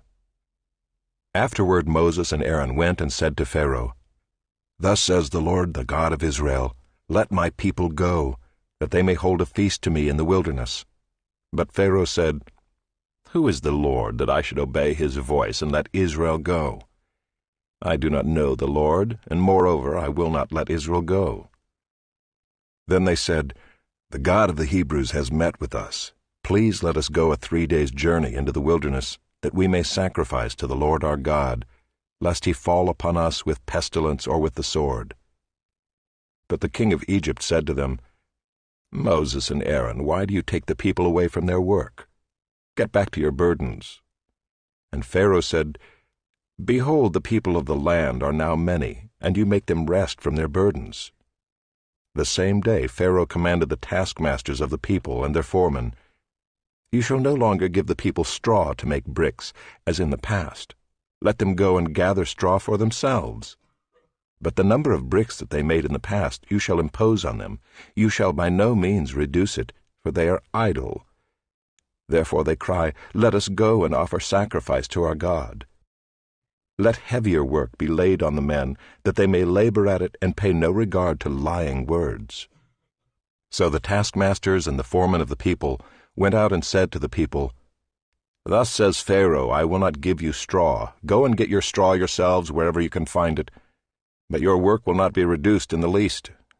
So the people were scattered throughout all the land of Egypt to gather stubble for straw. The taskmasters were urgent, saying, "Complete your work, your daily task each day, as when there was straw." And the foremen of the people of Israel, whom Pharaoh's taskmasters had set over them, were beaten and were asked, "Why have you not done all your task of making bricks today and yesterday, as in the past?" Then the foremen of the people of Israel came and cried to Pharaoh, "Why do you treat your servants like this? No straw is given to your servants, yet they say to us, 'Make bricks,' and behold, your servants are beaten, but the fault is in your own people." But he said, "You are idle, you are idle. That is why you say, 'Let us go and sacrifice to the Lord.' Go now and work. No straw will be given you, but you must still deliver the same number of bricks." The foremen of the people of Israel saw that they were in trouble when they said, "You shall by no means reduce your number of bricks, your daily task each day." They met Moses and Aaron, who were waiting for them as they came out from Pharaoh, and they said to them, "The Lord look on you and judge, because you have made us stink in the sight of Pharaoh and his servants, and have put a sword in their hand to kill us." Then Moses turned to the Lord and said, "O Lord, why have you done evil to this people? Why did you ever send me? For since I came to Pharaoh to speak in your name, he has done evil to this people, and you have not delivered your people at all." Chapter 6. But the Lord said to Moses, "Now you shall see what I will do to Pharaoh. For with a strong hand he will send them out, and with a strong hand he will drive them out of his land." God spoke to Moses and said to him, "I am the Lord. I appeared to Abraham, to Isaac, and to Jacob as God Almighty. But by my name, the Lord, I did not make myself known to them. I also established my covenant with them to give them the land of Canaan, the land in which they lived as sojourners. Moreover, I have heard the groaning of the people of Israel, whom the Egyptians hold as slaves, and I have remembered my covenant. Say therefore to the people of Israel, I am the Lord, and I will bring you out from under the burdens of the Egyptians, and I will deliver you from slavery to them, and I will redeem you with an outstretched arm and with great acts of judgment. I will take you to be my people, and I will be your God. And you shall know that I am the Lord your God, who has brought you out from under the burdens of the Egyptians. I will bring you into the land that I swore to give to Abraham, to Isaac, and to Jacob. I will give it to you for a possession. I am the Lord." Moses spoke thus to the people of Israel, but they did not listen to Moses, because of their broken spirit and harsh slavery. So the Lord said to Moses, "Go in, tell Pharaoh king of Egypt to let the people of Israel go out of his land." But Moses said to the Lord, "Behold, the people of Israel have not listened to me. How then shall Pharaoh listen to me, for I am of uncircumcised lips?" But the Lord spoke to Moses and Aaron, and gave them a charge about the people of Israel and about Pharaoh king of Egypt, to bring the people of Israel out of the land of Egypt. These are the heads of their fathers' houses, the sons of Reuben, the firstborn of Israel, Hanok, Palu, Hezron, and Carmi. These are the clans of Reuben, the sons of Simeon, Jemuel, Jamin, Ohad, Jachin, Zohar, and Shaul, the son of a Canaanite woman. These are the clans of Simeon. These are the names of the sons of Levi according to their generations: Gershon, Kohath, and Merari. The years of the life of Levi being 137 years. The sons of Gershon, Libni and Shimei by their clans. The sons of Kohath, Amram, Izhar, Hebron, and Uziel, the years of the life of Kohath being 133 years. The sons of Merari, Malai and Mushai, these are the clans of the Levites according to their generations. Amram took as his wife Jochebed his father's sister, and she bore him Aaron and Moses, the years of the life of Amram being 137 years. The sons of Izhar, Korah, Nepheg, and Zichri. The sons of Uziel, Mishael, Elzaphan, and Sithri. Aaron took as his wife Elisheba, the daughter of Amminadab, and the sister of Nahshon, and she bore him Nadab, Abihu, Eleazar, and Ithamar. The sons of Korah, Asher, Elkanah, and Abiasaph. These are the clans of the Korahites. Eleazar, Aaron's son, took as his wife one of the daughters of Putiel, and she bore him Phinehas. These are the heads of the fathers' houses of the Levites by their clans. These are the Aaron and Moses to whom the Lord said, Bring out the people of Israel from the land of Egypt by their hosts." It was they who spoke to Pharaoh king of Egypt about bringing out the people of Israel from Egypt, this Moses and this Aaron. On the day when the Lord spoke to Moses in the land of Egypt, the Lord said to Moses, "I am the Lord. Tell Pharaoh king of Egypt all that I say to you." But Moses said to the Lord, "Behold, I am of uncircumcised lips. How will Pharaoh listen to me?" Chapter 7. And the Lord said to Moses, "See, I have made you like God to Pharaoh, and your brother Aaron shall be your prophet. You shall speak all that I command you, and your brother Aaron shall tell Pharaoh to let the people of Israel go out of his land. But I will harden Pharaoh's heart, and though I multiply my signs and wonders in the land of Egypt, Pharaoh will not listen to you. Then I will lay my hand on Egypt and bring my hosts, my people, the children of Israel, out of the land of Egypt by great acts of judgment. The Egyptians shall know that I am the Lord when I stretch out my hand against Egypt and bring out the people of Israel from among them." Moses and Aaron did so. They did just as the Lord commanded them. Now Moses was 80 years old and Aaron 83 years old when they spoke to Pharaoh. Then the Lord said to Moses and Aaron, "When Pharaoh says to you, 'Prove yourselves by working a miracle,' then you shall say to Aaron, 'Take your staff and cast it down before Pharaoh, that it may become a serpent.'" So Moses and Aaron went to Pharaoh and did just as the Lord commanded. Aaron cast down his staff before Pharaoh and his servants, and it became a serpent. Then Pharaoh summoned the wise men and the sorcerers, and they, the magicians of Egypt, also did the same by their secret arts. For each man cast down his staff, and they became serpents. But Aaron's staff swallowed up their staffs. Still Pharaoh's heart was hardened, and he would not listen to them as the Lord had said. Then the Lord said to Moses, "Pharaoh's heart is hardened. He refuses to let the people go. Go to Pharaoh in the morning as he is going out to the water. Stand on the bank of the Nile to meet him, and take in your hand the staff that turned into a serpent. And you shall say to him, 'The Lord, the God of the Hebrews, sent me to you, saying, Let my people go, that they may serve me in the wilderness. But so far you have not obeyed. Thus says the Lord, By this you shall know that I am the Lord. Behold, with the staff that is in my hand I will strike the water that is in the Nile, and it shall turn into blood. The fish in the Nile shall die, and the Nile will stink, and the Egyptians will grow weary of drinking water from the Nile." And the Lord said to Moses, "Say to Aaron, Take your staff and stretch out your hand over the waters of Egypt, over their rivers, their canals, and their ponds, and all their pools of water, so that they may become blood, and there shall be blood throughout all the land of Egypt, even in vessels of wood and in vessels of stone." Moses and Aaron did as the Lord commanded. In the sight of Pharaoh and in the sight of his servants, he lifted up the staff and struck the water in the Nile, and all the water in the Nile turned into blood. And the fish in the Nile died, and the Nile stank, so that the Egyptians could not drink water from the Nile. There was blood throughout all the land of Egypt. But the magicians of Egypt did the same by their secret arts. So Pharaoh's heart remained hardened, and he would not listen to them, as the Lord had said. Pharaoh turned and went into his house, and he did not take even this to heart. And all the Egyptians dug along the Nile for water to drink, for they could not drink the water of the Nile.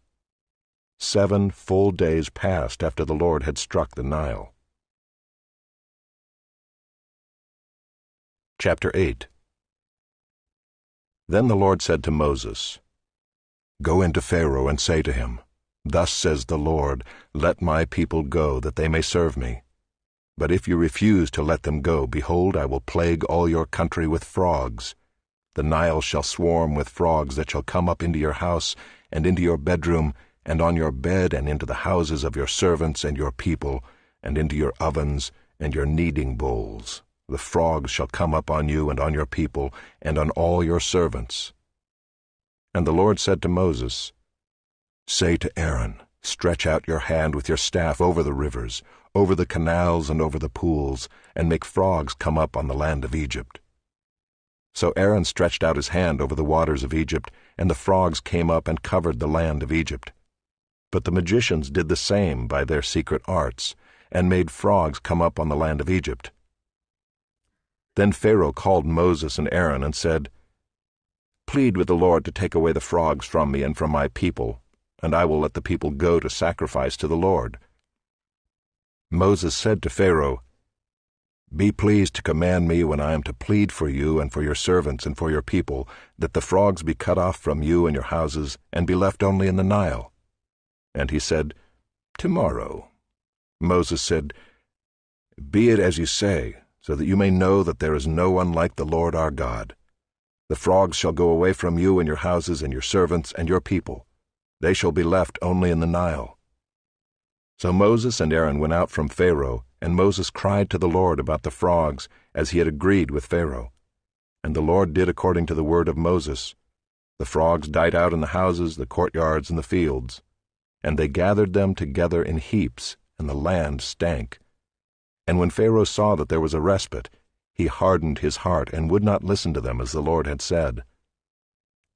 Then the Lord said to Moses, "Say to Aaron, stretch out your staff and strike the dust of the earth, so that it may become gnats in all the land of Egypt." And they did so. Aaron stretched out his hand with his staff and struck the dust of the earth, and there were gnats on man and beast. All the dust of the earth became gnats in all the land of Egypt.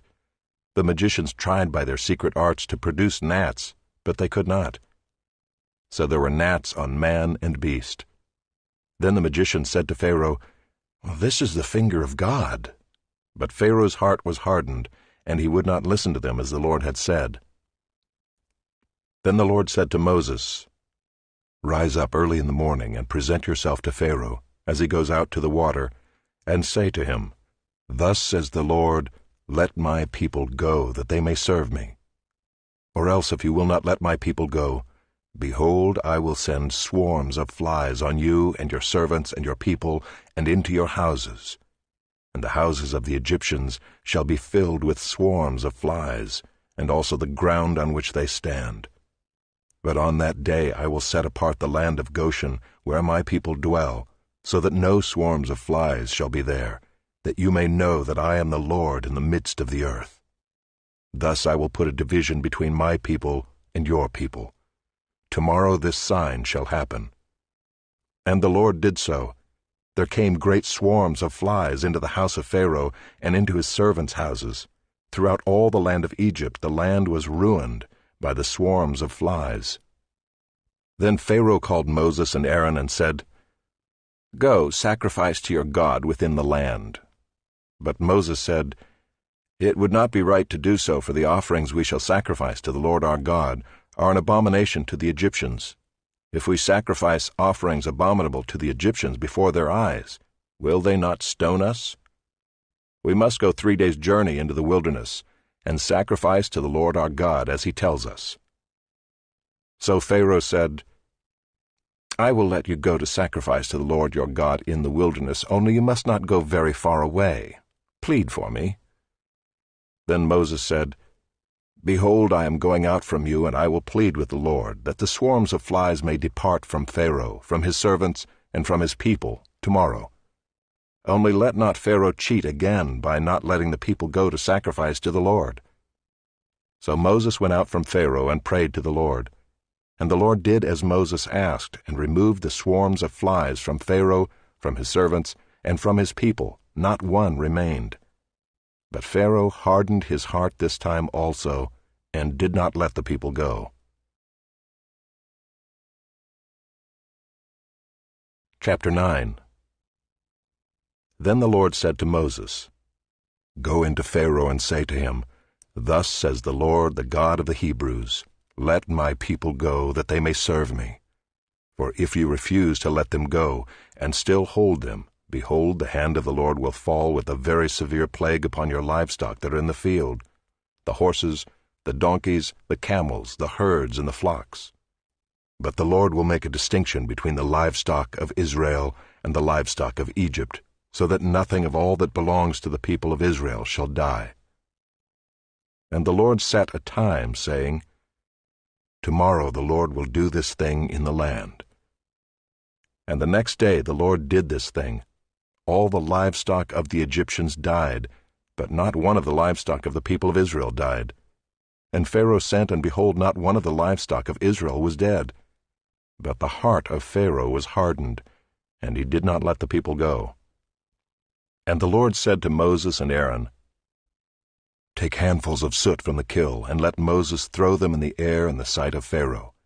It shall become fine dust over all the land of Egypt, and become boils breaking out in sores on man and beast throughout all the land of Egypt. So they took the soot from the kill and stood before Pharaoh. And Moses threw it in the air, and it became boils breaking out in sores on man and beast. And the magicians could not stand before Moses because of the boils, for the boils came upon the magicians and upon all the Egyptians. But the Lord hardened the heart of Pharaoh, and he did not listen to them, as the Lord had spoken to Moses. Then the Lord said to Moses, Rise up early in the morning, and present yourself before Pharaoh, and say to him, Thus says the Lord, the God of the Hebrews, Let my people go, that they may serve me. For this time I will send all my plagues on you yourself, and on your servants, and your people, so that you may know that there is none like me in all the earth. For by now I could have put out my hand, and struck you and your people with pestilence, and you would have been cut off from the earth. But for this purpose I have raised you up, to show you my power, so that my name may be proclaimed in all the earth. You are still exalting yourself against my people, and will not let them go. Behold, about this time tomorrow, I will cause very heavy hail to fall, such as never has been in Egypt from the day it was founded until now. Now therefore send, get your livestock and all that you have in the field into safe shelter. For every man and beast that is in the field and is not brought home will die when the hail falls on them. Then whoever feared the word of the Lord among the servants of Pharaoh hurried his slaves and his livestock into the houses. But whoever did not pay attention to the word of the Lord left his slaves and his livestock in the field. Then the Lord said to Moses, Stretch out your hand toward heaven, so that there may be hail in all the land of Egypt, on man and beast, and every plant of the field in the land of Egypt. Then Moses stretched out his staff toward heaven, and the Lord sent thunder and hail, and fire ran down to the earth. And the Lord rained hail upon the land of Egypt. There was hail and fire flashing continually in the midst of the hail, very heavy hail, such as had never been in all the land of Egypt since it became a nation. The hail struck down everything that was in the field in all the land of Egypt, both man and beast. And the hail struck down every plant of the field, and broke every tree of the field. Only in the land of Goshen, where the people of Israel were, was there no hail. Then Pharaoh sent and called Moses and Aaron and said to them, This time I have sinned. The Lord is in the right, and I and my people are in the wrong. Plead with the Lord, for there has been enough of God's thunder and hail. I will let you go, and you shall stay no longer. Moses said to him, As soon as I have gone out of the city, I will stretch out my hands to the Lord. The thunder will cease, and there will be no more hail, so that you may know that the earth is the Lord's. But as for you and your servants, I know that you do not yet fear the Lord God. The flax and the barley were struck down, for the barley was in the ear and the flax was in bud. But the wheat and the emmer were not struck down, for they are late in coming up. So Moses went out of the city from Pharaoh and stretched out his hands to the Lord, and the thunder and the hail ceased, and the rain no longer poured upon the earth. But when Pharaoh saw that the rain and the hail and the thunder had ceased, he sinned yet again, and hardened his heart, he and his servants. So the heart of Pharaoh was hardened, and he did not let the people of Israel go, just as the Lord had spoken through Moses. Chapter 10.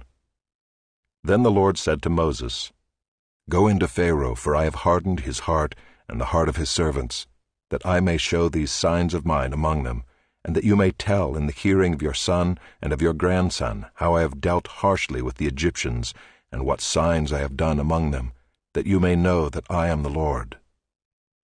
So Moses and Aaron went in to Pharaoh and said to him, "Thus says the Lord, the God of the Hebrews, how long will you refuse to humble yourself before me? Let my people go, that they may serve me. For if you refuse to let my people go, behold, tomorrow I will bring locusts into your country, and they shall cover the face of the land, so that no one can see the land. And they shall eat what is left to you after the hail, and they shall eat every tree of yours that grows in the field. And they shall fill your houses and the houses of all your servants and of all the Egyptians, as neither your fathers nor your grandfathers have seen, from the day they came on earth to this day."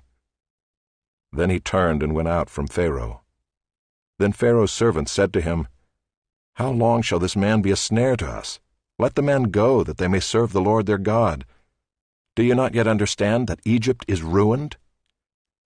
So Moses and Aaron were brought back to Pharaoh, and he said to them, "Go, serve the Lord your God. But which ones are to go?" Moses said, "We will go with our young and our old. We will go with our sons and daughters, and with our flocks and herds, for we must hold a feast to the Lord." But he said to them, "The Lord be with you if ever I let you and your little ones go. Look, you have some evil purpose in mind. No. Go, the men among you, and serve the Lord, for that is what you are asking." And they were driven out from Pharaoh's presence. Then the Lord said to Moses, "Stretch out your hand over the land of Egypt for the locusts, so that they may come upon the land of Egypt and eat every plant in the land, all that the hail has left." So Moses stretched out his staff over the land of Egypt, and the Lord brought an east wind upon the land all that day and all that night. When it was morning, the east wind had brought the locusts. The locusts came up over all the land of Egypt and settled on the whole country of Egypt, such a dense swarm of locusts as had never been before, nor ever will be again. They covered the face of the whole land, so that the land was darkened, and they ate all the plants in the land and all the fruit of the trees that the hail had left. Not a green thing remained, neither tree nor plant of the field, through all the land of Egypt. Then Pharaoh hastily called Moses and Aaron and said, "I have sinned against the Lord your God and against you. Now therefore forgive my sin, please, only this once, and plead with the Lord your God only to remove this death from me." So he went out from Pharaoh and pleaded with the Lord, and the Lord turned the wind into a very strong west wind, which lifted the locusts and drove them into the Red Sea. Not a single locust was left in all the country of Egypt. But the Lord hardened Pharaoh's heart, and he did not let the people of Israel go. Then the Lord said to Moses, "Stretch out your hand toward heaven, that there may be darkness over the land of Egypt, a darkness to be felt." So Moses stretched out his hand toward heaven, and there was pitch darkness in all the land of Egypt 3 days. They did not see one another, nor did anyone rise from his place for 3 days, but all the people of Israel had light where they lived. Then Pharaoh called Moses and said, "Go, serve the Lord, your little ones also may go with you, only let your flocks and your herds remain behind." But Moses said, "You must also let us have sacrifices and burnt offerings, that we may sacrifice to the Lord our God.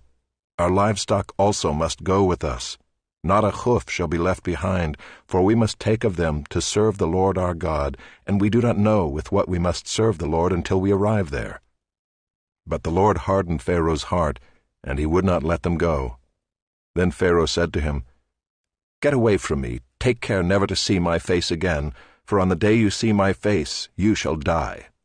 Moses said, "As you say, I will not see your face again." Chapter 11. The Lord said to Moses, "Yet one plague more I will bring upon Pharaoh and upon Egypt. Afterward he will let you go from here. When he lets you go, he will drive you away completely. Speak now in the hearing of the people, that they ask every man of his neighbor and every woman of her neighbor for silver and gold jewelry." And the Lord gave the people favor in the sight of the Egyptians, Moreover, the man Moses was very great in the land of Egypt, in the sight of Pharaoh's servants, and in the sight of the people. So Moses said, Thus says the Lord, About midnight I will go out in the midst of Egypt, and every firstborn in the land of Egypt shall die, from the firstborn of Pharaoh who sits on his throne, even to the firstborn of the slave girl who is behind the handmill, and all the firstborn of the cattle. There shall be a great cry throughout all the land of Egypt, such as there has never been, nor ever will be again. But not a dog shall growl against any of the people of Israel, either man or beast, that you may know that the Lord makes a distinction between Egypt and Israel. And all these your servants shall come down to me, and bow down to me, saying, Get out, you and all the people who follow you. And after that I will go out. And he went out from Pharaoh in hot anger. Then the Lord said to Moses, Pharaoh will not listen to you, that my wonders may be multiplied in the land of Egypt. Moses and Aaron did all these wonders before Pharaoh, and the Lord hardened Pharaoh's heart, and he did not let the people of Israel go out of his land. Chapter 12. The Lord said to Moses and Aaron in the land of Egypt, This month shall be for you the beginning of months. It shall be the first month of the year for you. Tell all the congregation of Israel that on the 10th day of this month every man shall take a lamb according to their fathers' houses, a lamb for a household. And if the household is too small for a lamb, then he and his nearest neighbor shall take according to the number of persons. According to what each can eat, you shall make your count for the lamb. Your lamb shall be without blemish, a male a year old. You may take it from the sheep or from the goats, and you shall keep it until the 14th day of this month, when the whole assembly of the congregation of Israel shall kill their lambs at twilight. Then they shall take some of the blood and put it on the 2 doorposts and the lintel of the houses in which they eat it. They shall eat the flesh that night, roasted on the fire. With unleavened bread and bitter herbs they shall eat it. Do not eat any of it raw or boiled in water, but roasted, its head with its legs and its inner parts. And you shall let none of it remain until the morning. Anything that remains until the morning you shall burn. In this manner you shall eat it, with your belt fastened, your sandals on your feet, and your staff in your hand. And you shall eat it in haste. It is the Lord's Passover. For I will pass through the land of Egypt that night, and I will strike all the firstborn in the land of Egypt, both man and beast. And on all the gods of Egypt I will execute judgments. I am the Lord. The blood shall be a sign for you, on the houses where you are. And when I see the blood, I will pass over you, and no plague will befall you to destroy you, when I strike the land of Egypt. This day shall be for you a memorial day, and you shall keep it as a feast to the Lord. Throughout your generations, as a statute forever, you shall keep it as a feast. 7 days you shall eat unleavened bread. On the first day you shall remove leaven out of your houses. For if anyone eats what is leavened, from the first day until the 7th day, that person shall be cut off from Israel. On the first day you shall hold a holy assembly, and on the 7th day a holy assembly. No work shall be done on those days. But what everyone needs to eat, that alone may be prepared by you. And you shall observe the feast of unleavened bread, for on this very day I brought your hosts out of the land of Egypt. Therefore you shall observe this day throughout your generations as a statute forever. In the 1st month, from the 14th day of the month at evening, you shall eat unleavened bread until the 21st day of the month at evening. For 7 days no leaven is to be found in your houses. If anyone eats what is leavened, that person will be cut off from the congregation of Israel, whether he is a sojourner or a native of the land. You shall eat nothing leavened. In all your dwelling places you shall eat unleavened bread. Then Moses called all the elders of Israel and said to them, Go and select lambs for yourselves according to your clans, and kill the Passover lamb. Take a bunch of hyssop and dip it in the blood that is in the basin, and touch the lintel and the 2 doorposts with the blood that is in the basin. None of you shall go out of the door of his house until the morning. For the Lord will pass through to strike the Egyptians, and when he sees the blood on the lintel and on the 2 doorposts, The Lord will pass over the door, and will not allow the destroyer to enter your houses to strike you. You shall observe this rite as a statute for you and for your sons forever. And when you come to the land that the Lord will give you, as he has promised, you shall keep this service. And when your children say to you, "What do you mean by this service?" you shall say, "It is the sacrifice of the Lord's Passover, for he passed over the houses of the people of Israel in Egypt, when he struck the Egyptians, but spared our houses." And the people bowed their heads and worshipped. Then the people of Israel went and did so, as the Lord had commanded Moses and Aaron, so they did. At midnight the Lord struck down all the firstborn in the land of Egypt, from the firstborn of Pharaoh who sat on his throne, to the firstborn of the captive who was in the dungeon, and all the firstborn of the livestock. And Pharaoh rose up in the night, he and all his servants and all the Egyptians, and there was a great cry in Egypt, for there was not a house where someone was not dead. Then he summoned Moses and Aaron by night and said, "Up, go out from among my people, both you and the people of Israel, and go, serve the Lord as you have said. Take your flocks and your herds as you have said, and be gone, and bless me also." The Egyptians were urgent with the people to send them out of the land in haste, for they said, "We shall all be dead." So the people took their dough before it was leavened, their kneading bowls being bound up in their cloaks on their shoulders. The people of Israel had also done as Moses told them, for they had asked the Egyptians for silver and gold jewelry and for clothing. And the Lord had given the people favor in the sight of the Egyptians, so that they let them have what they asked. Thus they plundered the Egyptians. And the people of Israel journeyed from Ramses to Succoth, about 600,000 men on foot, besides women and children. A mixed multitude also went up with them, and very much livestock, both flocks and herds. And they baked unleavened cakes of the dough that they had brought out of Egypt, for it was not leavened, because they were thrust out of Egypt and could not wait, nor had they prepared any provisions for themselves. The time that the people of Israel lived in Egypt was 430 years. At the end of 430 years, on that very day, all the hosts of the Lord went out from the land of Egypt. It was a night of watching by the Lord, to bring them out of the land of Egypt.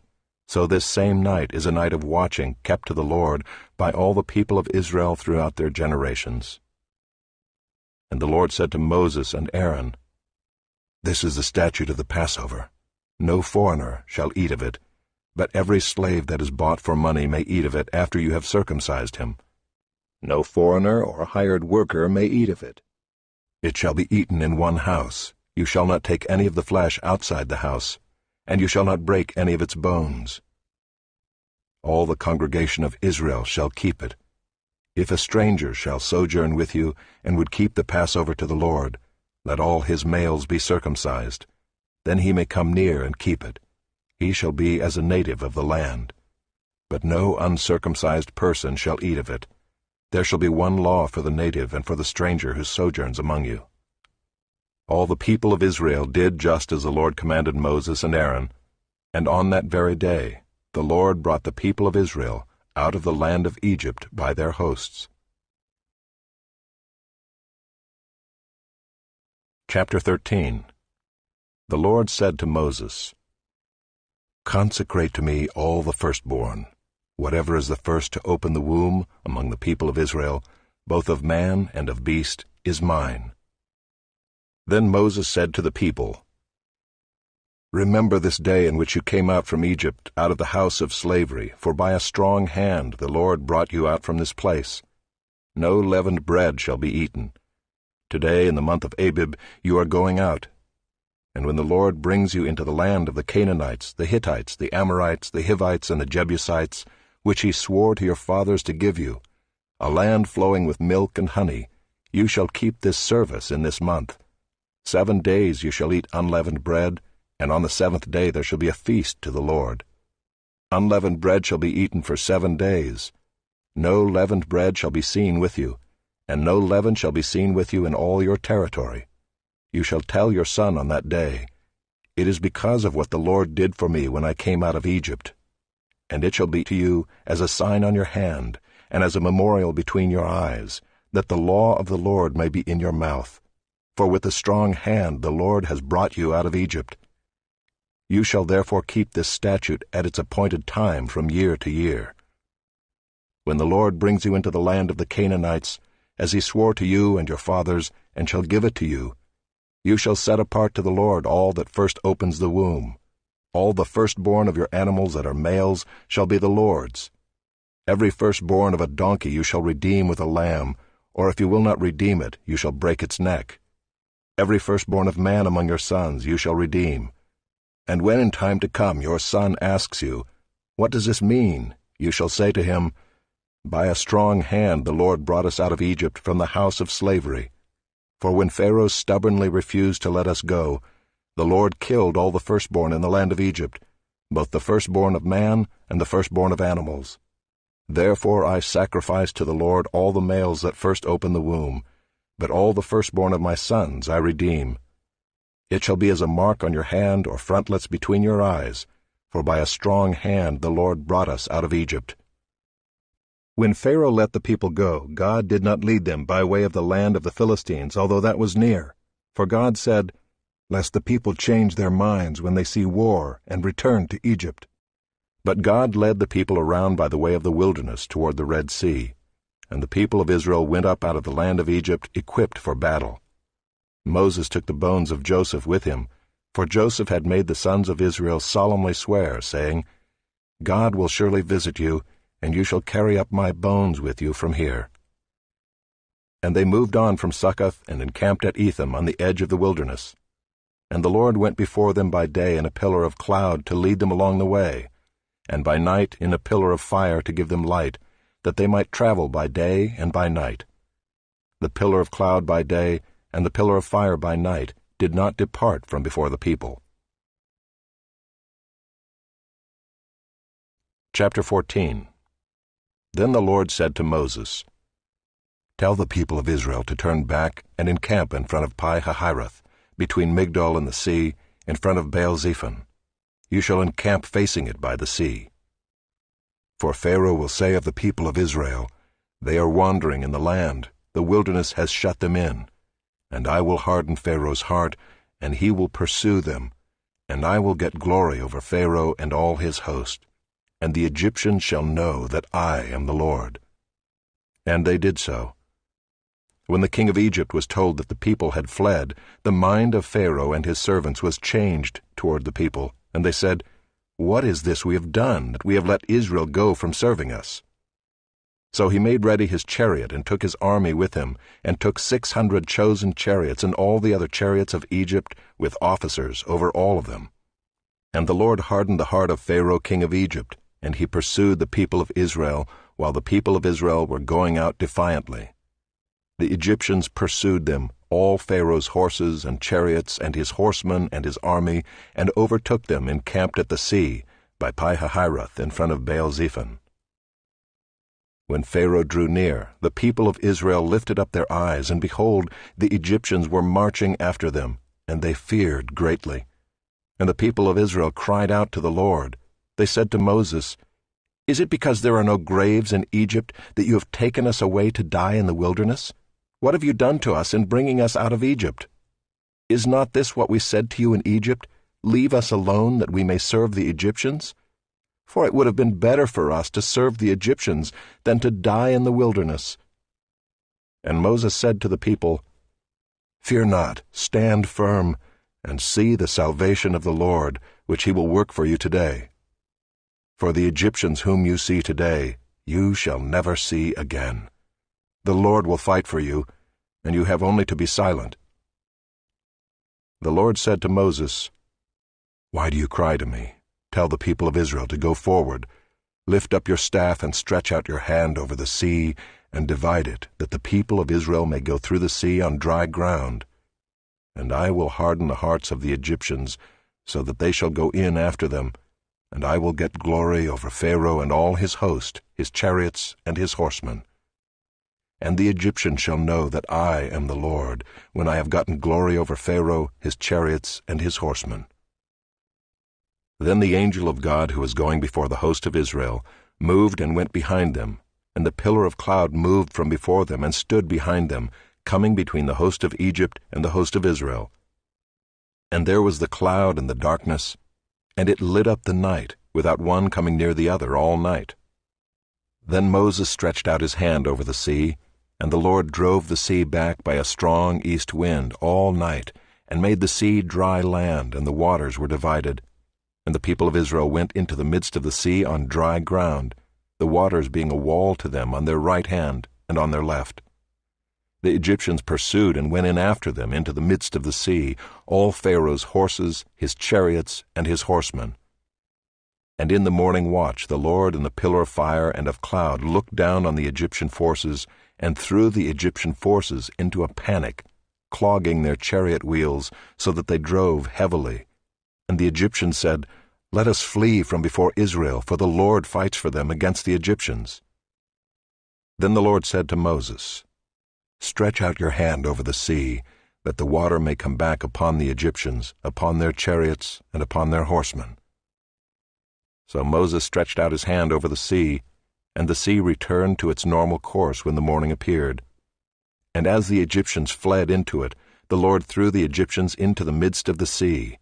The waters returned and covered the chariots and the horsemen. Of all the host of Pharaoh that had followed them into the sea, not one of them remained. But the people of Israel walked on dry ground through the sea, the waters being a wall to them on their right hand and on their left.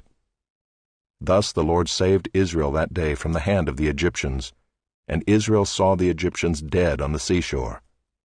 Israel saw the great power that the Lord used against the Egyptians, so the people feared the Lord, and they believed in the Lord and in his servant Moses. Chapter 15. Then Moses and the people of Israel sang this song to the Lord, saying, "I will sing to the Lord, for he has triumphed gloriously. The horse and his rider he has thrown into the sea. The Lord is my strength and my song, and he has become my salvation. This is my God, and I will praise him, my father's God, and I will exalt him. The Lord is a man of war, the Lord is his name. Pharaoh's chariots and his host he cast into the sea, and his chosen officers were sunk in the Red Sea. The floods covered them, they went down into the depths like a stone. Your right hand, O Lord, glorious in power. Your right hand, O Lord, shatters the enemy. In the greatness of your majesty you overthrow your adversaries. You send out your fury, it consumes them like stubble. At the blast of your nostrils the waters piled up, the floods stood up in a heap, the deeps congealed in the heart of the sea. The enemy said, I will pursue, I will overtake, I will divide the spoil, my desire shall have its fill of them. I will draw my sword, my hand shall destroy them. You blew with your wind, the sea covered them. They sank like lead in the mighty waters. Who is like you, O Lord, among the gods? Who is like you, majestic in holiness, awesome in glorious deeds, doing wonders? You stretched out your right hand, the earth swallowed them. You have led in your steadfast love the people whom you have redeemed. You have guided them by your strength to your holy abode. The peoples have heard, they tremble. Pangs have seized the inhabitants of Philistia. Now are the chiefs of Edom dismayed. Trembling seizes the leaders of Moab. All the inhabitants of Canaan have melted away. Terror and dread fall upon them. Because of the greatness of your arm, they are still as a stone. Till your people, O Lord, pass by, till the people pass by whom you have purchased. You will bring them in and plant them on your own mountain, the place, O Lord, which you have made for your abode, the sanctuary, O Lord, which your hands have established. The Lord will reign forever and ever. For when the horses of Pharaoh with his chariots and his horsemen went into the sea, the Lord brought back the waters of the sea upon them, but the people of Israel walked on dry ground in the midst of the sea. Then Miriam the prophetess, the sister of Aaron, took a tambourine in her hand, and all the women went out after her with tambourines and dancing. And Miriam sang to them, Sing to the Lord, for he has triumphed gloriously. The horse and his rider he has thrown into the sea." Then Moses made Israel set out from the Red Sea, and they went into the wilderness of Shur. They went 3 days in the wilderness and found no water. When they came to Marah, they could not drink the water of Marah because it was bitter. Therefore it was named Marah. And the people grumbled against Moses, saying, "What shall we drink?"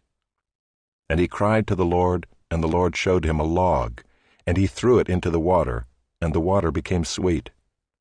There the Lord made for them a statute and a rule, and there he tested them, saying, "If you will diligently listen to the voice of the Lord your God, and do that which is right in his eyes, and give ear to his commandments, and keep all his statutes, I will put none of the diseases on you that I put on the Egyptians, for I am the Lord your healer." Then they came to Elim, where there were 12 springs of water and 70 palm trees, and they encamped there by the water. Chapter 16. They set out from Elim, and all the congregation of the people of Israel came to the wilderness of Sin, which is between Elim and Sinai, on the 15th day of the 2nd month after they had departed from the land of Egypt. And the whole congregation of the people of Israel grumbled against Moses and Aaron in the wilderness, and the people of Israel said to them, "Would that we had died by the hand of the Lord in the land of Egypt, when we sat by the meat pots and ate bread to the full. For you have brought us out into this wilderness to kill this whole assembly with hunger."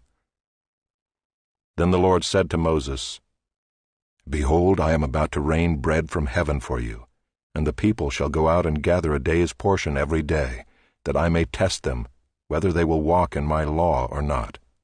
On the 6th day, when they prepare what they bring in, it will be twice as much as they gather daily." So Moses and Aaron said to all the people of Israel, "At evening you shall know that it was the Lord who brought you out of the land of Egypt, and in the morning you shall see the glory of the Lord, because he has heard your grumbling against the Lord. For what are we that you grumble against us?" And Moses said, "When the Lord gives you in the evening meat to eat, and in the morning bread to the full, because the Lord has heard your grumbling, that you grumble against him, what are we? Your grumbling is not against us, but against the Lord." Then Moses said to Aaron, "Say to the whole congregation of the people of Israel, Come near before the Lord, for he has heard your grumbling." And as soon as Aaron spoke to the whole congregation of the people of Israel, they looked toward the wilderness, and behold, the glory of the Lord appeared in the cloud. And the Lord said to Moses, "I have heard the grumbling of the people of Israel. Say to them, At twilight you shall eat meat, and in the morning you shall be filled with bread. Then you shall know that I am the Lord your God." In the evening quail came up and covered the camp, and in the morning dew lay around the camp. And when the dew had gone up, there was on the face of the wilderness a fine, flake-like thing, fine as frost on the ground. When the people of Israel saw it, they said to one another, "What is it?" For they did not know what it was. And Moses said to them, "It is the bread that the Lord has given you to eat. This is what the Lord has commanded. Gather of it, each one of you, as much as he can eat. You shall each take an omer according to the number of the persons that each of you has in his tent." And the people of Israel did so. They gathered, some more, some less. But when they measured it with an omer, whoever gathered much had nothing left over, and whoever gathered little had no lack. Each of them gathered as much as he could eat. And Moses said to them, "Let no one leave any of it over till the morning." But they did not listen to Moses. Some left part of it till the morning, and it bred worms and stank. And Moses was angry with them. Morning by morning they gathered it, each as much as he could eat. But when the sun grew hot, it melted. On the 6th day they gathered twice as much bread, 2 omers each. And when all the leaders of the congregation came and told Moses, he said to them, "This is what the Lord has commanded. Tomorrow is a day of solemn rest, a holy Sabbath to the Lord. Bake what you will bake, and boil what you will boil, and all that is left over lay aside to be kept till the morning." So they laid it aside till the morning, as Moses commanded them, and it did not stink, and there were no worms in it. Moses said, Eat it today, for today is a Sabbath to the Lord. Today you will not find it in the field. 6 days you shall gather it, but on the 7th day, which is a Sabbath, there will be none. On the 7th day some of the people went out to gather, but they found none. And the Lord said to Moses, How long will you refuse to keep my commandments and my laws? See, the Lord has given you the Sabbath. Therefore on the 6th day he gives you bread for 2 days. Remain each of you in his place. Let no one go out of his place on the 7th day. So the people rested on the 7th day. Now the house of Israel called its name manna. It was like coriander seed, white, and the taste of it was like wafers made with honey. Moses said, This is what the Lord has commanded. Let an omer of it be kept throughout your generations, so that they may see the bread with which I fed you in the wilderness, when I brought you out of the land of Egypt. And Moses said to Aaron, Take a jar and put an omer of manna in it, and place it before the Lord to be kept throughout your generations. As the Lord commanded Moses, so Aaron placed it before the testimony to be kept. The people of Israel ate the manna 40 years, till they came to a habitable land. They ate the manna till they came to the border of the land of Canaan. An omer is the 10th part of an ephah. Chapter 17. All the congregation of the people of Israel moved on from the wilderness of Sin by stages, according to the commandment of the Lord, and camped at Rephidim, but there was no water for the people to drink. Therefore the people quarreled with Moses and said, Give us water to drink. And Moses said to them, Why do you quarrel with me? Why do you test the Lord? But the people thirsted there for water, and the people grumbled against Moses and said, Why did you bring us up out of Egypt to kill us and our children and our livestock with thirst? So Moses cried to the Lord, What shall I do with this people? They are almost ready to stone me. And the Lord said to Moses, Pass on before the people, taking with you some of the elders of Israel, and take in your hand the staff with which you struck the Nile, and go. Behold, I will stand before you there on the rock at Horeb, and you shall strike the rock, and water shall come out of it, and the people will drink. And Moses did so in the sight of the elders of Israel. And he called the name of the place Massah and Meribah, because of the quarreling of the people of Israel, and because they tested the Lord by saying, Is the Lord among us or not? Then Amalek came and fought with Israel at Rephidim. So Moses said to Joshua, Choose for us men, and go out and fight with Amalek. Tomorrow I will stand on the top of the hill with the staff of God in my hand. So Joshua did as Moses told him, and fought with Amalek, while Moses, Aaron, and Hur went up to the top of the hill. Whenever Moses held up his hand, Israel prevailed, and whenever he lowered his hand, Amalek prevailed. But Moses' hands grew weary, so they took a stone and put it under him, and he sat on it, while Aaron and Hur held up his hands, one on one side and the other on the other side. So his hands were steady until the going down of the sun. And Joshua overwhelmed Amalek and his people with the sword. Then the Lord said to Moses, Write this as a memorial in a book, and recite it in the ears of Joshua, that I will utterly blot out the memory of Amalek from under heaven. And Moses built an altar and called the name of it, The Lord is my banner, saying, A hand upon the throne of the Lord will have war with Amalek from generation to generation. Chapter 18. Jethro, the priest of Midian, Moses' father-in-law, heard of all that God had done for Moses and for Israel his people, how the Lord had brought Israel out of Egypt. Now Jethro, Moses' father-in-law, had taken Zipporah, Moses' wife, after he had sent her home, along with her 2 sons. The name of the one was Gershom, for he said, I have been a sojourner in a foreign land. And the name of the other, Eliezer, for he said, The God of my father was my help, and delivered me from the sword of Pharaoh. Jethro, Moses' father-in-law, came with his sons and his wife to Moses in the wilderness where he was encamped at the mountain of God. And when he sent word to Moses, I, your father-in-law Jethro, am coming to you with your wife and her 2 sons with her." Moses went out to meet his father-in-law and bowed down and kissed him. And they asked each other of their welfare and went into the tent. Then Moses told his father-in-law all that the Lord had done to Pharaoh and to the Egyptians for Israel's sake, all the hardship that had come upon them in the way, and how the Lord had delivered them. And Jethro rejoiced for all the good that the Lord had done to Israel, in that he had delivered them out of the hand of the Egyptians. Jethro said, "Blessed be the Lord who has delivered you out of the hand of the Egyptians, and out of the hand of Pharaoh, and has delivered the people from under the hand of the Egyptians.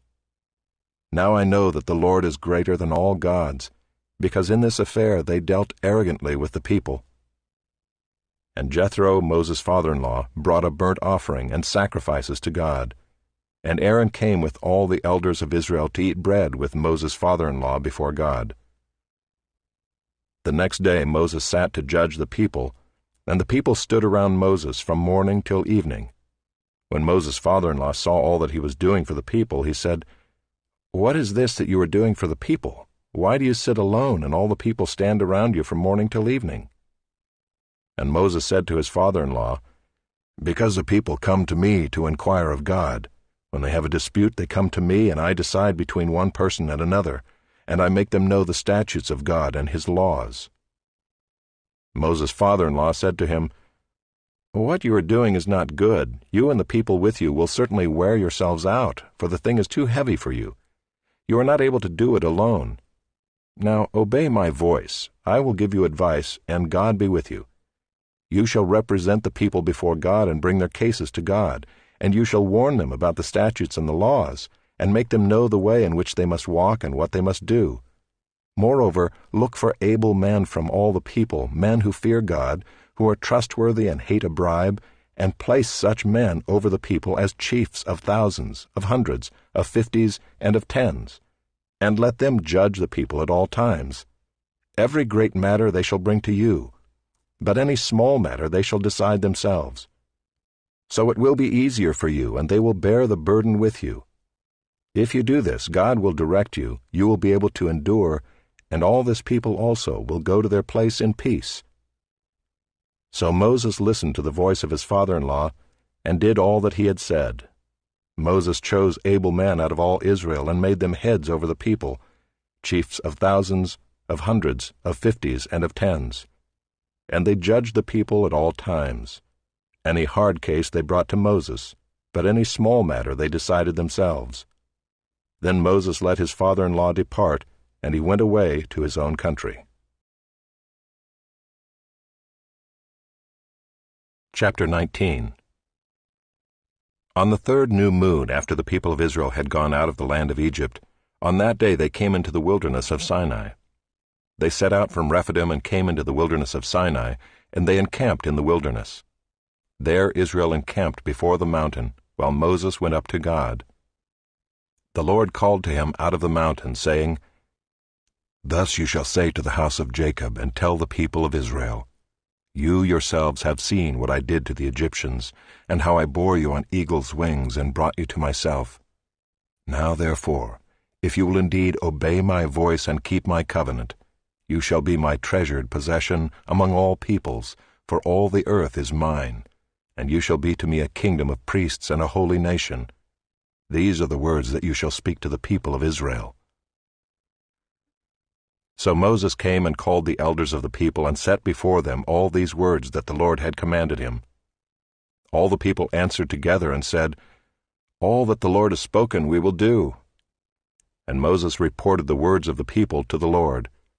And the Lord said to Moses, "Behold, I am coming to you in a thick cloud, that the people may hear when I speak with you, and may also believe you forever."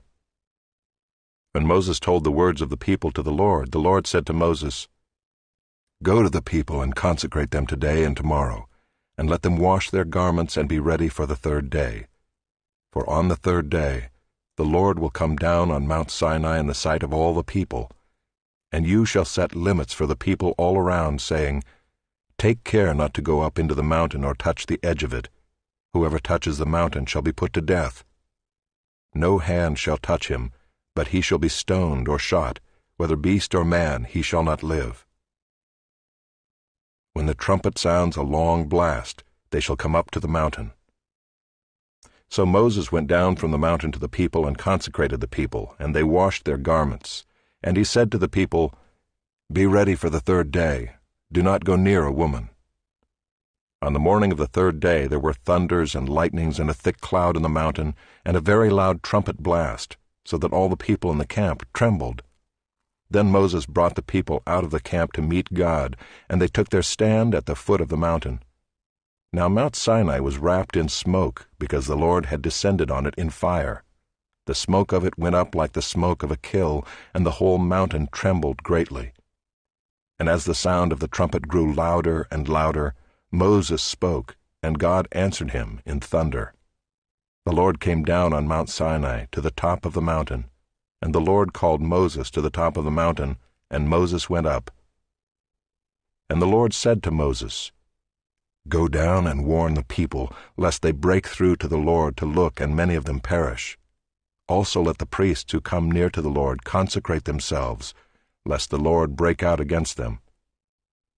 And Moses said to the Lord, The people cannot come up to Mount Sinai, for you yourself warned us, saying, Set limits around the mountain and consecrate it. And the Lord said to him, Go down and come up, bringing Aaron with you, but do not let the priests and the people break through to come up to the Lord, lest he break out against them. So Moses went down to the people and told them.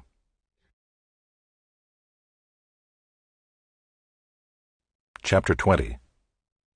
And God spoke all these words, saying, I am the Lord your God who brought you out of the land of Egypt, out of the house of slavery. You shall have no other gods before me. You shall not make for yourself a carved image, or any likeness of anything that is in heaven above, or that is in the earth beneath, or that is in the water under the earth. You shall not bow down to them or serve them, for I, the Lord your God, am a jealous God, visiting the iniquity of the fathers on the children to the third and the fourth generation of those who hate me, but showing steadfast love to thousands of those who love me and keep my commandments. You shall not take the name of the Lord your God in vain, for the Lord will not hold him guiltless who takes his name in vain. Remember the Sabbath day, to keep it holy. 6 days you shall labor, and do all your work, but the seventh day is a Sabbath to the Lord your God. On it you shall not do any work, you or your son or your daughter, your male servant or your female servant, or your livestock, or the sojourner who is within your gates.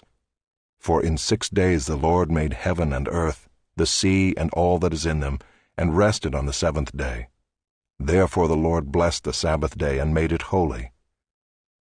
Honor your father and your mother, that your days may be long in the land that the Lord your God is giving you. You shall not murder. You shall not commit adultery. You shall not steal. You shall not bear false witness against your neighbor. You shall not covet your neighbor's house. You shall not covet your neighbor's wife, or his male servant, or his female servant, or his ox, or his donkey, or anything that is your neighbor's. Now when all the people saw the thunder and the flashes of lightning and the sound of the trumpet and the mountain smoking, the people were afraid and trembled, and they stood far off and said to Moses, You speak to us, and we will listen, but do not let God speak to us, lest we die. Moses said to the people, Do not fear, for God has come to test you, that the fear of him may be before you, that you may not sin. The people stood far off, while Moses drew near to the thick darkness where God was. And the Lord said to Moses, Thus you shall say to the people of Israel, You have seen for yourselves that I have talked with you from heaven. You shall not make gods of silver to be with me, nor shall you make for yourselves gods of gold. An altar of earth you shall make for me, and sacrifice on it your burnt offerings and your peace offerings, your sheep and your oxen. In every place where I cause my name to be remembered, I will come to you and bless you. If you make me an altar of stone, you shall not build it of hewn stones. For if you wield your tool on it, you profane it. And you shall not go up by steps to my altar, that your nakedness be not exposed on it. Chapter 21. Now these are the rules that you shall set before them. When you buy a Hebrew slave, he shall serve 6 years, and in the 7th he shall go out free for nothing. If he comes in single, he shall go out single. If he comes in married, then his wife shall go out with him. If his master gives him a wife and she bears him sons or daughters, the wife and her children shall be her master's, and he shall go out alone.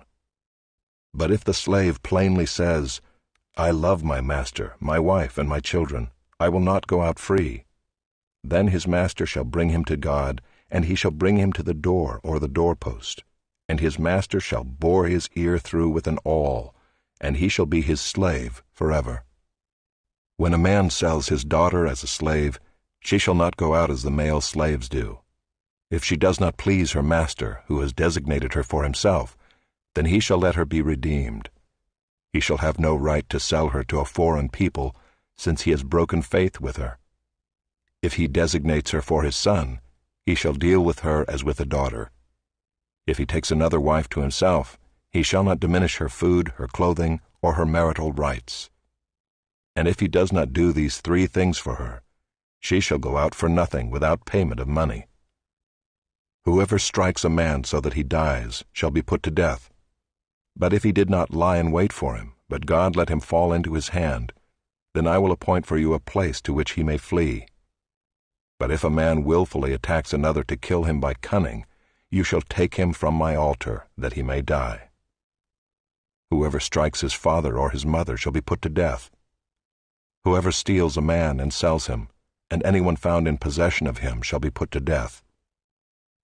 Whoever curses his father or his mother shall be put to death.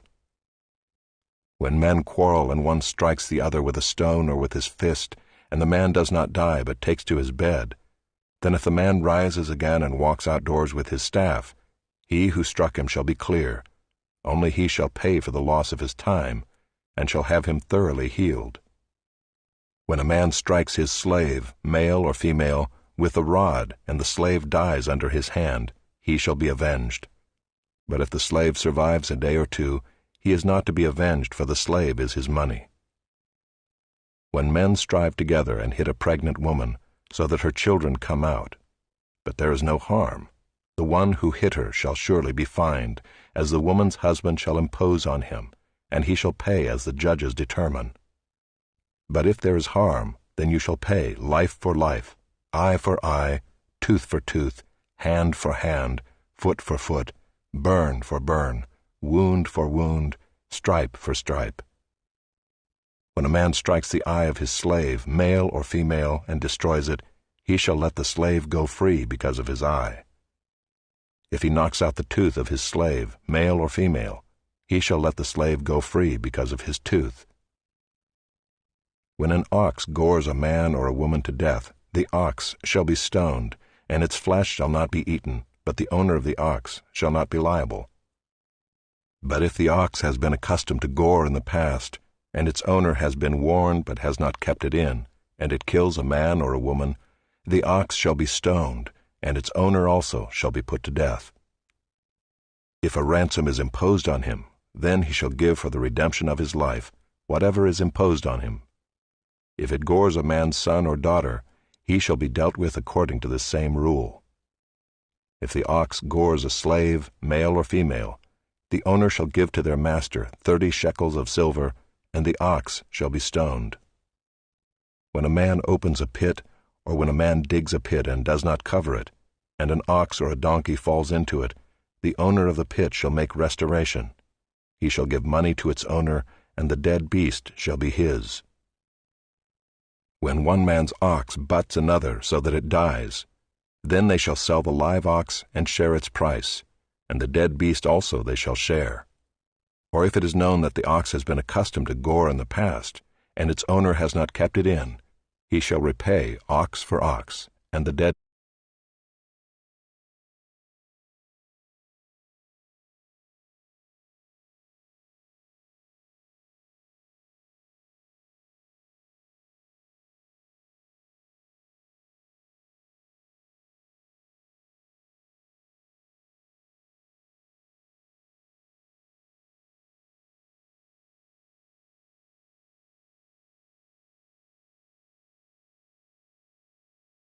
be his.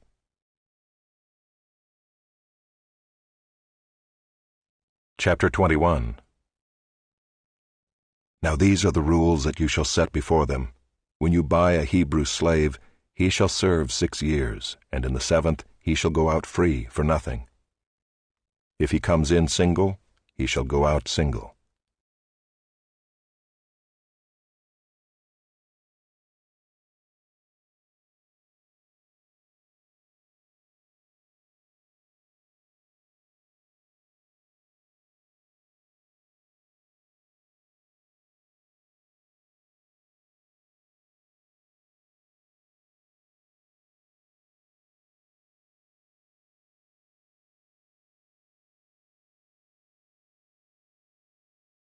In married, then his wife shall go out with him. If his master gives him a wife and she bears him sons or daughters, the wife and her children shall be her master's, and he shall go out alone. But if the slave plainly says, I love my master, my wife, and my children, I will not go out free, then his master shall bring him to God, and he shall bring him to the door or the doorpost, and his master shall bore his ear through with an awl, and he shall be his slave forever. When a man sells his daughter as a slave, she shall not go out as the male slaves do.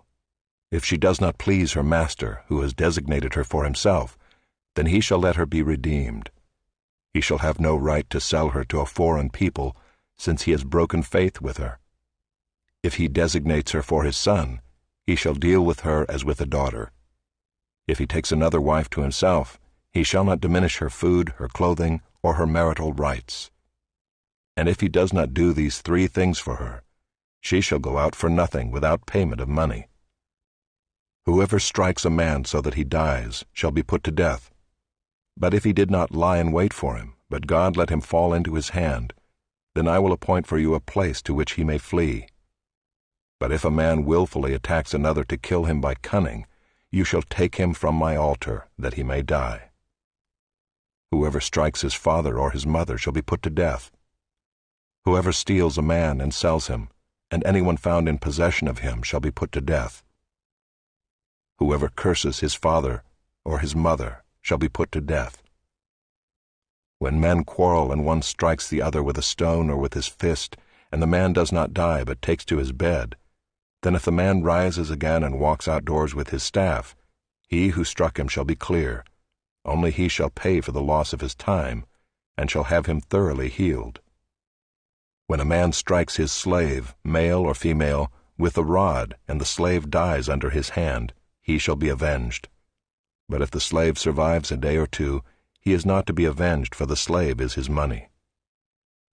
When men strive together and hit a pregnant woman, so that her children come out, but there is no harm, the one who hit her shall surely be fined, as the woman's husband shall impose on him, and he shall pay as the judges determine. But if there is harm, then you shall pay life for life, eye for eye, tooth for tooth, hand for hand, foot for foot, burn for burn, wound for wound, stripe for stripe. When a man strikes the eye of his slave, male or female, and destroys it, he shall let the slave go free because of his eye. If he knocks out the tooth of his slave, male or female, he shall let the slave go free because of his tooth. When an ox gores a man or a woman to death, the ox shall be stoned, and its flesh shall not be eaten, but the owner of the ox shall not be liable. But if the ox has been accustomed to gore in the past, and its owner has been warned but has not kept it in, and it kills a man or a woman, the ox shall be stoned, and its owner also shall be put to death. If a ransom is imposed on him, then he shall give for the redemption of his life whatever is imposed on him. If it gores a man's son or daughter, he shall be dealt with according to the same rule. If the ox gores a slave, male or female, the owner shall give to their master 30 shekels of silver, and the ox shall be stoned. When a man opens a pit, or when a man digs a pit and does not cover it, and an ox or a donkey falls into it, the owner of the pit shall make restoration. He shall give money to its owner, and the dead beast shall be his. When one man's ox butts another so that it dies, Then they shall sell the live ox and share its price, and the dead beast also they shall share. Or if it is known that the ox has been accustomed to gore in the past, and its owner has not kept it in, he shall repay ox for ox, and the dead beast shall be his. Chapter 22. If a man steals an ox or a sheep, and kills it or sells it, he shall repay 5 oxen for an ox, and 4 sheep for a sheep. If a thief is found breaking in and is struck so that he dies, there shall be no blood guilt for him. But if the sun has risen on him, there shall be blood guilt for him. He shall surely pay. If he has nothing, then he shall be sold for his theft. If the stolen beast is found alive in his possession, whether it is an ox or a donkey or a sheep, he shall pay double. If a man causes a field or vineyard to be grazed over or lets his beast loose, and it feeds in another man's field, he shall make restitution from the best in his own field and in his own vineyard. If fire breaks out and catches in thorns, so that the stacked grain or the standing grain or the field is consumed, he who started the fire shall make full restitution. If a man gives to his neighbor money or goods to keep safe, and it is stolen from the man's house, then if the thief is found, he shall pay double. If the thief is not found, the owner of the house shall come near to God to show whether or not he has put his hand to his neighbor's property.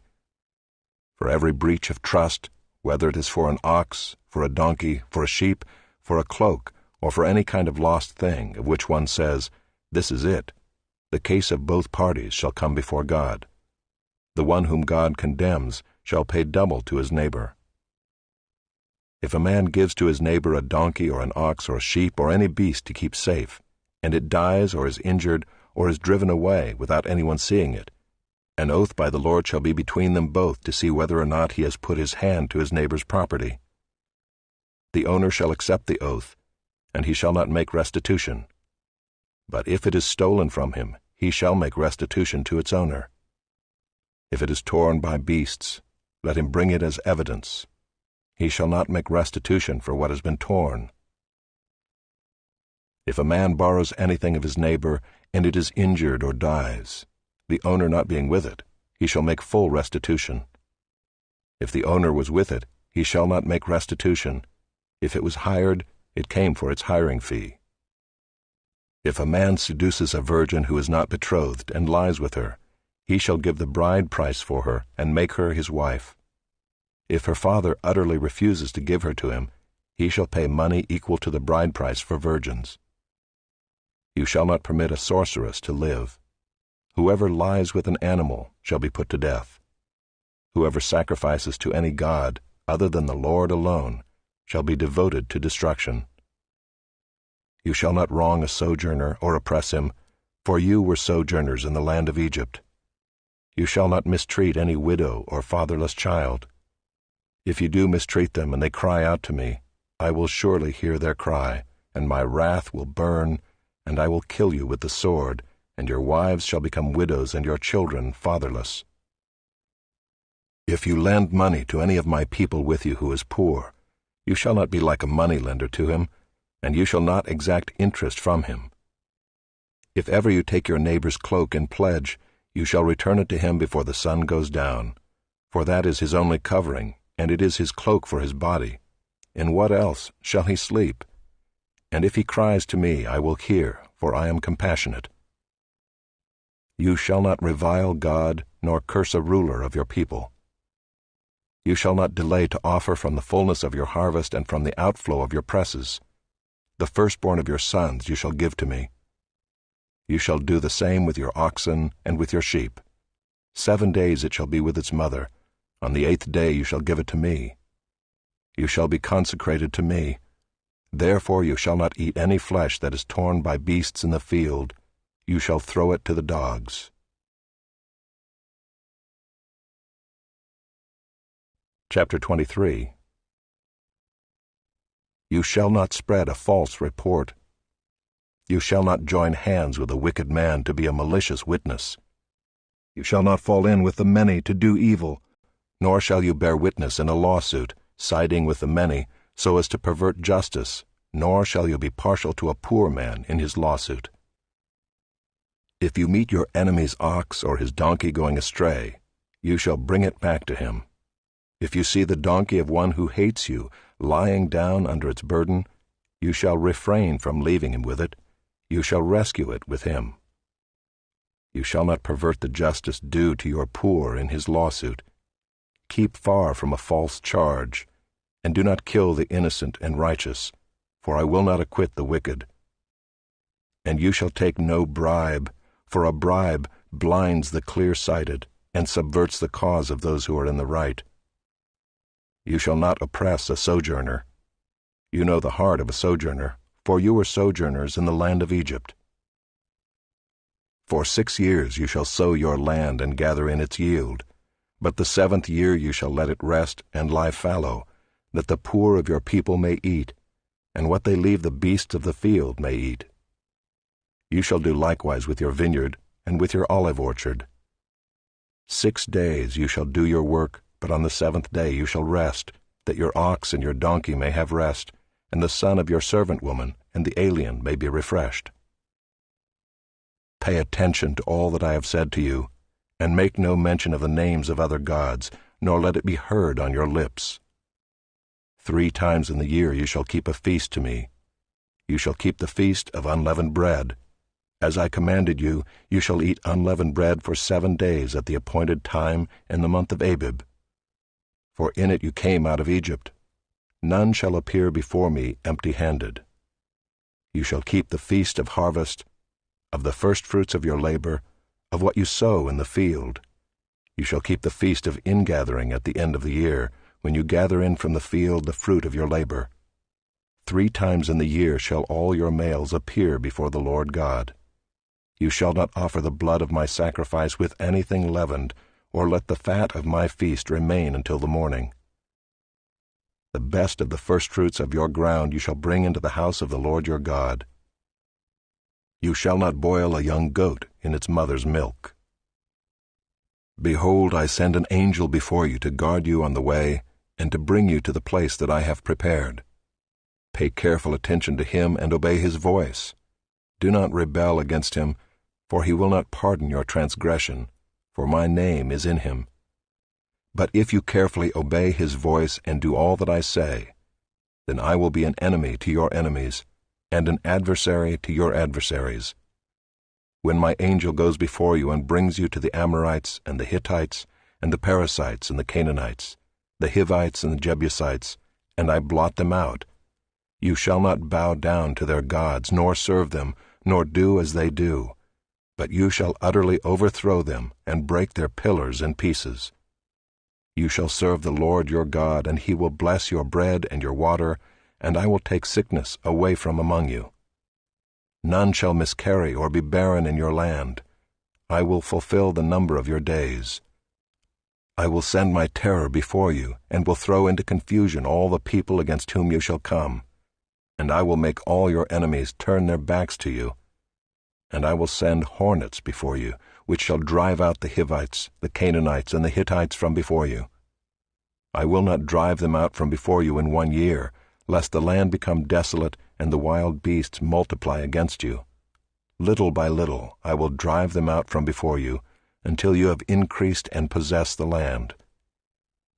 And I will set your border from the Red Sea to the Sea of the Philistines, and from the wilderness to the Euphrates.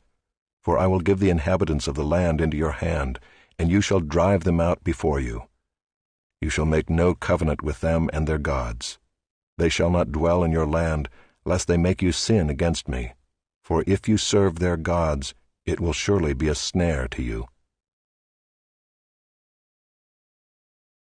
Chapter 24.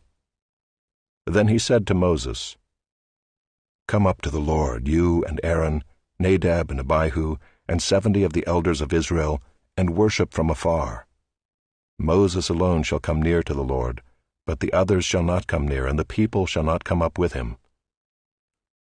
Moses came and told the people all the words of the Lord and all the rules. And all the people answered with one voice and said, All the words that the Lord has spoken we will do. And Moses wrote down all the words of the Lord. He rose early in the morning and built an altar at the foot of the mountain, and 12 pillars according to the 12 tribes of Israel. And he sent young men of the people of Israel, who offered burnt offerings and sacrificed peace offerings of oxen to the Lord. And Moses took half of the blood and put it in basins, and half of the blood he threw against the altar. Then he took the book of the covenant and read it in the hearing of the people. And they said, "All that the Lord has spoken we will do, and we will be obedient." And Moses took the blood and threw it on the people and said, "Behold the blood of the covenant that the Lord has made with you in accordance with all these words." Then Moses and Aaron, Nadab and Abihu, and 70 of the elders of Israel went up, and they saw the God of Israel. There was under his feet as it were a pavement of sapphire stone, like the very heaven for clearness. And he did not lay his hand on the chief men of the people of Israel. They beheld God, and ate and drank. The Lord said to Moses, "Come up to me on the mountain and wait there, that I may give you the tablets of stone, with the law and the commandment which I have written for their instruction."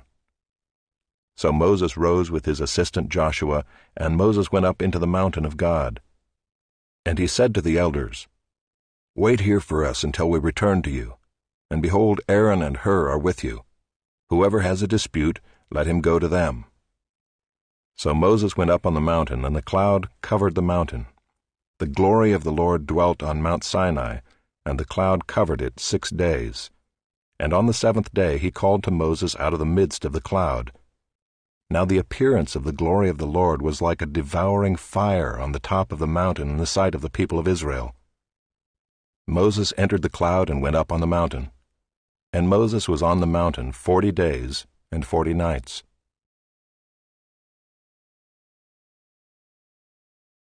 Chapter 25.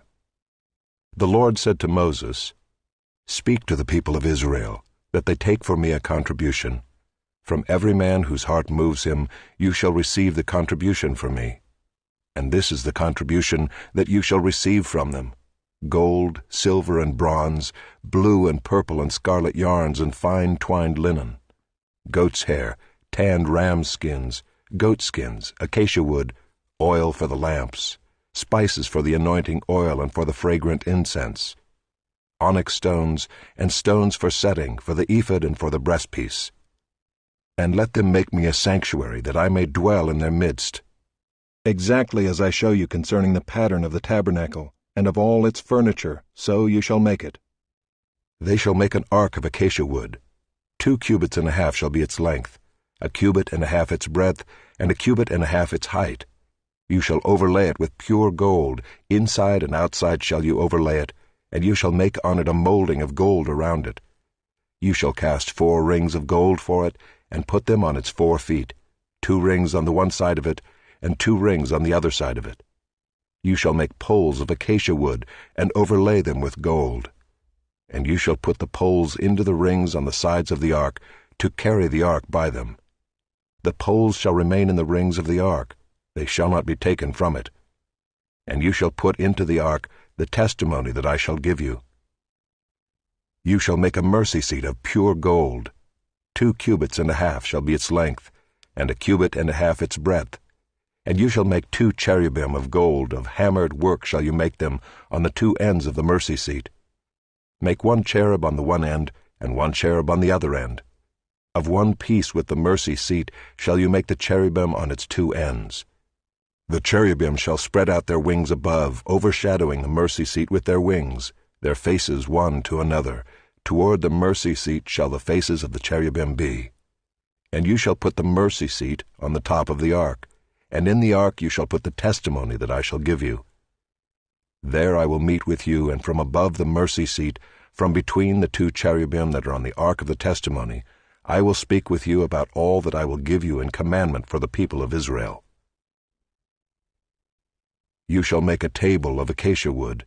2 cubits shall be its length, 1 cubit its breadth, and 1 cubit and a half its height. You shall overlay it with pure gold, and make a molding of gold around it. And you shall make a rim around it, a handbreadth wide, and a molding of gold around the rim. And you shall make for it 4 rings of gold, and fasten the rings to the 4 corners at its 4 legs. Close to the frame the rings shall lie as holders for the poles to carry the table.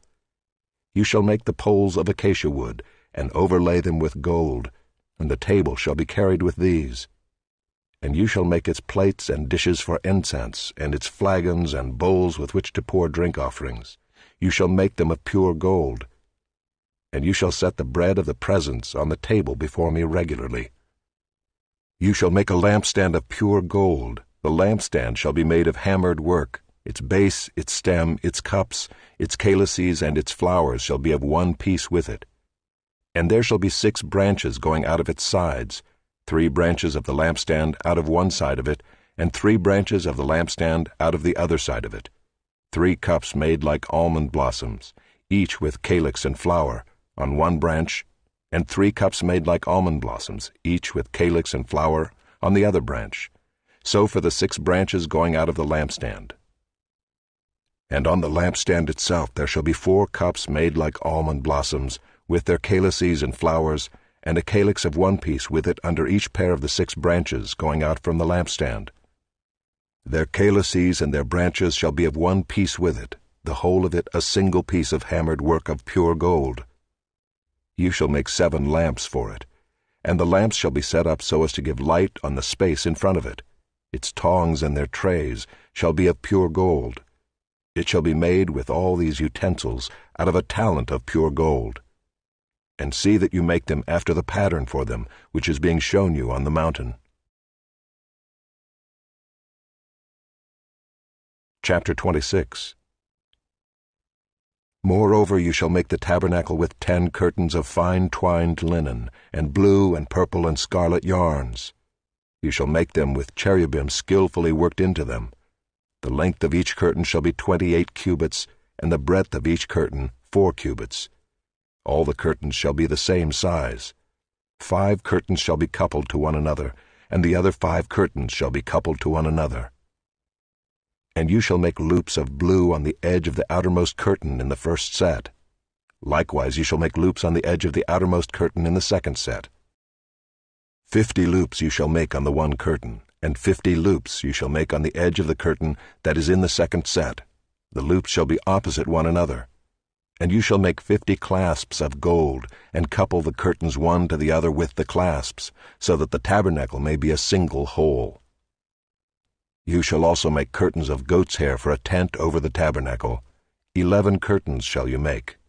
The length of each curtain shall be 30 cubits, and the breadth of each curtain 4 cubits. The 11 curtains shall be the same size. You shall couple 5 curtains by themselves, and 6 curtains by themselves. And the 6th curtain you shall double over at the front of the tent. You shall make 50 loops on the edge of the curtain that is outermost in one set, and 50 loops on the edge of the curtain that is outermost in the second set. You shall make 50 clasps of bronze, and put the clasps into the loops, and couple the tent together, that it may be a single whole. And the part that remains of the curtains of the tent, the half curtain that remains, shall hang over the back of the tabernacle. And the extra that remains in the length of the curtains, the cubit on the one side and the cubit on the other side, shall hang over the sides of the tabernacle on this side and that side to cover it. And you shall make for the tent a covering of tanned ram skins and a covering of goat skins on top. You shall make upright frames for the tabernacle of acacia wood. 10 cubits shall be the length of a frame, and 1.5 cubits the breadth of each frame. There shall be 2 tenons in each frame for fitting together. So shall you do for all the frames of the tabernacle. You shall make the frames for the tabernacle, 20 frames for the south side, and 40 bases of silver you shall make under the 20 frames, 2 bases under one frame for its 2 tenons, and 2 bases under the next frame for its 2 tenons. And for the second side of the tabernacle on the north side, 20 frames, and there 40 bases of silver, 2 bases under one frame, and 2 bases under the next frame. And for the rear of the tabernacle westward you shall make 6 frames. And you shall make 2 frames for corners of the tabernacle in the rear. They shall be separate beneath, but joined at the top at the first ring. Thus shall it be with both of them. They shall form the 2 corners, and there shall be 8 frames with their bases of silver, 16 bases, 2 bases under one frame, and 2 bases under another frame.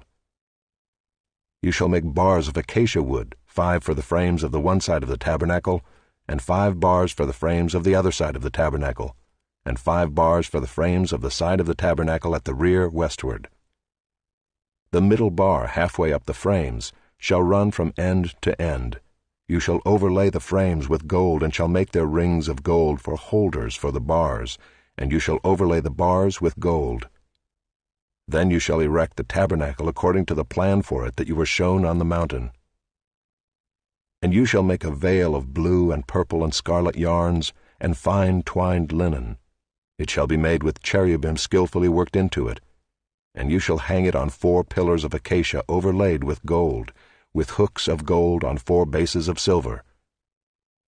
And you shall hang the veil from the clasps, and bring the ark of the testimony in there within the veil. And the veil shall separate for you the holy place from the most holy. You shall put the mercy seat on the ark of the testimony in the most holy place. And you shall set the table outside the veil, and the lampstand on the south side of the tabernacle opposite the table, and you shall put the table on the north side. You shall make a screen for the entrance of the tent of blue and purple and scarlet yarns, and fine twined linen, embroidered with needlework. And you shall make for the screen 5 pillars of acacia, and overlay them with gold. Their hooks shall be of gold, and you shall cast 5 bases of bronze for them. Chapter 27. You shall make the altar of acacia wood, 5 cubits long, and 5 cubits broad. The altar shall be square, and its height shall be 3 cubits. And you shall make horns for it on its 4 corners. Its horns shall be of one piece with it, and you shall overlay it with bronze. You shall make pots for it to receive its ashes, and shovels and basins and forks and firepans. You shall make all its utensils of bronze. You shall also make for it a grating, a network of bronze, and on the net you shall make 4 bronze rings at its 4 corners. And you shall set it under the ledge of the altar, so that the net extends halfway down the altar. And you shall make poles for the altar, poles of acacia wood, and overlay them with bronze. And the poles shall be put through the rings, so that the poles are on the 2 sides of the altar when it is carried. You shall make it hollow with boards. As it has been shown you on the mountain, so shall it be made. You shall make the court of the tabernacle. On the south side the court shall have hangings of fine twined linen, 100 cubits long for one side. Its 20 pillars and their 20 bases shall be of bronze, but the hooks of the pillars and their fillets shall be of silver. And likewise for its length on the north side there shall be hangings 100 cubits long, its pillars 20, and their bases 20, of bronze, but the hooks of the pillars and their fillets shall be of silver. And for the breadth of the court on the west side there shall be hangings for 50 cubits, with 10 pillars and 10 bases. The breadth of the court on the front to the east shall be 50 cubits. The hangings for the one side of the gate shall be 15 cubits, with their 3 pillars and 3 bases. On the other side the hangings shall be 15 cubits, with their 3 pillars and 3 bases. For the gate of the court there shall be a screen 20 cubits long of blue and purple and scarlet yarns, and fine twined linen, embroidered with needlework. It shall have 4 pillars, and with them 4 bases. All the pillars around the court shall be filleted with silver. Their hooks shall be of silver, and their bases of bronze. The length of the court shall be 100 cubits, the breadth 50, and the height 5 cubits, with hangings of fine twined linen, and bases of bronze.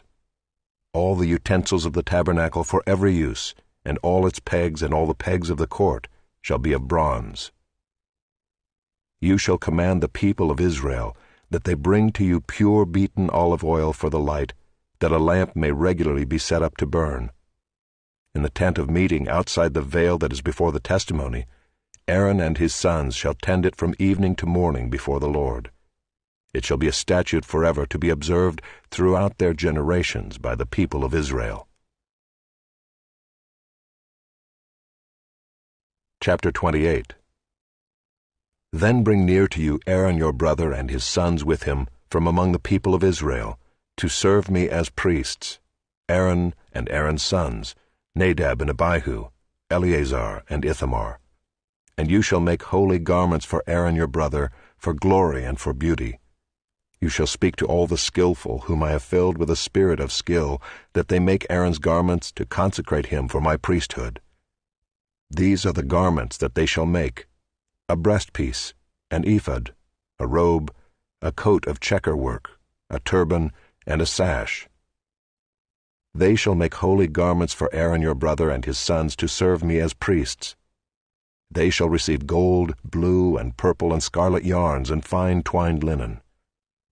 And they shall make the ephod of gold, of blue, and purple, and scarlet yarns, and of fine twined linen, skillfully worked. It shall have 2 shoulder pieces attached to its 2 edges, so that it may be joined together. And the skillfully woven band on it shall be made like it, and be of one piece with it, of gold, blue, and purple, and scarlet yarns, and fine twined linen. You shall take 2 onyx stones and engrave on them the names of the sons of Israel, 6 of their names on the one stone, and the names of the remaining 6 on the other stone, in the order of their birth. As a jeweler engraves signets, so shall you engrave the 2 stones with the names of the sons of Israel. You shall enclose them in settings of gold filigree, and you shall set the 2 stones on the shoulder pieces of the ephod as stones of remembrance for the sons of Israel. And Aaron shall bear their names before the Lord on his 2 shoulders for remembrance. You shall make settings of gold filigree and 2 chains of pure gold, twisted like cords, and you shall attach the corded chains to the settings. You shall make a breastpiece of judgment in skilled work. In the style of the ephod you shall make it, of gold, blue, and purple, and scarlet yarns, and fine twined linen shall you make it. It shall be square and doubled, a span its length, and a span its breadth. You shall set in it 4 rows of stones. A row of sardius, topaz, and carbuncle shall be the first row, and the second row an emerald, a sapphire, and a diamond, and the third row a jacinth, an agate, and an amethyst, and the 4th row a beryl, an onyx, and a jasper. They shall be set in gold filigree. There shall be 12 stones with their names according to the names of the sons of Israel. They shall be like signets, each engraved with its name for the 12 tribes. You shall make for the breastpiece twisted chains like cords of pure gold. And you shall make for the breastpiece 2 rings of gold, and put the 2 rings on the 2 edges of the breastpiece. And you shall put the 2 cords of gold in the 2 rings at the edges of the breastpiece. The 2 ends of the 2 cords you shall attach to the 2 settings of filigree, and so attach it in front to the shoulder pieces of the ephod. You shall make 2 rings of gold, and put them at the 2 ends of the breastpiece, on its inside edge next to the ephod. And you shall make 2 rings of gold, and attach them in front to the lower part of the 2 shoulder pieces of the ephod, at its seam above the skillfully woven band of the ephod. And they shall bind the breastpiece by its rings to the rings of the ephod with a lace of blue, so that it may lie on the skillfully woven band of the ephod, so that the breastpiece shall not come loose from the ephod. So Aaron shall bear the names of the sons of Israel in the breastpiece of judgment on his heart, when he goes into the holy place, to bring them to regular remembrance before the Lord. And in the breastpiece of judgment you shall put the Urim and the Thummim, and they shall be on Aaron's heart when he goes in before the Lord. Thus Aaron shall bear the judgment of the people of Israel on his heart before the Lord regularly. You shall make the robe of the ephod all of blue. It shall have an opening for the head in the middle of it, with a woven binding around the opening, like the opening in a garment, so that it may not tear. On its hem you shall make pomegranates of blue and purple and scarlet yarns, around its hem with bells of gold between them, a golden bell and a pomegranate, a golden bell and a pomegranate, around the hem of the robe. And it shall be on Aaron when he ministers, and its sound shall be heard when he goes into the holy place before the Lord, and when he comes out, so that he does not die. You shall make a plate of pure gold, and engrave on it, like the engraving of a signet, Holy to the Lord. And you shall fasten it on the turban by a cord of blue. It shall be on the front of the turban. It shall be on Aaron's forehead, and Aaron shall bear any guilt from the holy things that the people of Israel consecrate as their holy gifts. It shall regularly be on his forehead, that they may be accepted before the Lord. You shall weave the coat in checker work of fine linen, and you shall make a turban of fine linen, and you shall make a sash embroidered with needlework. For Aaron's sons you shall make coats and sashes and caps. You shall make them for glory and beauty. And you shall put them on Aaron your brother and on his sons with him, and shall anoint them and ordain them and consecrate them, that they may serve me as priests. You shall make for them linen undergarments to cover their naked flesh. They shall reach from the hips to the thighs, and they shall be on Aaron and on his sons when they go into the tent of meeting, or when they come near the altar to minister in the holy place, lest they bear guilt and die. This shall be a statute forever for him and for his offspring after him.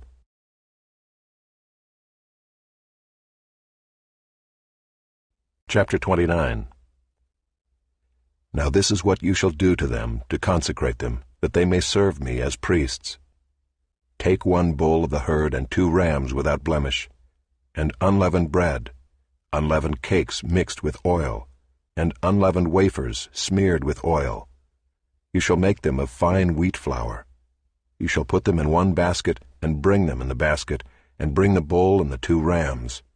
You shall bring Aaron and his sons to the entrance of the tent of meeting, and wash them with water.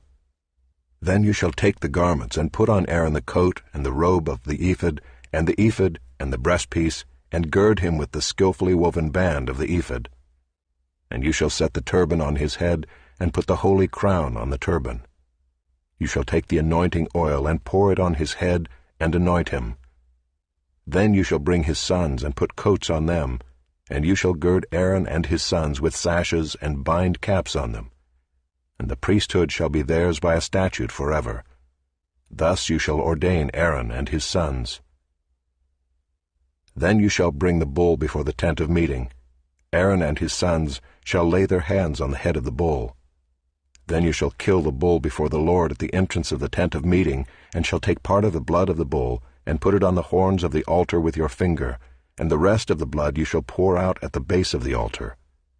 And you shall take all the fat that covers the entrails, and the long lobe of the liver, and the 2 kidneys with the fat that is on them, and burn them on the altar. But the flesh of the bull and its skin and its dung you shall burn with fire outside the camp. It is a sin offering.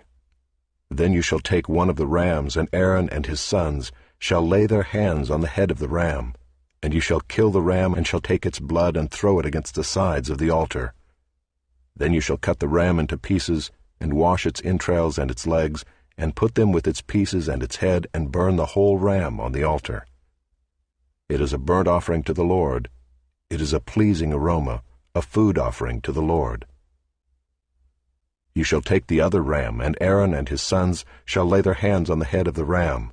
And you shall kill the ram, and take part of its blood, and put it on the tip of the right ear of Aaron, and on the tips of the right ears of his sons, and on the thumbs of their right hands, and on the great toes of their right feet, and throw the rest of the blood against the sides of the altar.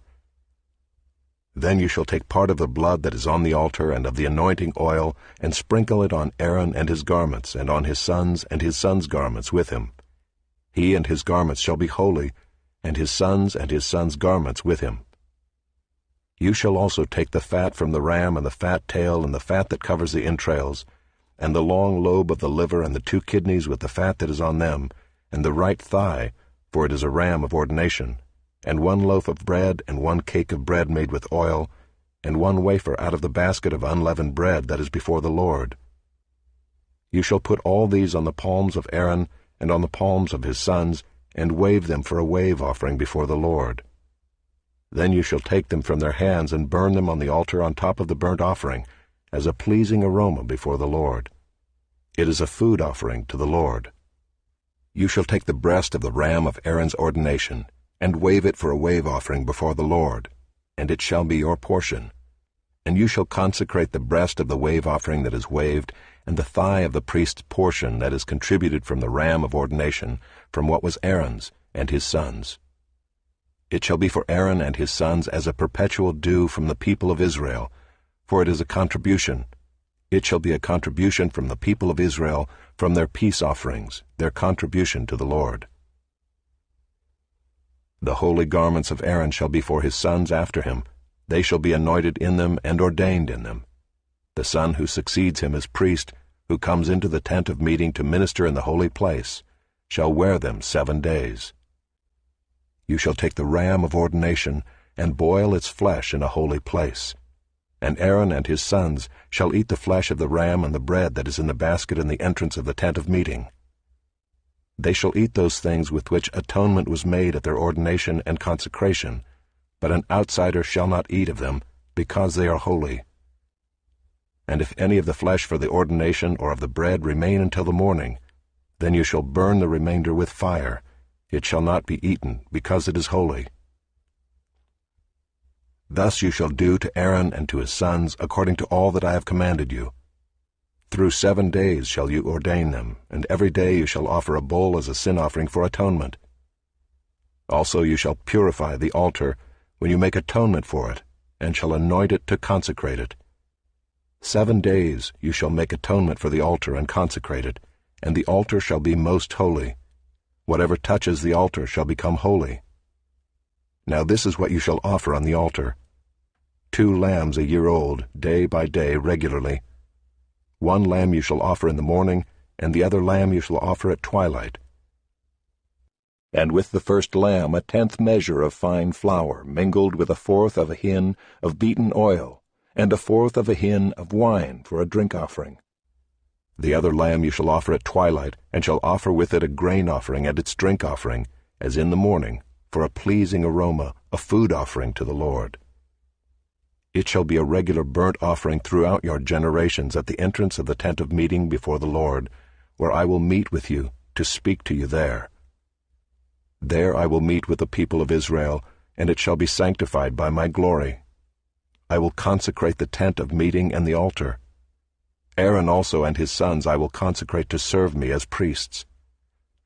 I will dwell among the people of Israel, and will be their God. And they shall know that I am the Lord their God, who brought them out of the land of Egypt, that I might dwell among them. I am the Lord their God.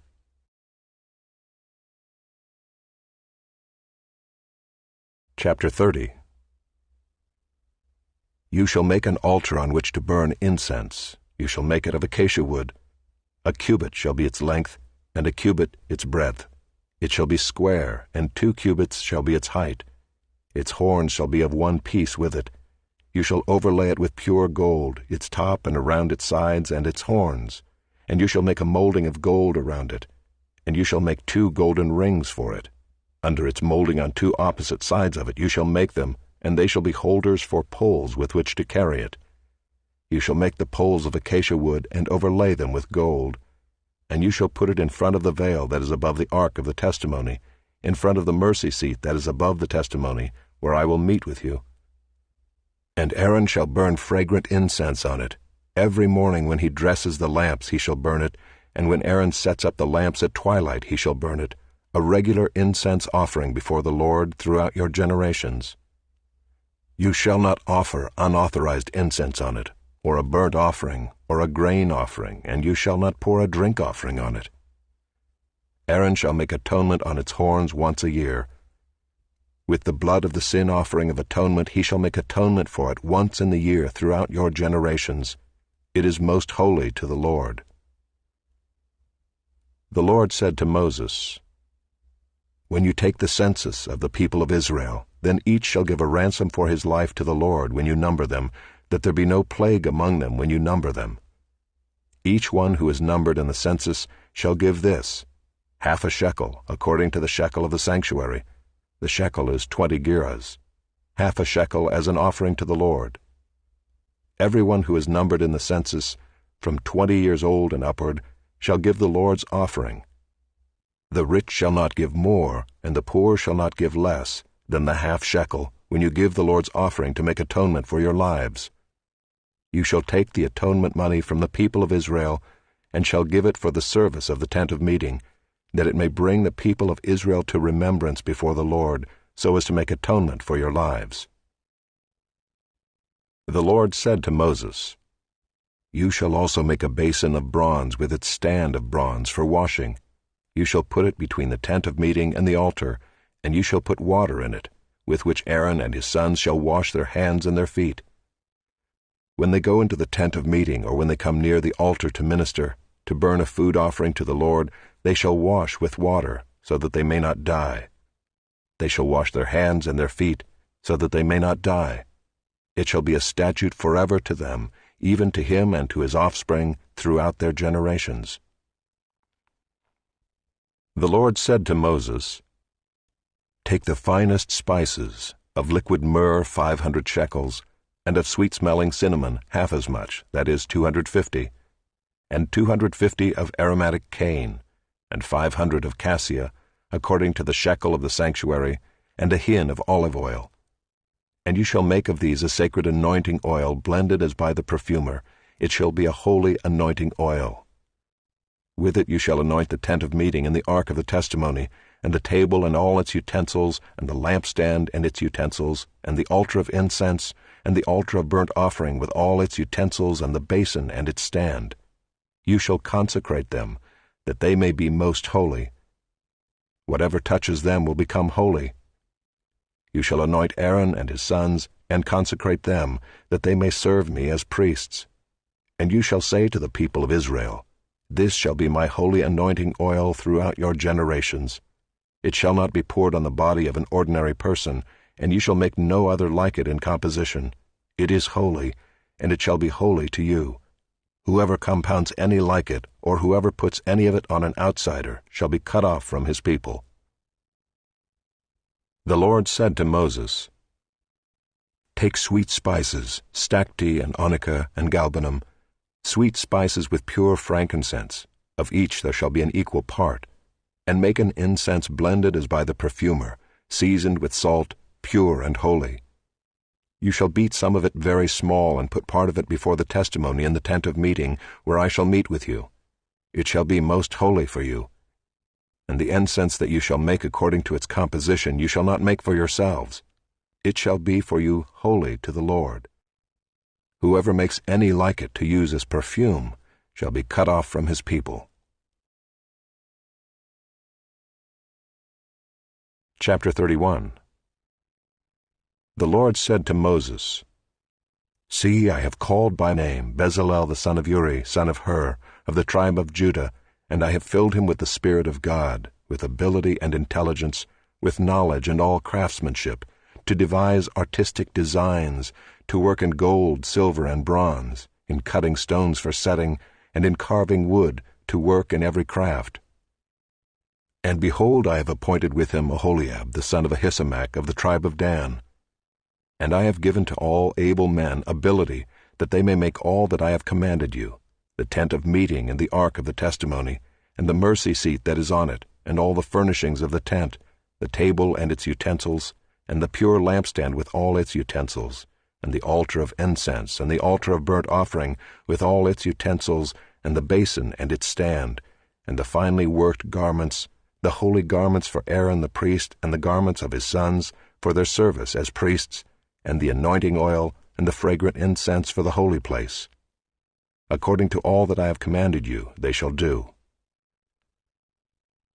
And the Lord said to Moses, You are to speak to the people of Israel, and say, Above all you shall keep my Sabbaths, for this is a sign between me and you throughout your generations, that you may know that I, the Lord, sanctify you. You shall keep the Sabbath, because it is holy for you.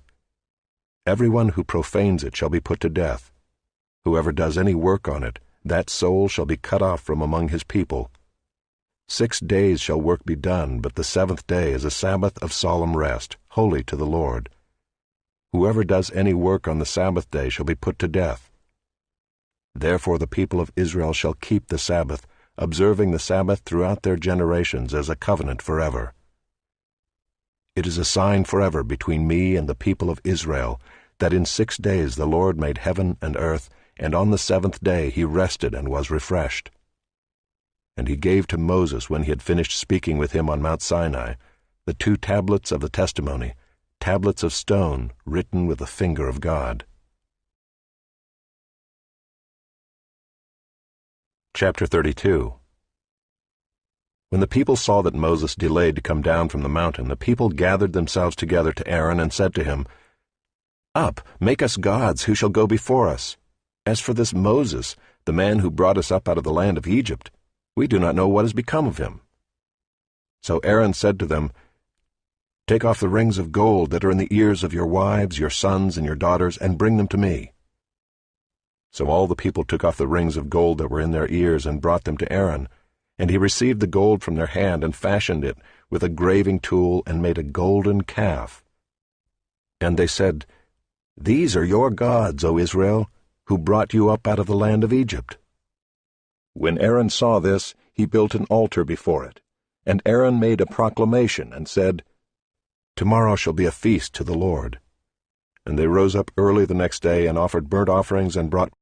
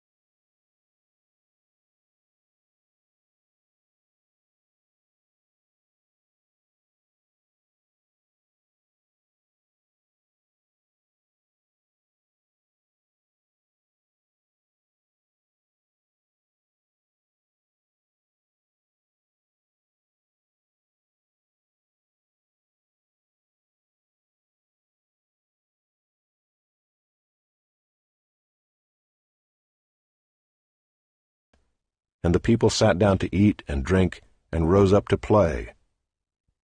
And the Lord said to Moses, "Go down, for your people whom you brought up out of the land of Egypt have corrupted themselves. They have turned aside quickly out of the way that I commanded them. They have made for themselves a golden calf, and have worshipped it, and sacrificed to it, and said, 'These are your gods, O Israel, who brought you up out of the land of Egypt.' And the Lord said to Moses, I have seen this people, and behold, it is a stiff-necked people. Now therefore let me alone, that my wrath may burn hot against them, and I may consume them, in order that I may make a great nation of you."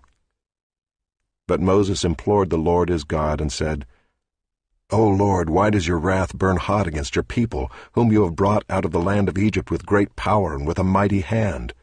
Why should the Egyptians say, 'With evil intent did he bring them out, to kill them in the mountains, and to consume them from the face of the earth'? Turn from your burning anger, and relent from this disaster against your people. Remember Abraham, Isaac, and Israel your servants, to whom you swore by your own self, and said to them, 'I will multiply your offspring as the stars of heaven, and all this land that I have promised I will give to your offspring, and they shall inherit it forever.' And the Lord relented from the disaster that he had spoken of bringing on his people. Then Moses turned and went down from the mountain with the 2 tablets of the testimony in his hand, tablets that were written on both sides. On the front and on the back they were written. The tablets were the work of God, and the writing was the writing of God, engraved on the tablets. When Joshua heard the noise of the people as they shouted, he said to Moses, "There is a noise of war in the camp." But he said, "It is not the sound of shouting for victory, or the sound of the cry of defeat, but the sound of singing that I hear." And as soon as he came near the camp and saw the calf and the dancing, Moses' anger burned hot, and he threw the tablets out of his hands and broke them at the foot of the mountain. He took the calf that they had made and burned it with fire and ground it to powder and scattered it on the water and made the people of Israel drink it. And Moses said to Aaron, "What did this people do to you that you have brought such a great sin upon them?" And Aaron said, "Let not the anger of my Lord burn hot. You know the people, that they are set on evil. For they said to me, 'Make us gods who shall go before us.' As for this Moses, the man who brought us up out of the land of Egypt, we do not know what has become of him. So I said to them, Let any who have gold take it off. So they gave it to me, and I threw it into the fire, and out came this calf. And when Moses saw that the people had broken loose, for Aaron had let them break loose, to the derision of their enemies, then Moses stood in the gate of the camp and said, Who is on the Lord's side? Come to me. And all the sons of Levi gathered round him, and he said to them, Thus says the Lord God of Israel, Put your sword on your side, each of you, and go to and fro from gate to gate throughout the camp, and each of you kill his brother and his companion and his neighbor. And the sons of Levi did according to the word of Moses. And that day about 3,000 men of the people fell. And Moses said, Today you have been ordained for the service of the Lord, each one at the cost of his son and of his brother, so that he might bestow a blessing upon you this day. The next day Moses said to the people, You have sinned a great sin, and now I will go up to the Lord. Perhaps I can make atonement for your sin. So Moses returned to the Lord and said, Alas, this people has sinned a great sin. They have made for themselves gods of gold. But now, if you will, forgive their sin, but if not, please blot me out of your book that you have written. But the Lord said to Moses, Whoever has sinned against me I will blot out of my book. But now go, lead the people to the place about which I have spoken to you. Behold, my angel shall go before you. Nevertheless, in the day when I will visit their sin upon them. Then the Lord sent a plague on the people, because they made the calf, the one that Aaron made. Chapter 33. The Lord said to Moses, Depart, go up from here, you and the people whom you have brought up out of the land of Egypt, to the land of which I swore to Abraham, Isaac, and Jacob, saying, To your offspring I will give it. I will send an angel before you, and I will drive out the Canaanites, the Amorites, the Hittites, the Perizzites, the Hivites, and the Jebusites. Go up to a land flowing with milk and honey. But I will not go up among you, lest I consume you on the way, for you are a stiff-necked people. When the people heard this disastrous word, they mourned, and no one put on his ornaments. For the Lord had said to Moses, Say to the people of Israel, You are a stiff-necked people. If for a single moment I should go up among you, I would consume you. So now take off your ornaments, that I may know what to do with you. Therefore the people of Israel stripped themselves of their ornaments from Mount Horeb onward. Now Moses used to take the tent and pitch it outside the camp, far off from the camp, and he called it the tent of meeting. And everyone who sought the Lord would go out to the tent of meeting, which was outside the camp. Whenever Moses went out to the tent, all the people would rise up, and each would stand at his tent door and watch Moses until he had gone into the tent. When Moses entered the tent, the pillar of cloud would descend and stand at the entrance of the tent, and the Lord would speak with Moses. And when all the people saw the pillar of cloud standing at the entrance of the tent, all the people would rise up and worship, each at his tent door. Thus the Lord used to speak to Moses face to face, as a man speaks to his friend. When Moses turned again into the camp, his assistant Joshua the son of Nun, a young man, would not depart from the tent. Moses said to the Lord, See, you say to me, Bring up this people, but you have not let me know whom you will send with me. Yet you have said, I know you by name, and you have also found favor in my sight. Now therefore, if I have found favor in your sight, please show me now your ways, that I may know you in order to find favor in your sight. Consider too that this nation is your people. And he said, My presence will go with you, and I will give you rest. And he said to him, If your presence will not go with me, do not bring us up from here.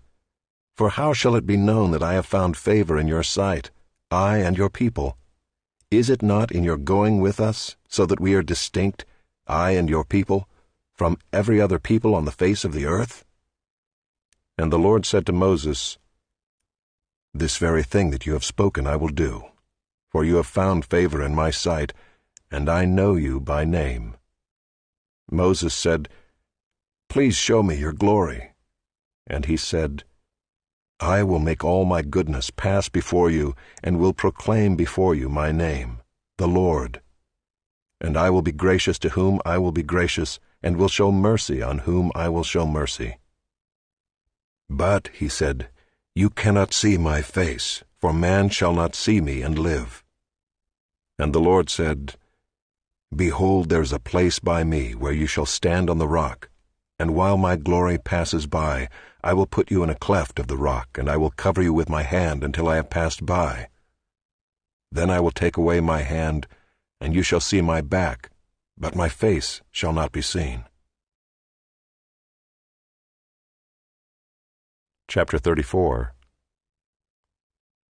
The Lord said to Moses, "Cut for yourself 2 tablets of stone like the first, and I will write on the tablets the words that were on the first tablets, which you broke. Be ready by the morning, and come up in the morning to Mount Sinai, and present yourself there to me on the top of the mountain. No one shall come up with you, and let no one be seen throughout all the mountain. Let no flocks or herds graze opposite that mountain." So Moses cut 2 tablets of stone like the first, and he rose early in the morning and went up on Mount Sinai as the Lord had commanded him, and took in his hand 2 tablets of stone. The Lord descended in the cloud and stood with him there, and proclaimed the name of the Lord.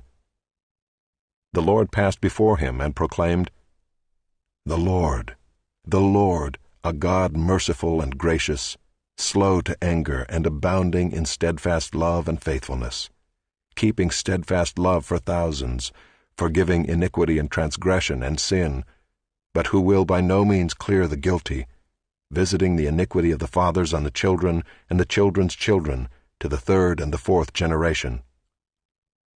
And Moses quickly bowed his head toward the earth and worshipped.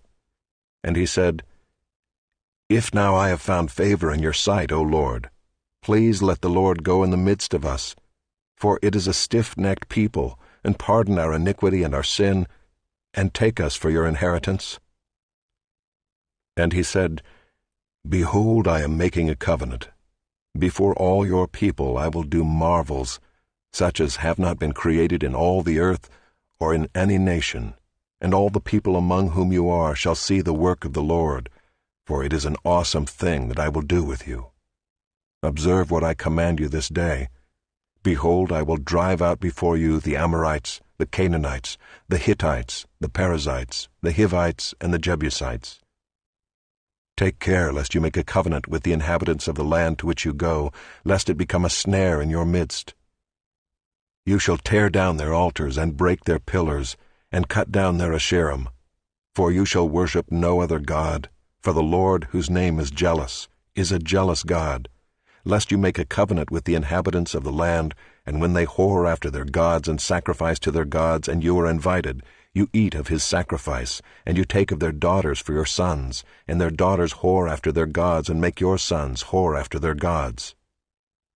You shall not make for yourself any gods of cast metal. You shall keep the feast of unleavened bread. 7 days you shall eat unleavened bread, as I commanded you, at the time appointed in the month Abib, for in the month Abib you came out from Egypt. All that open the womb are mine, all your male livestock, the firstborn of cow and sheep. The firstborn of a donkey you shall redeem with a lamb, or if you will not redeem it, you shall break its neck. All the firstborn of your sons you shall redeem, and none shall appear before me empty-handed. 6 days you shall work, but on the 7th day you shall rest. In plowing time and in harvest you shall rest. You shall observe the feast of weeks, the firstfruits of wheat harvest, and the feast of ingathering at the year's end. 3 times in the year shall all your males appear before the Lord God, the God of Israel. For I will cast out nations before you, and enlarge your borders. No one shall covet your land when you go up to appear before the Lord your God 3 times in the year. You shall not offer the blood of my sacrifice with anything leavened, or let the sacrifice of the feast of the Passover remain until the morning. The best of the firstfruits of your ground you shall bring to the house of the Lord your God. You shall not boil a young goat in its mother's milk. And the Lord said to Moses, Write these words, for in accordance with these words I have made a covenant with you and with Israel." So he was there with the Lord 40 days and 40 nights. He neither ate bread nor drank water, and he wrote on the tablets the words of the covenant, the 10 Commandments. When Moses came down from Mount Sinai with the 2 tablets of the testimony in his hand as he came down from the mountain, Moses did not know that the skin of his face shone because he had been talking with God. Aaron and all the people of Israel saw Moses, and behold, the skin of his face shone, and they were afraid to come near him. But Moses called to them, and Aaron and all the leaders of the congregation returned to him, and Moses talked with them. Afterward all the people of Israel came near, and he commanded them all that the Lord had spoken with him in Mount Sinai. And when Moses had finished speaking with them, he put a veil over his face. Whenever Moses went in before the Lord to speak with him, he would remove the veil until he came out. And when he came out and told the people of Israel what he was commanded, the people of Israel would see the face of Moses, that the skin of Moses' face was shining. And Moses would put the veil over his face again until he went in to speak with him.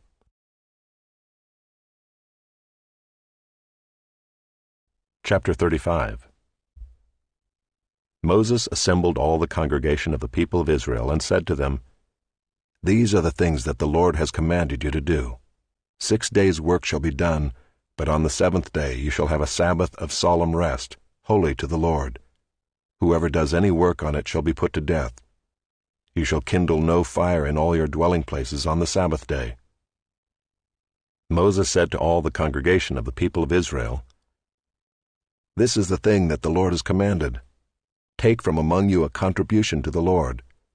Whoever is of a generous heart, let him bring the Lord's contribution, gold, silver, and bronze, blue and purple and scarlet yarns, and fine twined linen, goat's hair, tanned ram skins and goat skins, acacia wood, oil for the light, spices for the anointing oil and for the fragrant incense, and onyx stones and stones for setting, for the ephod and for the breastpiece. Let every skillful craftsman among you come and make all that the Lord has commanded: the tabernacle, its tent and its covering, its hooks and its frames, its bars, its pillars and its bases, the ark with its poles, the mercy seat and the veil of the screen, the table with its poles and all its utensils, and the bread of the presence, the lampstand also for the light with its utensils and its lamps, and the oil for the light, and the altar of incense with its poles, and the anointing oil and the fragrant incense, and the screen for the door at the door of the tabernacle, the altar of burnt offering with its grating of bronze, its poles and all its utensils, the basin and its stand, the hangings of the court, its pillars and its bases, and the screen for the gate of the court, the pegs of the tabernacle and the pegs of the court and their cords, the finely worked garments for ministering in the holy place, the holy garments for Aaron the priest, and the garments of his sons for their service as priests." Then all the congregation of the people of Israel departed from the presence of Moses, and they came, everyone whose heart stirred him, and everyone whose spirit moved him, and brought the Lord's contribution to be used for the tent of meeting, and for all its service, and for the holy garments. So they came, both men and women. All who were of a willing heart brought brooches and earrings and signet rings and armlets, all sorts of gold objects, every man dedicating an offering of gold to the Lord. And everyone who possessed blue or purple or scarlet yarns or fine linen or goat's hair or tanned ram skins or goat skins brought them. Everyone who could make a contribution of silver or bronze brought it as the Lord's contribution. And everyone who possessed acacia wood of any use in the work brought it. And every skillful woman spun with her hands, and they all brought what they had spun in blue and purple and scarlet yarns and fine twined linen. All the women whose hearts stirred them to use their skill spun the goat's hair. And the leaders brought onyx stones and stones to be set for the ephod and for the breastpiece, and spices and oil for the light, and for the anointing oil, and for the fragrant incense. All the men and women, the people of Israel, whose heart moved them to bring anything for the work that the Lord had commanded by Moses to be done, brought it as a freewill offering to the Lord. Then Moses said to the people of Israel, "See, the Lord has called by name Bezalel the son of Uri, son of Hur, of the tribe of Judah, and he has filled him with the Spirit of God, with skill, with intelligence, with knowledge, and with all craftsmanship, to devise artistic designs, to work in gold and silver and bronze, in cutting stones for setting, and in carving wood, for work in every skilled craft. And he has inspired him to teach, both him and Aholiab the son of Ahisamach of the tribe of Dan. He has filled them with skill to do every sort of work done by an engraver or by a designer or by an embroiderer in blue and purple and scarlet yarns and fine twined linen, or by a weaver, by any sort of workman or skilled designer.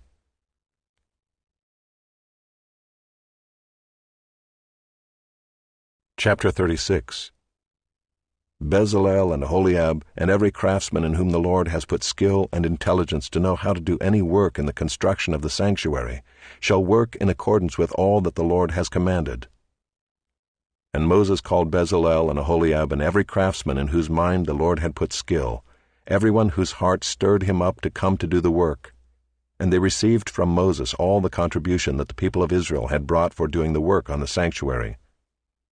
They still kept bringing him free will offerings every morning, so that all the craftsmen who were doing every sort of task on the sanctuary came, each from the task that he was doing, and said to Moses, "The people bring much more than enough for doing the work that the Lord has commanded us to do."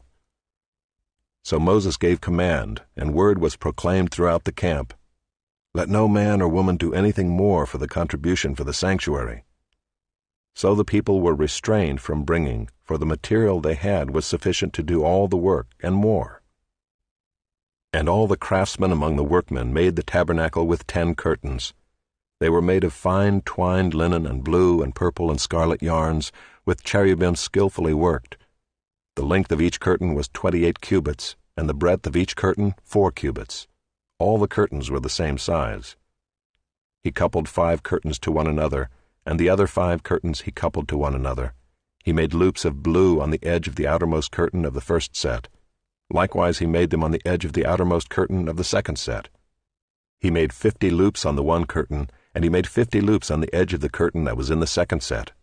The loops were opposite one another. And he made 50 clasps of gold and coupled the curtains one to the other with clasps, so that the tabernacle was a single whole. He also made curtains of goat's hair for a tent over the tabernacle. He made 11 curtains. The length of each curtain was 30 cubits, and the breadth of each curtain 4 cubits. The 11 curtains were the same size. He coupled 5 curtains by themselves, and 6 curtains by themselves.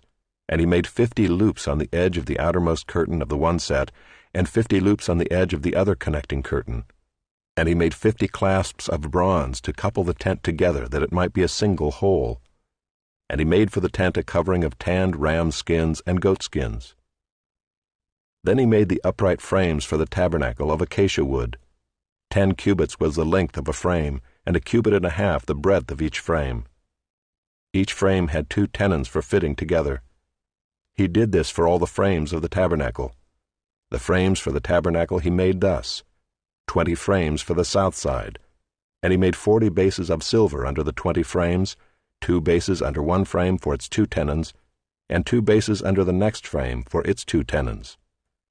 For the second side of the tabernacle on the north side, he made 20 frames and their 40 bases of silver, 2 bases under one frame, and 2 bases under the next frame. For the rear of the tabernacle westward he made 6 frames. He made 2 frames for corners of the tabernacle in the rear, and they were separate beneath, but joined at the top at the first ring. He made 2 of them this way for the 2 corners. There were 8 frames with their bases of silver, 16 bases, under every frame 2 bases. He made bars of acacia wood, 5 for the frames of the one side of the tabernacle, and 5 bars for the frames of the other side of the tabernacle, and 5 bars for the frames of the tabernacle at the rear westward. And he made the middle bar to run from end to end halfway up the frames. And he overlaid the frames with gold, and made the rings of gold for holders for the bars, and overlaid the bars with gold. He made the veil of blue and purple and scarlet yarns and fine twined linen, with cherubim skillfully worked into it he made it. And for it he made 4 pillars of acacia and overlaid them with gold. Their hooks were of gold, and he cast for them 4 bases of silver. He also made a screen for the entrance of the tent of blue and purple and scarlet yarns and fine twined linen, embroidered with needlework, and its 5 pillars with their hooks. He overlaid their capitals, and their fillets were of gold, but their 5 bases were of bronze.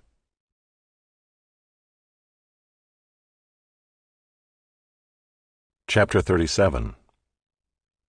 Bezalel made the ark of acacia wood. 2 cubits and a half was its length, 1 cubit and a half its breadth, and 1 cubit and a half its height. And he overlaid it with pure gold inside and outside, and made a molding of gold around it. And he cast for it 4 rings of gold for its 4 feet, 2 rings on its one side and 2 rings on its other side. And he made poles of acacia wood and overlaid them with gold, and put the poles into the rings on the sides of the ark to carry the ark. And he made a mercy seat of pure gold. 2 cubits and a half was its length, and 1 cubit and a half its breadth. And he made 2 cherubim of gold. He made them of hammered work on the 2 ends of the mercy seat, 1 cherub on the one end, and 1 cherub on the other end. Of one piece with the mercy seat he made the cherubim on its 2 ends. The cherubim spread out their wings above, overshadowing the mercy seat with their wings, with their faces one to another. Toward the mercy seat were the faces of the cherubim. He also made the table of acacia wood. 2 cubits was its length, 1 cubit its breadth, and 1 cubit and a half its height. And he overlaid it with pure gold, and made a molding of gold around it. And he made a rim around it 1 handbreadth wide, and made a molding of gold around the rim. He cast for it 4 rings of gold, and fastened the rings to the 4 corners at its 4 legs. Close to the frame were the rings, as holders for the poles to carry the table. He made the poles of acacia wood to carry the table, and overlaid them with gold. And he made the vessels of pure gold that were to be on the table, its plates and dishes for incense, and its bowls and flagons with which to pour drink offerings. He also made the lampstand of pure gold. He made the lampstand of hammered work. Its base, its stem, its cups, its calices, and its flowers were of one piece with it. And there were 6 branches going out of its sides, 3 branches of the lampstand out of one side of it, and 3 branches of the lampstand out of the other side of it, 3 cups made like almond blossoms, each with calyx and flower on one branch, and 3 cups made like almond blossoms, each with calyx and flower on the other branch, so for the 6 branches going out of the lampstand. And on the lampstand itself were 4 cups made like almond blossoms, with their calices and flowers, and a calyx of one piece with it under each pair of the 6 branches going out of it. Their calices and their branches were of one piece with it. The whole of it was a single piece of hammered work of pure gold. And he made its 7 lamps and its tongs and its trays of pure gold. He made it and all its utensils out of a talent of pure gold. He made the altar of incense out of acacia wood. Its length was 1 cubit, and its breadth was 1 cubit. It was square, and 2 cubits was its height. Its horns were of one piece with it. He overlaid it with pure gold, its top and around its sides and its horns. And he made a molding of gold around it, and made 2 rings of gold on it under its molding, on 2 opposite sides of it, as holders for the poles with which to carry it. And he made the poles of acacia wood, and overlaid them with gold. He made the holy anointing oil also, and the pure fragrant incense, blended as by the perfumer.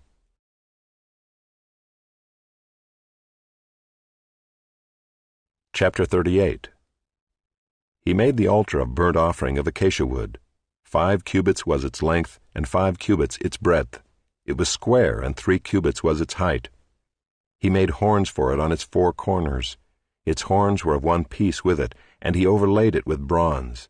And he made all the utensils of the altar, the pots, the shovels, the basins, the forks, and the fire pans. He made all its utensils of bronze. And he made for the altar a grating, a network of bronze under its ledge, extending halfway down. He cast 4 rings on the 4 corners of the bronze grating as holders for the poles. He made the poles of acacia wood and overlaid them with bronze. And he put the poles through the rings on the sides of the altar to carry it with them. He made it hollow with boards. He made the basin of bronze and its stand of bronze from the mirrors of the ministering women who ministered in the entrance of the tent of meeting. And he made the court. For the south side the hangings of the court were of fine twined linen, 100 cubits. Their 20 pillars and their 20 bases were of bronze, but the hooks of the pillars and their fillets were of silver.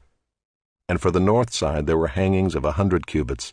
Their 20 pillars and their 20 bases were of bronze, but the hooks of the pillars and their fillets were of silver. And for the west side were hangings of 50 cubits, their 10 pillars and their 10 bases, the hooks of the pillars and their fillets were of silver.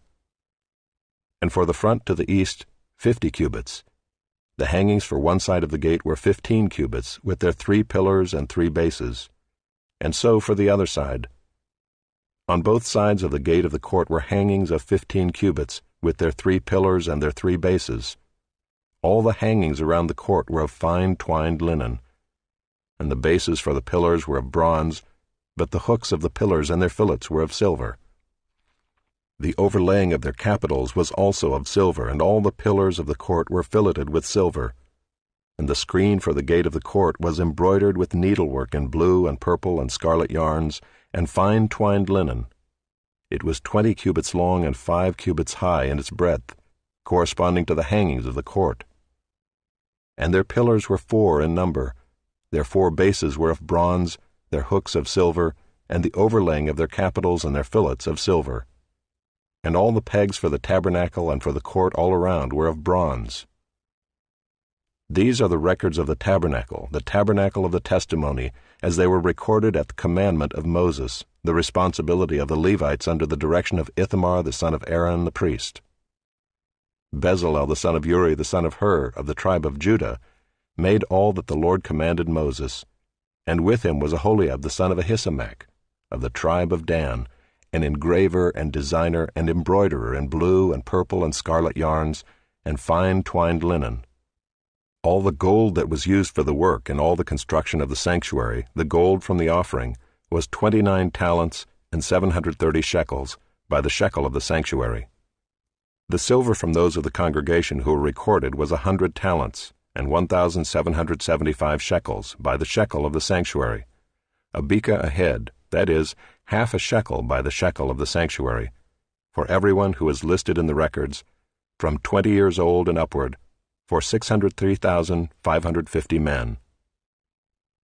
The 100 talents of silver were for casting the bases of the sanctuary and the bases of the veil, 100 bases for the 100 talents, a talent a base. And of the 1,775 shekels he made hooks for the pillars and overlaid their capitals and made fillets for them. The bronze that was offered was 70 talents and 2,400 shekels.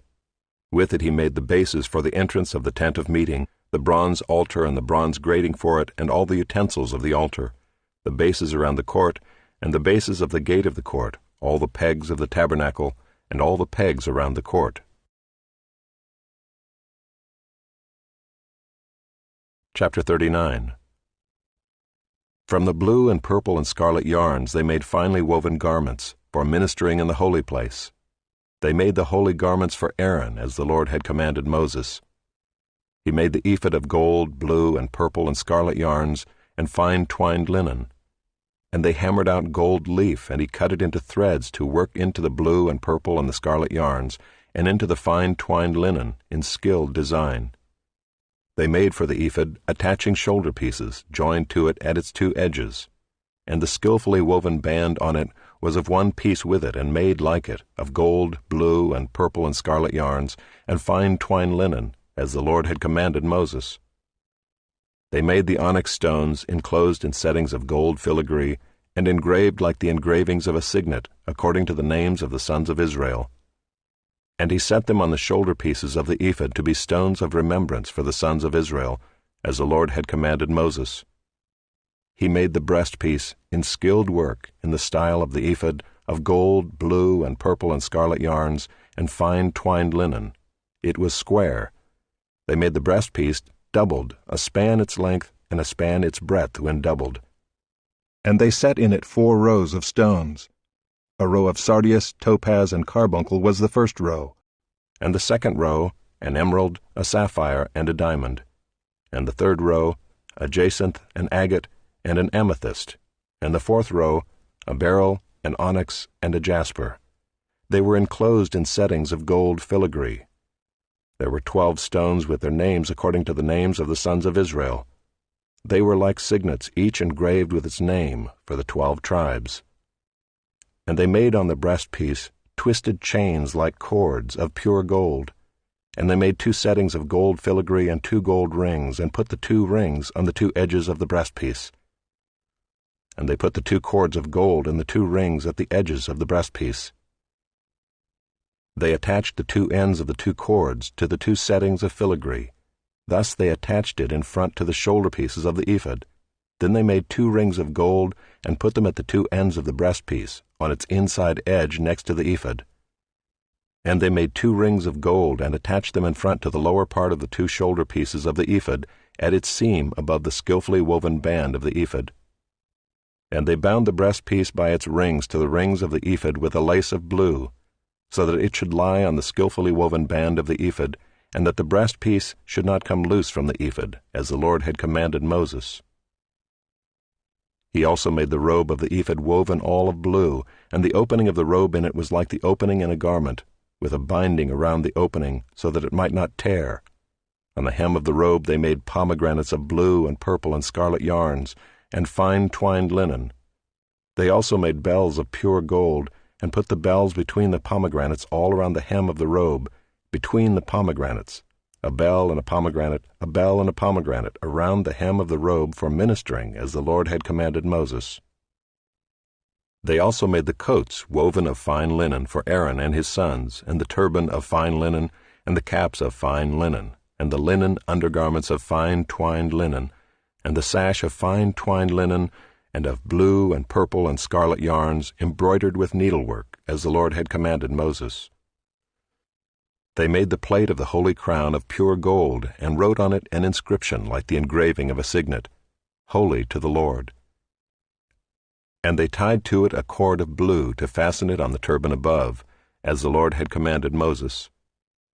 Thus all the work of the tabernacle of the tent of meeting was finished, and the people of Israel did according to all that the Lord had commanded Moses, so they did. Then they brought the tabernacle to Moses, the tent and all its utensils, its hooks, its frames, its bars, its pillars, and its bases, the covering of tanned ram skins and goat skins, and the veil of the screen, the ark of the testimony with its poles and the mercy seat, the table with all its utensils and the bread of the presence, the lampstand of pure gold and its lamps with a lamp set and all its utensils, and the oil for the light, the golden altar, the anointing oil and the fragrant incense, and the screen for the entrance of the tent, the bronze altar and its grating of bronze, its poles and all its utensils, the basin and its stand, the hangings of the court, its pillars and its bases, and the screen for the gate of the court, its cords and its pegs, and all the utensils for the service of the tabernacle, for the tent of meeting, the finely worked garments for ministering in the holy place, the holy garments for Aaron the priest, and the garments of his sons for their service as priests. According to all that the Lord had commanded Moses, so the people of Israel had done all the work. And Moses saw all the work, and behold, they had done it, as the Lord had commanded, so had they done it. Then Moses blessed them.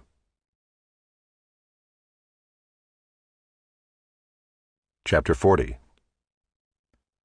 The Lord spoke to Moses, saying, On the 1st day of the 1st month you shall erect the tabernacle of the tent of meeting, and you shall put in it the ark of the testimony, and you shall screen the ark with the veil. And you shall bring in the table and arrange it, and you shall bring in the lampstand and set up its lamps. And you shall put the golden altar for incense before the ark of the testimony, and set up the screen for the door of the tabernacle. You shall set the altar of burnt offering before the door of the tabernacle of the tent of meeting, and place the basin between the tent of meeting and the altar, and put water in it. And you shall set up the court all around, and hang up the screen for the gate of the court. Then you shall take the anointing oil, and anoint the tabernacle and all that is in it, and consecrate it and all its furniture, so that it may become holy. You shall also anoint the altar of burnt offering and all its utensils, and consecrate the altar, so that the altar may become most holy. You shall also anoint the basin and its stand, and consecrate it. Then you shall bring Aaron and his sons to the entrance of the tent of meeting, and shall wash them with water, and put on Aaron the holy garments. And you shall anoint him and consecrate him, that he may serve me as priest. You shall bring his sons also, and put coats on them, and anoint them as you anointed their father, that they may serve me as priests. And their anointing shall admit them to a perpetual priesthood throughout their generations. This Moses did according to all that the Lord had commanded him, so he did. In the 1st month in the 2nd year, on the 1st day of the month, the tabernacle was erected. Moses erected the tabernacle. He laid its bases and set up its frames, and put in its poles, and raised up its pillars. And he spread the tent over the tabernacle, and put the covering of the tent over it, as the Lord had commanded Moses. He took the testimony and put it into the ark, and put the poles on the ark, and set the mercy seat above on the ark. And he brought the ark into the tabernacle, and set up the veil of the screen, and screened the ark of the testimony, as the Lord had commanded Moses. He put the table in the tent of meeting on the north side of the tabernacle, outside the veil, and arranged the bread on it before the Lord, as the Lord had commanded Moses. He put the lampstand in the tent of meeting, opposite the table on the south side of the tabernacle, and set up the lamps before the Lord, as the Lord had commanded Moses. He put the golden altar in the tent of meeting before the veil, and burned fragrant incense on it, as the Lord had commanded Moses. He put in place the screen for the door of the tabernacle, and he set the altar of burnt offering at the entrance of the tabernacle of the tent of meeting, and offered on it the burnt offering and the grain offering, as the Lord had commanded Moses. He set the basin between the tent of meeting and the altar, and put water in it for washing, with which Moses and Aaron and his sons washed their hands and their feet. When they went into the tent of meeting and when they approached the altar, they washed as the Lord commanded Moses. And he erected the court around the tabernacle and the altar, and set up the screen at the gate of the court. So Moses finished the work. Then the cloud covered the tent of meeting, and the glory of the Lord filled the tabernacle. And Moses was not able to enter the tent of meeting because the cloud settled on it, and the glory of the Lord filled the tabernacle. Throughout all their journeys, whenever the cloud was taken up from over the tabernacle, the people of Israel would set out. But if the cloud was not taken up, then they did not set out till the day that it was taken up.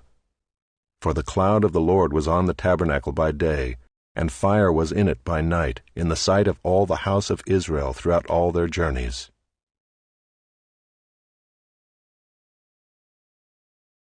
Leviticus chapter 1. The Lord called Moses and spoke to him from the tent of meeting, saying, Speak to the people of Israel, and say to them, When any one of you brings an offering to the Lord, you shall bring your offering of livestock from the herd or from the flock. If his offering is a burnt offering from the herd, he shall offer a male without blemish. He shall bring it to the entrance of the tent of meeting, that he may be accepted before the Lord. He shall lay his hand on the head of the burnt offering, and it shall be accepted for him to make atonement for him. Then he shall kill the bull before the Lord, and Aaron's sons the priests shall bring the blood and throw the blood against the sides of the altar that is at the entrance of the tent of meeting. Then he shall flay the burnt offering and cut it into pieces, and the sons of Aaron the priest shall put fire on the altar and arrange wood on the fire. And Aaron's sons the priests shall arrange the pieces, the head and the fat, on the wood that is on the fire on the altar. But its entrails and its legs he shall wash with water, and the priest shall burn all of it on the altar as a burnt offering, a food offering, with a pleasing aroma to the Lord. If his gift for a burnt offering is from the flock, from the sheep or goats, he shall bring a male without blemish, and he shall kill it on the north side of the altar before the Lord, and Aaron's sons the priests shall throw its blood against the sides of the altar. And he shall cut it into pieces, with its head and its fat, and the priest shall arrange them on the wood that is on the fire on the altar. But the entrails and the legs he shall wash with water. And the priest shall offer all of it, and burn it on the altar.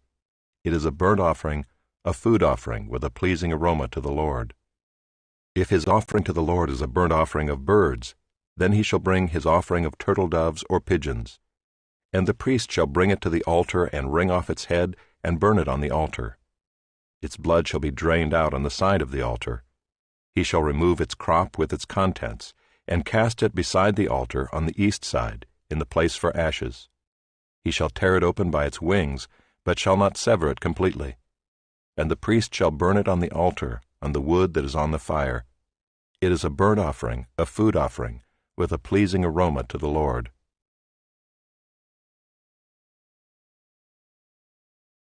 Chapter 2. When anyone brings a grain offering as an offering to the Lord, His offering shall be of fine flour. He shall pour oil on it, and put frankincense on it, and bring it to Aaron's sons the priests. And he shall take from it a handful of the fine flour and oil with all of its frankincense, and the priest shall burn this as its memorial portion on the altar, a food offering with a pleasing aroma to the Lord.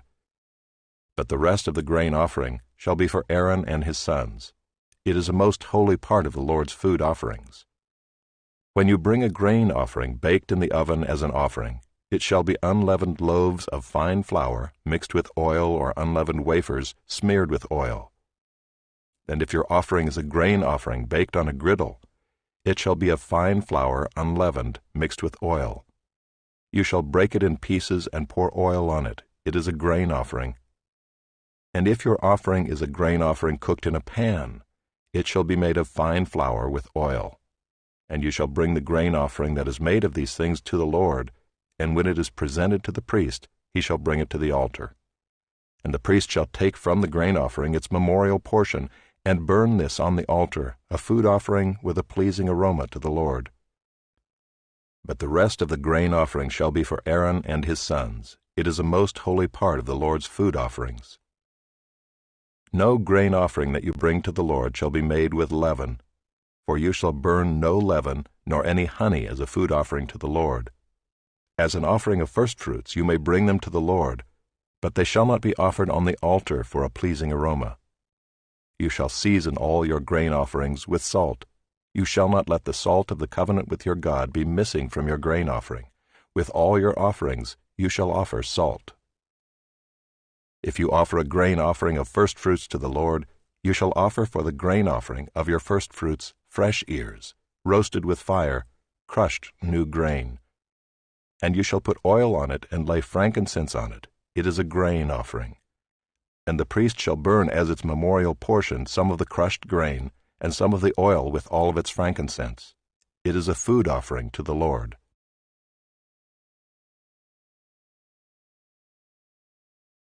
Chapter 3.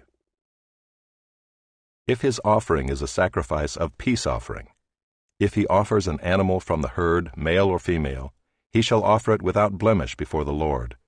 And he shall lay his hand on the head of his offering, and kill it at the entrance of the tent of meeting. And Aaron's sons, the priests, shall throw the blood against the sides of the altar. And from the sacrifice of the peace offering, as a food offering to the Lord, he shall offer the fat covering the entrails, and all the fat that is on the entrails, and the 2 kidneys with the fat that is on them at the loins, and the long lobe of the liver that he shall remove with the kidneys. Then Aaron's son shall burn it on the altar on top of the burnt offering, which is on the wood on the fire.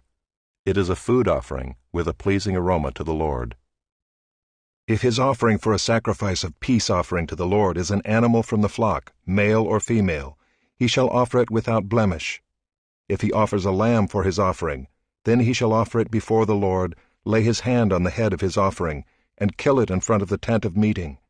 And Aaron's sons shall throw its blood against the sides of the altar. Then from the sacrifice of the peace offering he shall offer as a food offering to the Lord its fat. He shall remove the whole fat tail, cut off close to the backbone, and the fat that covers the entrails, and all the fat that is on the entrails, and the 2 kidneys with the fat that is on them at the loins, and the long lobe of the liver that he shall remove with the kidneys. And the priest shall burn it on the altar as a food offering to the Lord. If his offering is a goat, then he shall offer it before the Lord, and lay his hand on its head, and kill it in front of the tent of meeting. And the sons of Aaron shall throw its blood against the sides of the altar. Then he shall offer from it as his offering for a food offering to the Lord, the fat covering the entrails, and all the fat that is on the entrails, and the 2 kidneys with the fat that is on them at the loins, and the long lobe of the liver that he shall remove with the kidneys. And the priest shall burn them on the altar as a food offering with a pleasing aroma. All fat is the Lord's. It shall be a statute forever throughout your generations in all your dwelling places, that you eat neither fat nor blood.